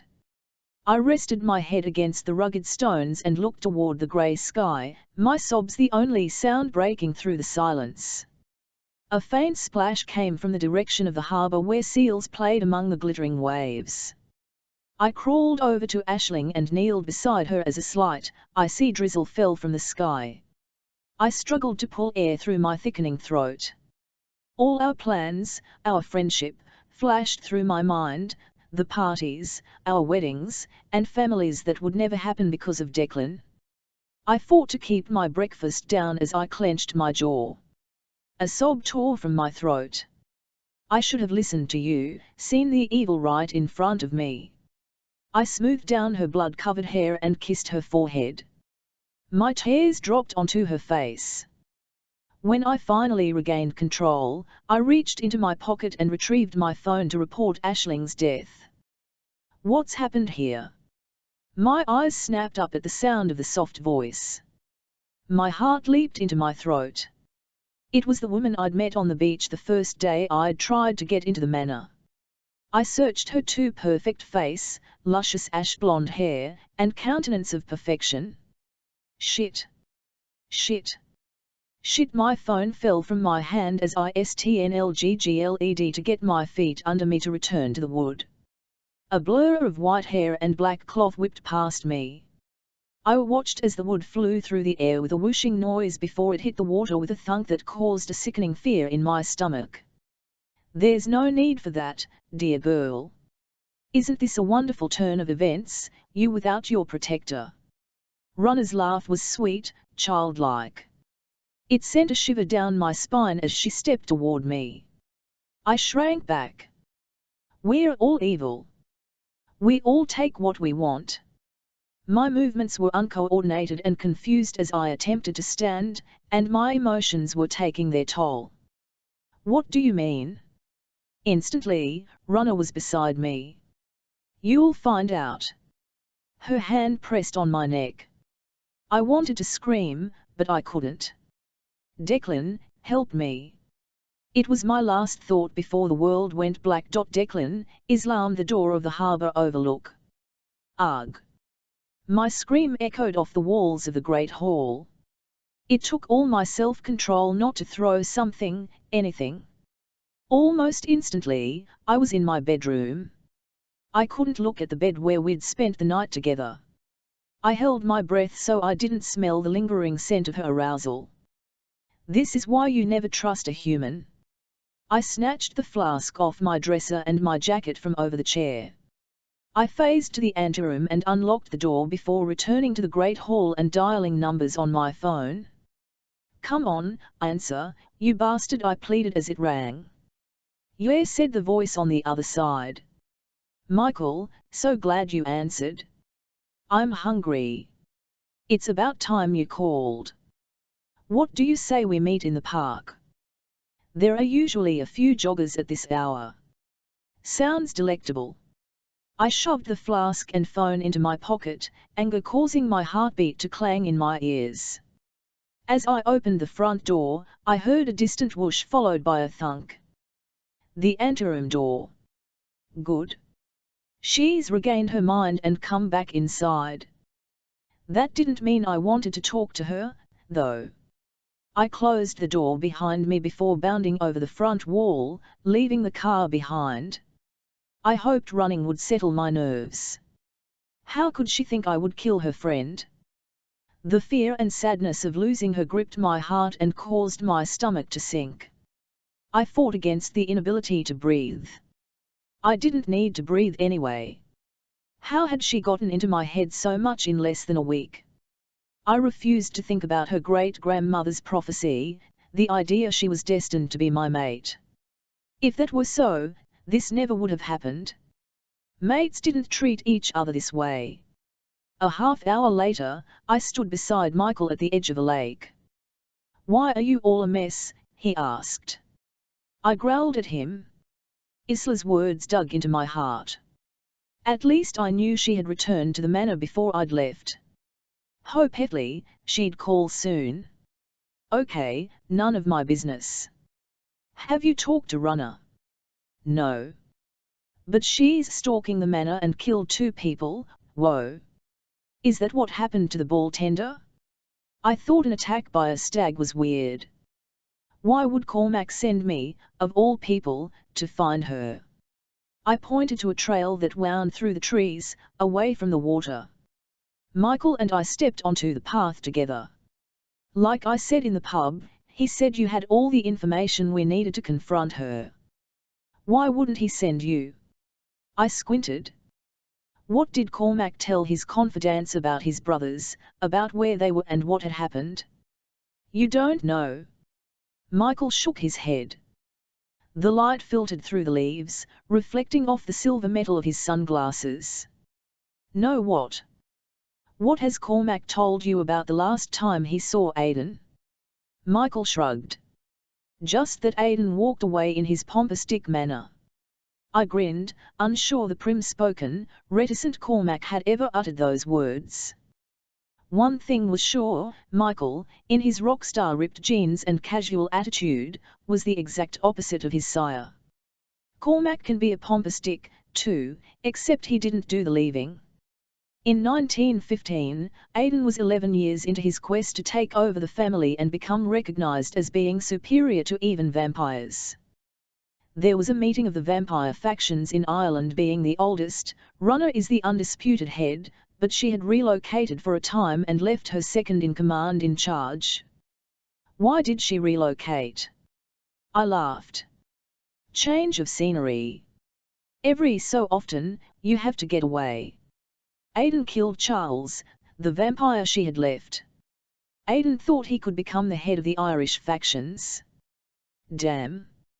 Cormac spent 10 years trying to fix the deepening feud between Runner and the O'Killians. It had already been going on for centuries. One morning, Aidan told me to pack my bags, and we returned to America. He hasn't set foot here since. But it seems Runner is still pretty pissed and trying to get back at him. Through me. Hold that thought. It sounds like breakfast is coming toward us, Michael said with a smile. I heard the faint sound of footfalls coming nearer. A slight breeze blew the musky scent of male sweat toward us. I cringed. Ah, smells like it's all for you. A guy in his mid-30s came into sight. Looks like it too. You don't want any. Isla's red hair and green eyes flashed unbidden into my mind. It didn't matter what I wanted, I wasn't getting it. Nah, I've lost my appetite. More for me, man. The jogger was about even with us when Michael circled behind him at vampiric speed. A scream barely escaped the man's lips before Michael's fangs sank into the soft flesh above his collarbone.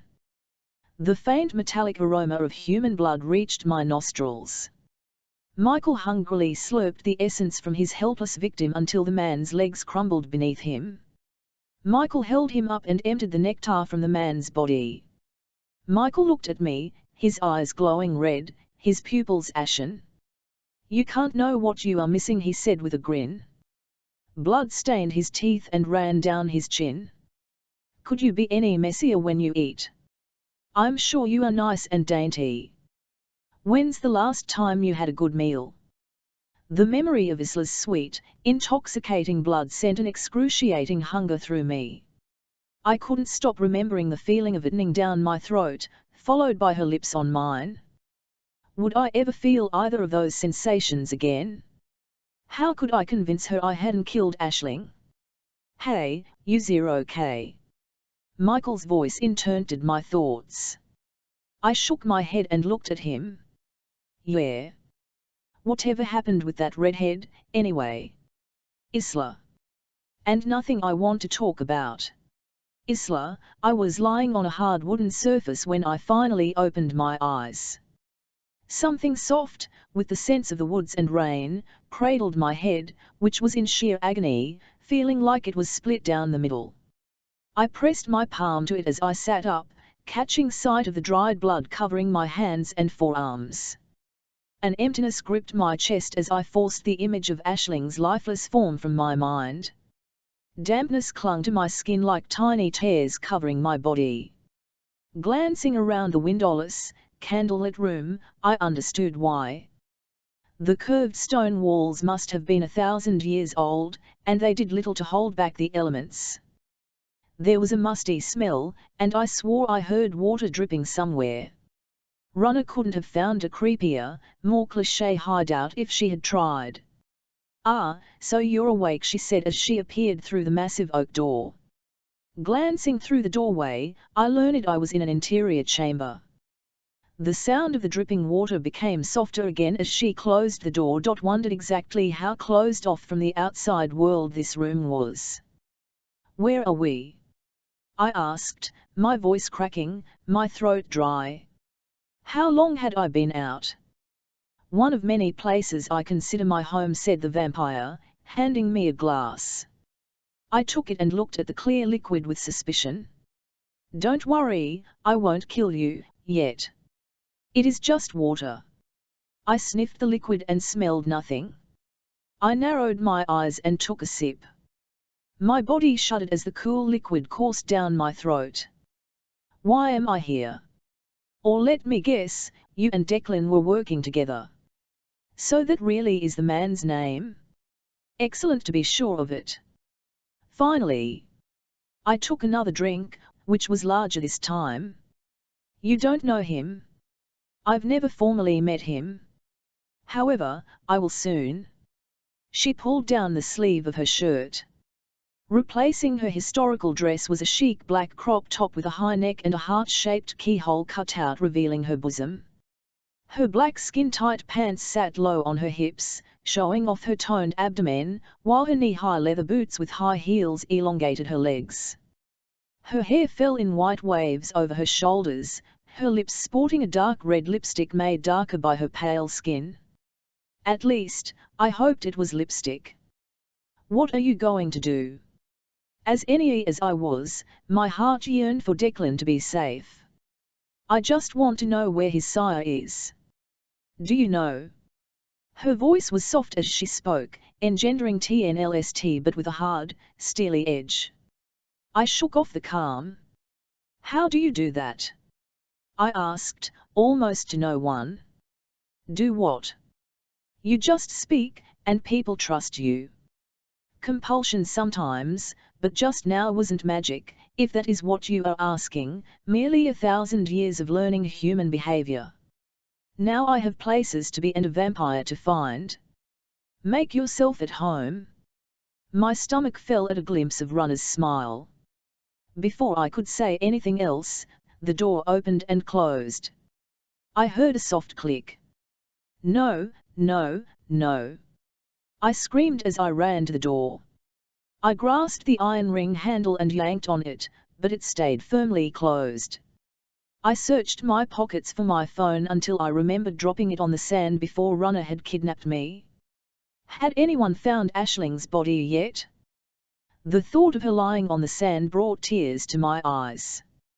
I slunk back to the table in the middle of the and sat on the bench, dropping my head into my folded arms. How could this have happened? Tears ran down my arms. My best friend was dead. I'd accused my boyfriend of being her murderer. But it seemed my death was next, and it would be at the hands of a different vampire.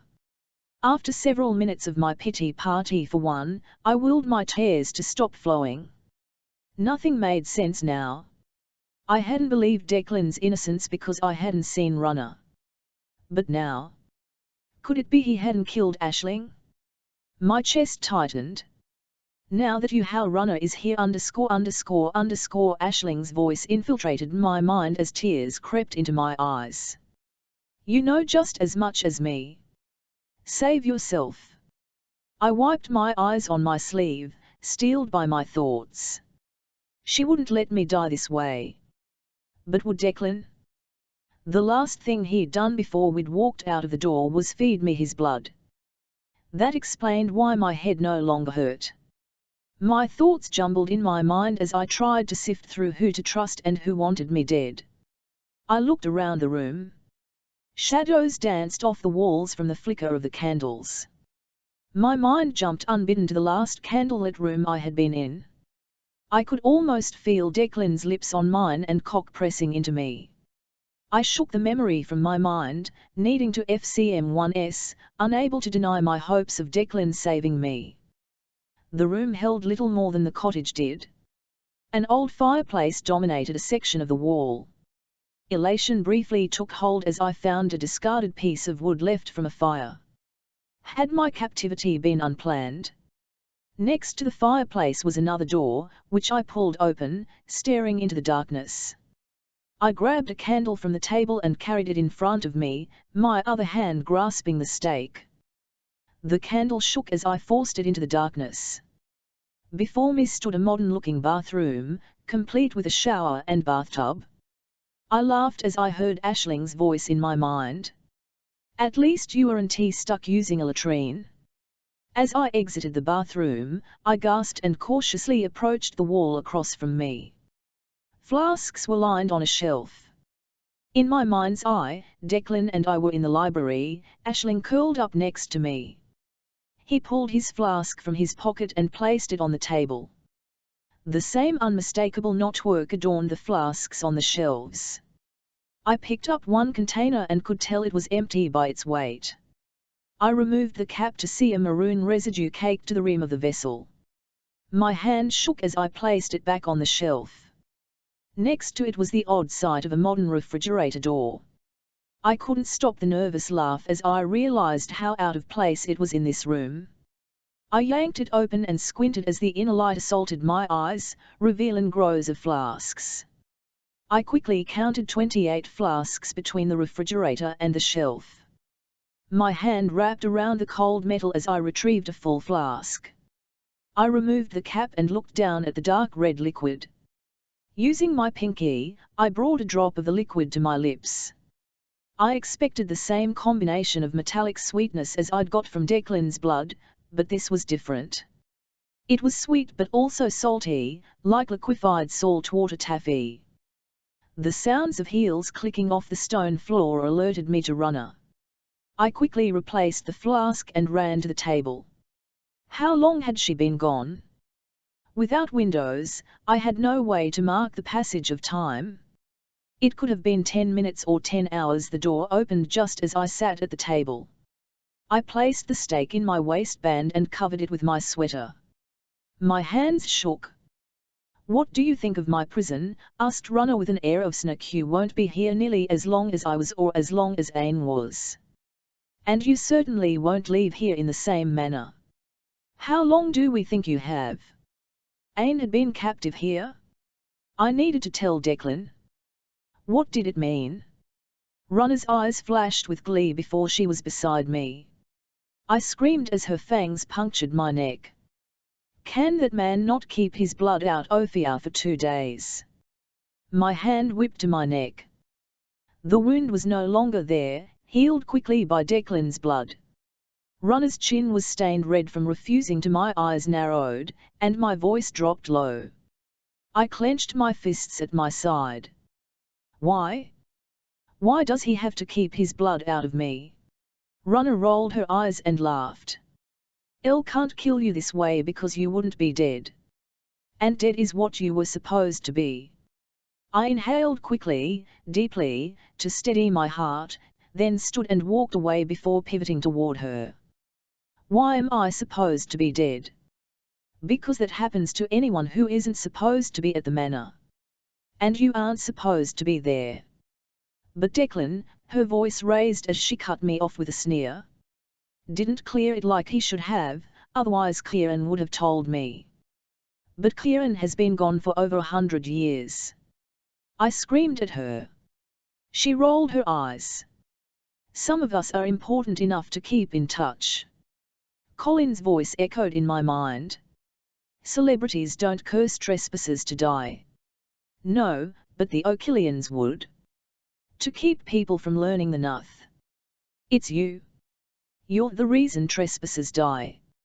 And you killed Colin and Aisling. She put a hand on her hip and smirked.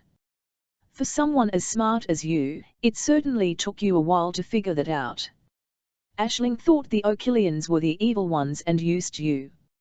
Apparently not. She rolled her eyes. We all have our role to play. What does Aiden have to do with this? Was the feud between the vampires the reason Aisling died? I pushed her memory to the back of my mind, needing to focus or I would join her. She snlgged her shoulders. Nothing other than pissing me off by killing my lover. My eyes narrowed, and I wondered how much of this was an act she was putting on. Your lover? But the stories say, she flipped her hair with her hand. That it was all revenge. And it was. That ridiculous husband of mine who beat and tortured me in ways even the stories didn't capture. But after that, you didn't think I was going to go for 1,000 years without a fuck, did you? I took a step closer to her. Over her shoulder, I saw the door was still open. If I could just make it there. I calculated the best way to drive the stake into her heart and run to freedom, to find Declan and feel his arms around me again. I didn't know if a stake would kill an original vampire, a soul so bent on revenge that it defied the very laws of nature. She followed my eyes with her own. Do you think you can beat me? I took another step. You already admitted you can't kill me with Declan's blood in my system. But why don't you keep me weak from blood loss? That makes the most sense. She rolled her eyes. You think you know everything? Why not just kill me and not let me drink blood? I would be just as dead. Her voice softened. I wouldn't do that. I know what dying of starvation feels like. That was how you chose to die in your human life. Runner's story flowed into my mind. Yes, well, my human life didn't amount to much once my father married me off to that barbarian. And his brother knew and did nothing to help me. But it didn't take long to get my revenge on him for letting me suffer. I stepped closer to her and placed my hand behind my back. It tightened on the stake. I was only going to get one chance at this. She might not die, but it would buy me time. Did you ever find your one true love? Did he suffer the same fate as your father and husband? You mean dying by my hand? No, I let him live. His punishment was knowing how badly he wronged me. But killing his wife didn't hurt. She narrowed her eyes as she laughed and looked at the ceiling as though reliving a fond memory. I inched yet closer and realized that one good lunge would get me close enough to her. I pulled the stake from my waistband just as she looked back at me. What the? I gave a vicious scream as I ran to her. The wood plunged into her soft flesh much more easily than I'd expected. What did you do? Runner clutched the wood, bending over in pain, her hands tumbling red from her blood. I sprinted toward the away from her, escape so close, needing to find my way back to Declan. I burst through the door. Sunlight streamed in through the windows above me. Stairs led up along the circular outside. My foot fell on the first stair before I was flying through the air. You bitch, yelled Runner. Pain radiated through my back as I heard a snap in my spine before there was no pain or feeling in my legs. I moaned as I hit the floor. She stood above me, her hair falling in front of her face, engulfing it in darkness. What did you do to me? I cried. I couldn't move from the middle of my body down. Don't worry. You're not dead, and you'll heal thanks to that ungrateful boyfriend of yours. I promise I'll enjoy killing you when the time comes. She wrapped her fist into my hair. Stop. Please don't. I clutched at her hand as she dragged me back to the cell. Don't worry, darling. What was good enough for me is more than suitable for you. Declan, aren't you done yet? I rolled my eyes as another body fell to Michael's feet. 4 men and 1 woman. It would be interesting to see how the news captured the disappearance of so many people or if they would even notice. Fine, if you insist. How do you plan on cleaning up your mess? Or did you not think about thought about it? There is already a grave dug just waiting for them. You dug one this large. Larger because I thought someone was joining me in the feast. He smirked at me while looking over the rim of his sunglasses. There are only so many people who can disappear from one town, I said with a grin. But you're going to love this grave. He grabbed the bodies by the hair and dragged them into a small clump of trees behind us. As we emerged on the other side, bushes in burlap sacks surrounded a large hole. I pointed and laughed at the plants. You're kidding me. How else do you think I dug a hole this big with no one noticing?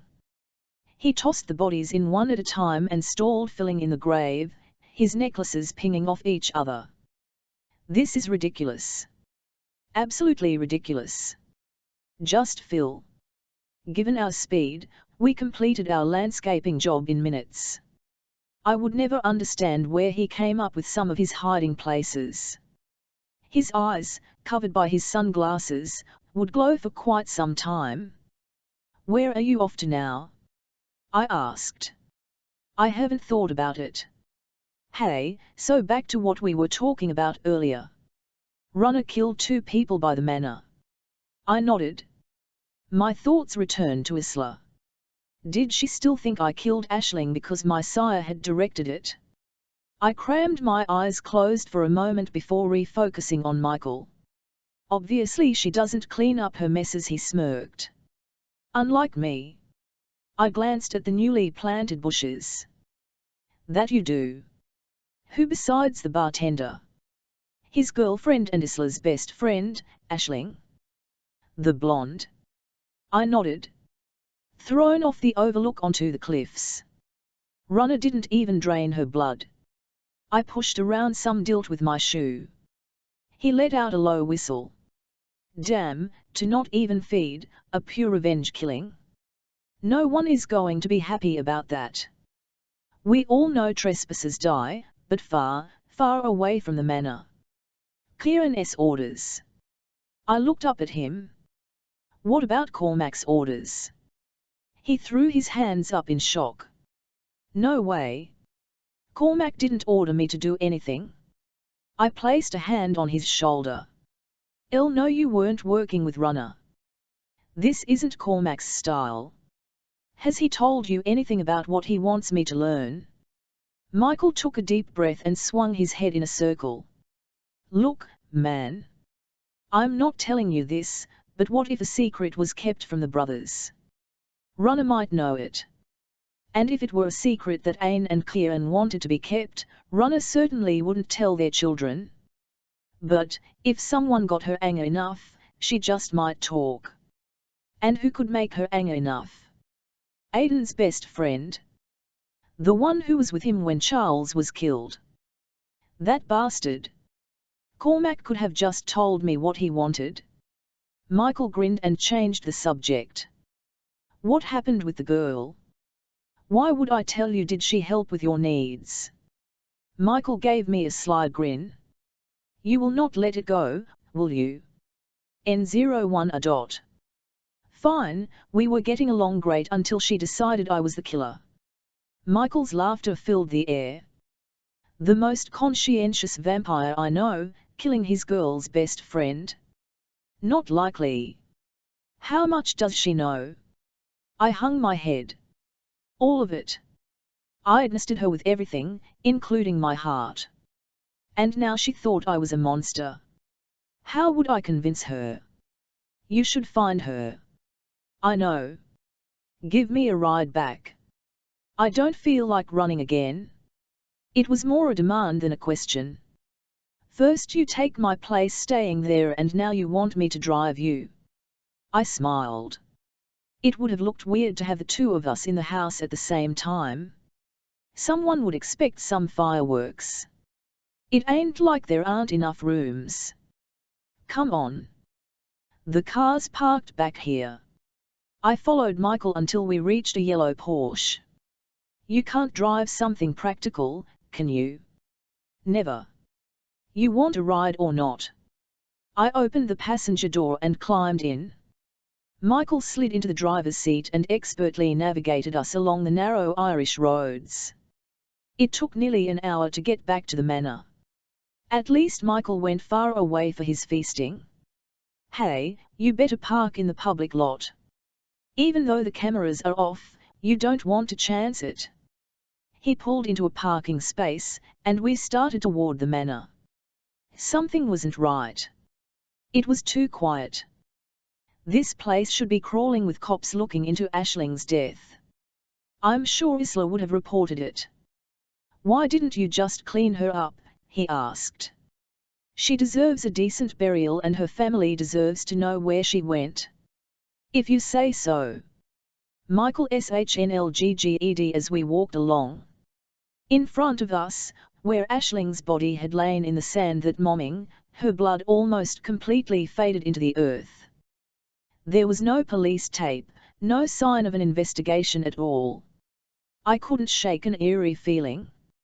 I'm calling Isla to find out what she did about Aisling this morning. I clicked Isla's name in my contact list and raised the phone to my ear. The phone rang. As it did, I heard a ringing sound from near the cliffs. I sprinted to the sound, with Michael right behind me. Isla's phone was ringing on the ground, damn it. I screamed. What is it? Runner has her. I hit another contact on my phone and put it to my ear. Aiden, I need help.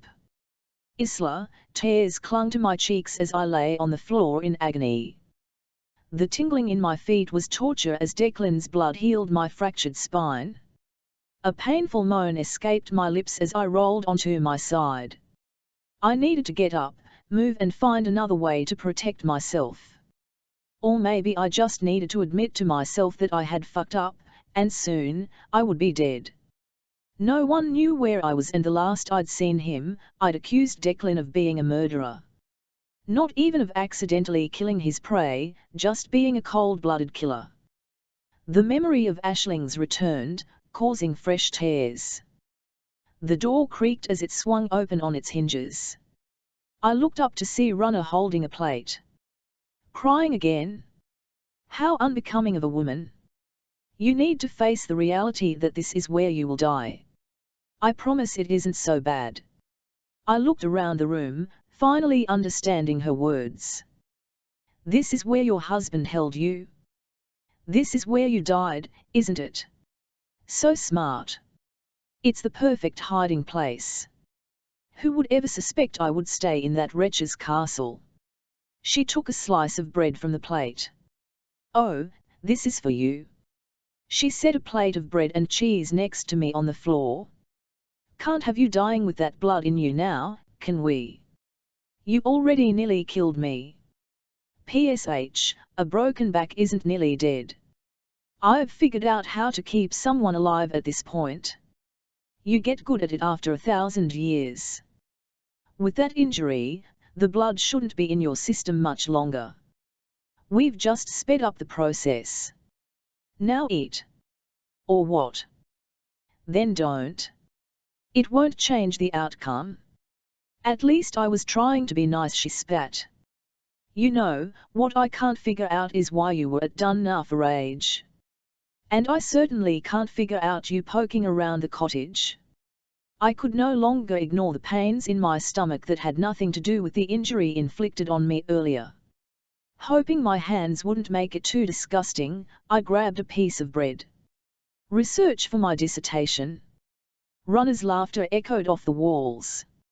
Research got you into this mess. I shrugged. If I told her Declan also wanted to kill Aiden, would it matter? It was difficult to breathe when I thought I would never see him again. Let's see how much longer you have, shall we? Runner barely finished the sentence before she was at my side, crouched beside me. I refused to scream as her fangs sank into my neck. Blood trickled down my skin, more this time than there had been before, but slowly the wound closed. I slipped into my own world, wondering why she didn't drink it. The door slammed against the wall after being flung open, grabbing my attention. Get your ass away from her, bitch. Declan? I gasped. The doorway framed his muscular form, bringing more tears to my eyes. My heart flooded with warmth as I broke into a grin. My head was spinning. I pushed myself up as far as I could, refusing to break the connection of our shared gaze. He'd come for me. Relief coursed through my muscles, loosening them. How had he found me? Runner sprung from her crouched position next to me and hit him square in the chest, throwing him off balance. No. Declan? Another vampire was suddenly next to me. I vaguely recognized his rock star look from the pub. Are you hurt? Can you walk? I don't know. She broke my back, but Declan's blood is healing it. Looks like I get to carry you then, sweetheart. He flashed a toothy grin at me. Rockstar scooped me into his arms with ease. We were about to MN when Runner blocked the door. Not so fast. It seems you have something of mine. Rockstar glared at the vampire in the doorway. And I intend to take her with me.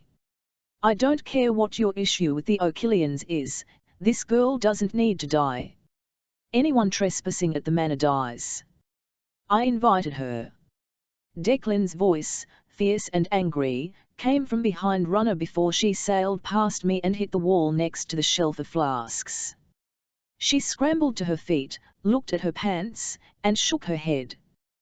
These were my favorite, she whined, looking at a tear in the knee. Declan held a hand in front of him, clutching the stake I had dropped near the stairway. The distraction won't work. I have a few things I want to know. Michael, set Isla on the bench and help me. Sure thing. Michael carefully placed me down. This time, there was no pain.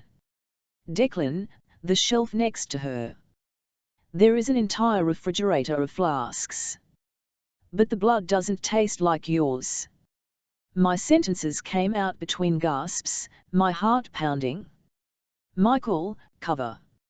Declan threw the stake to Michael, who snagged it from the air, taking Declan's place, ready to kill Runner. Fear glimmered in Runner's eyes. Don't. Declan yanked open the refrigerator and removed a flask. He took a sip of the blood and narrowed his eyes at her. What are you doing with flasks of O'Killian blood? Surely a vampire as powerful as you doesn't need this. Declan held the flask in his hand out toward Runner before turning it over and watching the blood pool on the floor. One by one, he poured out the contents of each flask. No. How dare you? It'll be weeks until I can get more. You aren't a natural day walker? How do you get this? Declan held out the last remaining flask and removed the cap. Last flask. It would be a shame if you couldn't see the sun. Runner's unflappable countenance broke. I am provided with the ability to walk in the daylight and in Rhythm, Din Rage and the O'Killians stay a secret. You can't even enter the place, sneered Declan. Ain doesn't TN1 street me. The ancient vampire rolled her eyes and put her hands on her hips. She never has since I tummed Kieran. Declan smiled. Can you blame her? Runner glared at him. The silence was palpable. If the O'Killians provide you a way to walk in the daylight, that means the power comes from them. How did they get so powerful? His brows furrowed and he tilted his head as he asked the question. Runner's eyes grew wide with fear and her mouth dropped open. I'll never tell you that. They will do anything to keep that secret. Really? How far will they go? Declan's eyes narrowed. And you say they treat you like a son? The ancient vampire laughed before she shrugged. You know, the normal. Kidnapping. Murder. 100-some years ago, they even brought me a halfling baby and told me to hide it from its father and their children. The flask shook in Declan's hand, his face contorted in confusion. His voice quivered as he spoke. How do we destroy them? You're an original vampire. If I kill you, doesn't that kill your entire line? Runner rolled her eyes. I'm not witch-born. I survived the grave all on my own. Besides, if it were true, killing me would also kill you, which I'm not sure is the goal. So, there is no way to end them? They've become so powerful they even have you under their control. She lowered her chin, glaring at Declan. I'm not under anyone's control. How could someone so weak as them have me under their control?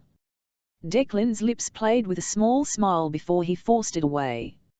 Runner's leg twitched as though she were going to take a step. Nah, mocked Michael, raising the stakes slightly higher. She shrunk back. There is a cure, a way to break the hold of vampirism on them. Declan tilted the flask a little more, a drop of blood falling to the floor. What is it?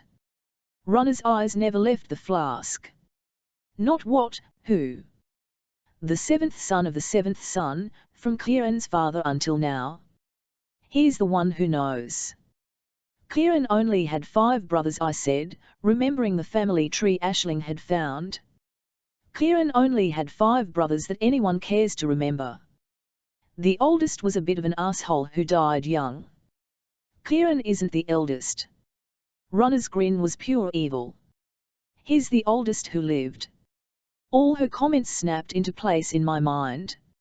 Oh my God. Kieran is your husband's brother. He knew you were being abused and did nothing. You tummed him as revenge for not stopping his brother. That is why Ain doesn't trust you. Runner's raised brows negated the need for a verbal answer. Declan looked at Michael. Did Cormac give you any direction for once we learned the secret? Michael shrugged. No. But I think if we kill her, we'll have a lot of explaining to do. What if she tells them? Runner smiled, her fangs exposed. That would be awful, now, wouldn't it? 2 of their own line, knowing their secret and conspiring to kill them. Michael turned his attention to Declan. No. The scream was barely out of my mouth before Runner leaped at Michael, tearing at his neck. Blood streamed down his shirt, half his exposed flesh missing. Declan dropped the flask, its contents spilling as he ran to the fallen vampire, knocking Runner away from him. She grabbed the half-empty flask and phased from the room in the blink of an eye. Is he okay? I asked breathlessly. He will be. I know it looks bad, but vampires rip each other's throats out often. As long as we aren't beheaded, we heal. I grimaced. Isn't that pleasant? Do you think she'll tell the O'Killians what happened? If she does, I'm dead.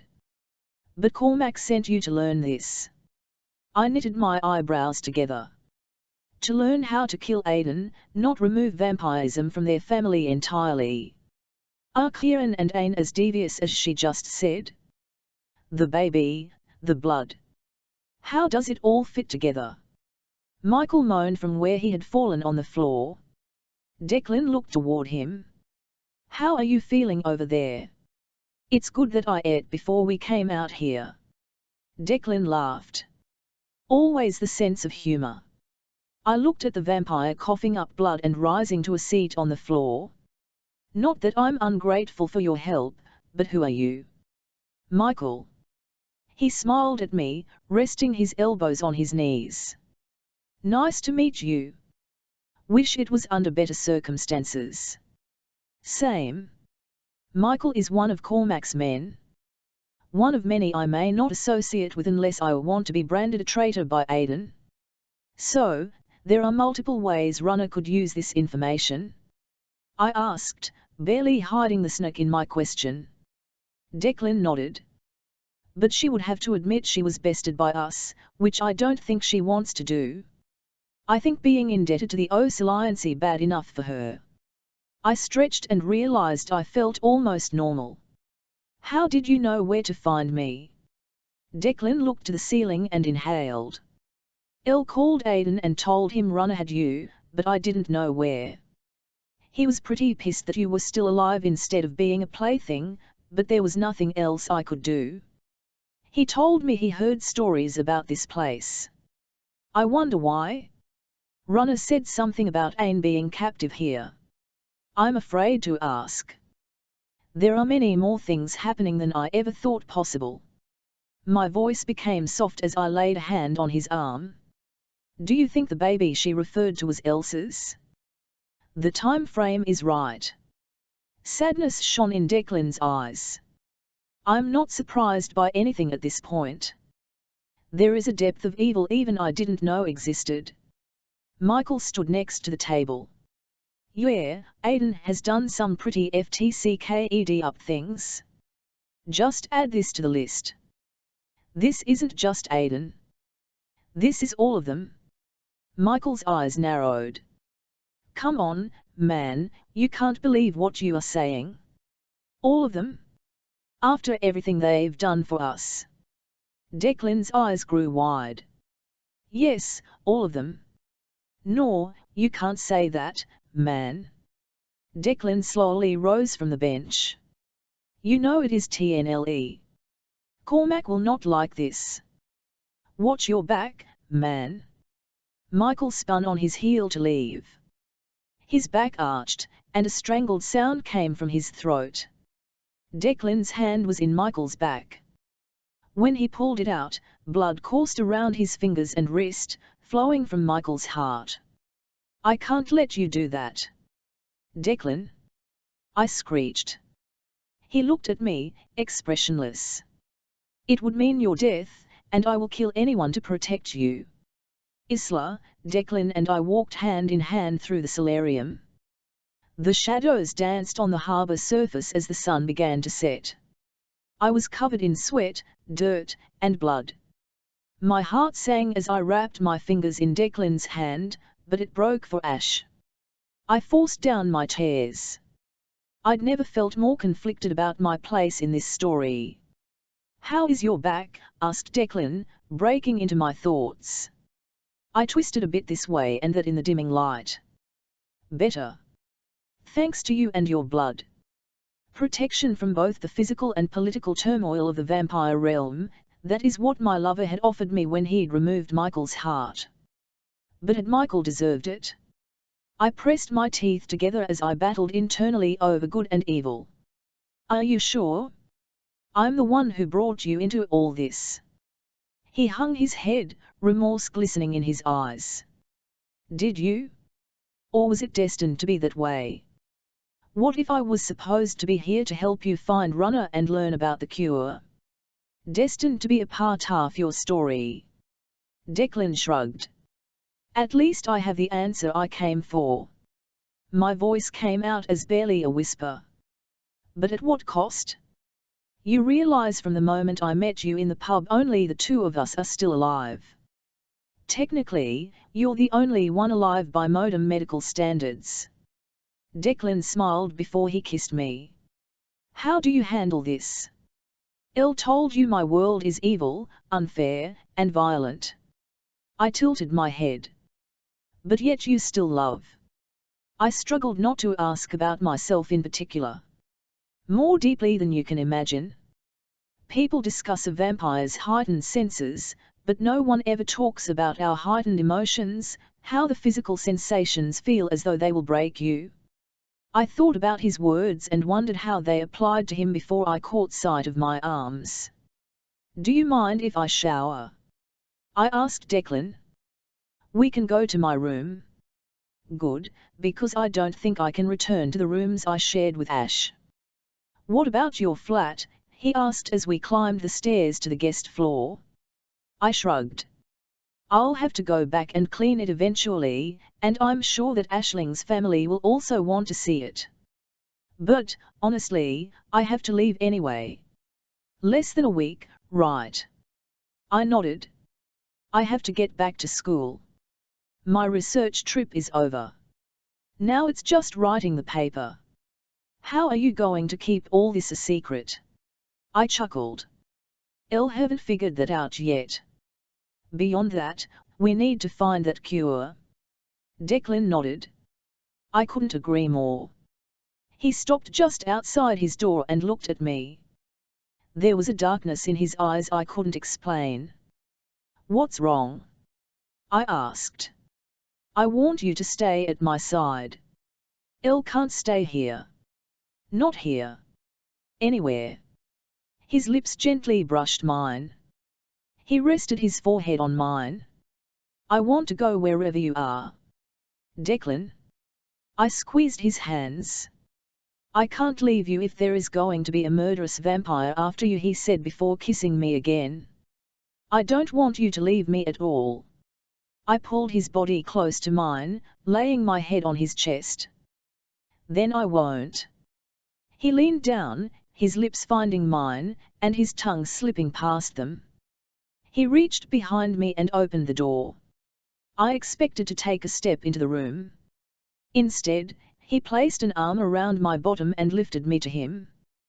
He didn't stop kissing me as we made our way to the bathroom, and he set me down on the cold tile floor before coming to leave. I caught his arm and stood on my tiptoes to kiss him. Stay, I whispered. Our clothing was off in minutes, and the warm water trailed down my skin. A brownish red stream ran away from my feet to the drain. I didn't know whose blood it was, I just wanted it gone. I rested my head against Declan's broad chest. He turned my back toward him and massaged my skin with soapy hands. As he got to my breasts, my nipples hardened beneath his fingers before his hands dropped away. My heart fell as I tried to melt into him. He was mine, my rock, my comfort, my love. After everything in the last 24 hours, I needed him, his lips, his touch, his cock, every bit of him I could feel. I guided his hands back up my sides, releasing them at the level of my breasts, and then I raised my own to lace my fingers behind his neck. I twisted my face toward him and pulled his lips to mine. A shudder ran through my body as our tongues caressed each other. He held me close, one hand in the crevice between my breasts, the other wrapped around my stomach. His cock grew harder against my back, heightening my arousal. He turned my body toward him, his hands slick from the soap, trailing down my back to my ass as he held my hips against his hard length and renewed our kiss. He pulled away from me, weariness etching lines around his eyes, before he moved an arm around my back and the other behind my neck, forcing our wet, soapy skin to press together. He rested his chin on my head, holding me to him. Elle almost lost you, he whispered. I pressed his chest back. But you didn't. I raised a hand to his cheek and kissed him again. And right now, all I want is you. He moaned as his hands moved to my breasts and slid across them. Maybe we should take this to the next room, then. He guided me under the water and rinsed the soap away before wrapping me in an oversized towel that was softer than any towel I had used before. Taking my hand, he guided me through the receiving room and into the bedroom. He kissed me full on the lips. I feel like we've been here before. And my answer is still yes, I said, before claiming his lips again. He smiled at me. I love hearing that. He lifted me onto the edge of the bed and caressed my mouth with his, slowly pushing me to lie down, my legs draped over the side. He lifted his head and smiled at me before he kneeled. Faster than I'd expected, his tongue darted forward inside me, joined by his finger. I pulled my feet up, fully opening myself to him. As I did, he pulled back and stood. Is something wrong? I asked, uncertain what I'd done wrong to make him stop. Not at all. I just want your first orgasm today to be on my cock. He kneeled over me before pulling me to the center of the bed. He nestled his hips between my legs, his hands on either side of my head, his member poised at my entrance. You are so beautiful, he whispered in my ear as he pushed himself forward, but only a tiny amount. I am so in love with you. My heart skipped a beat to hear him say those words. The tip of him stretched me. The man I was going to be with for longer than a lifetime. But I wasn't giving him all that he needed. I placed my hand in the center of his chest, stopping him. His eyes looked down on mine, concerned. Declan, I want you to feed from me. You're sure? I nodded. Completely. All of me is yours, for as long as you want. The skin around his eyes softened as he smiled before kissing me. When he pulled away, I gazed up at him. Did I say something wrong? He shook his head in silence. The love STNLCK smile continued when it hit me. He was mine, and I was his, a bond that would withstand death in any form. This was the love I was meant to find. My voice was soft. This is it, isn't it? The bond of a mate, he nodded before lowering his lips to mine, soft and sweet. He raised back up to look into my eyes. Yes, he whispered. I swallowed, and bit my lip, my center burning with desire from how close he was to being inside me. Tears stung the corner of my eyes as I raised a hand to his cheek. Is this what you want? He dropped to his elbows, completely silent, love radiating through his gaze, his eyes never leaving mine. His right hand cradled my head as the fingers from his left trailed from my collarbone to my breast, circling it, hardening my nipple, and sending a thrill through my BCXW. Here. The afternoon I'd first met him flashed into my mind, his sarcastic grin as he'd stared at my breasts down my shirt simply to tell me he wasn't interested. My heart fluttered at the thought of his teeth in such a sensitive place, wondering if the pain would indeed come to pleasure. There was only one way to find out. I smiled at him and nodded. There. His fangs brushed my lower lip as he kissed me, his hand massaging my breast, while his fingers toyed with my nipple. His cock felt even harder at my core, although he hadn't moved. Declan pulled his upper body back and looked at me one last time, silently asking if I was sure. I laced my fingers through his hair and pulled his head toward my chest. I couldn't help but let out a small scream as his teeth sank into my flesh at the exact moment his cock penetrated me. 3 months later, I sat at a round table covered by a white tablecloth. Dirty dessert plates and half DMNK glasses of wine surrounded the generic floral centerpiece. I swore these events hadn't changed in the last 150 years. I reached under the table and placed my hand into the slit of Isla's dress. The black sequin number fit her like a glove, the side slit to her thigh. My hand found the smooth flesh right above her stocking. I playfully plucked the garter holding the stocking before allowing my fingers to rest on her inner thigh. My mate shook her head with a laugh, warning me not to go any farther. It was an important night for her, so I slightly squeezed her leg. The stern man with greying hair barely covering his head at the podium was just about done droning on about the level of research needed for this award. Isla reached down, took my hand from her leg, and moved it to the table. My ring sparkled on her left hand as her fingers rested gently in my grip. Would never tire of seeing it there. I turned my attention to the stage just in time. This year's recipient of the Award for Excellence in Research goes to doctoral candidate Isla Patterson, said the man behind the podium. She broke into a wide grin as all eyes turned toward our table. She leaned near my ear. He said it right finally, she said with a forced smile. What's wrong? I asked, my voice low as I raised my eyebrows. A tear glistened in the corner of her eye. Ash should be here. She should have won this award. Her eyes pleaded with me to change the past. Will the pain ever go away? No, but it will get better. I placed a hand on her cheek and kissed her fully. Go make your speech. I watched as she swallowed her sadness, returning to the joy of the present. She straightened her spine and dabbed the tear away, taking a deep breath. I'm only going if you promise we can celebrate later, she whispered, knowing I could hear her through the thunderous applause. I gave her a slight nod as she briefly leaning over in front of me so I could see down the top of her dress to her breasts. The faint pinpoints from last night were still visible. My mouth watered and my gums ached, wanting more. Months after that first bite, it was still one of her favorite spots for me to feed. My eyes were glued to her perfect ass as she walked to the stage. She shook hands and accepted a plaque before stepping behind the podium. Her dissertation had been perfect, acknowledging her change in perception that the myths were likely true while hiding the details she now knew of my kind. "Thank you," she said with a sigh into the microphone. "I am so honored to be here tonight.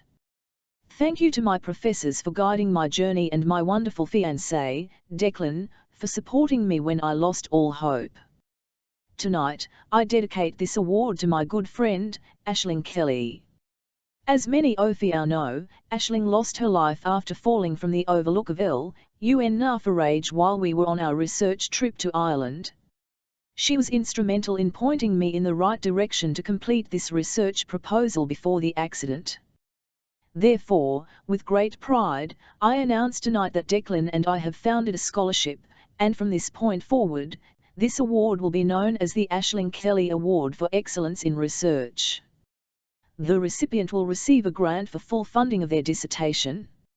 Applause erupted in the room again, and Isla expertly waited for it to die down before continuing.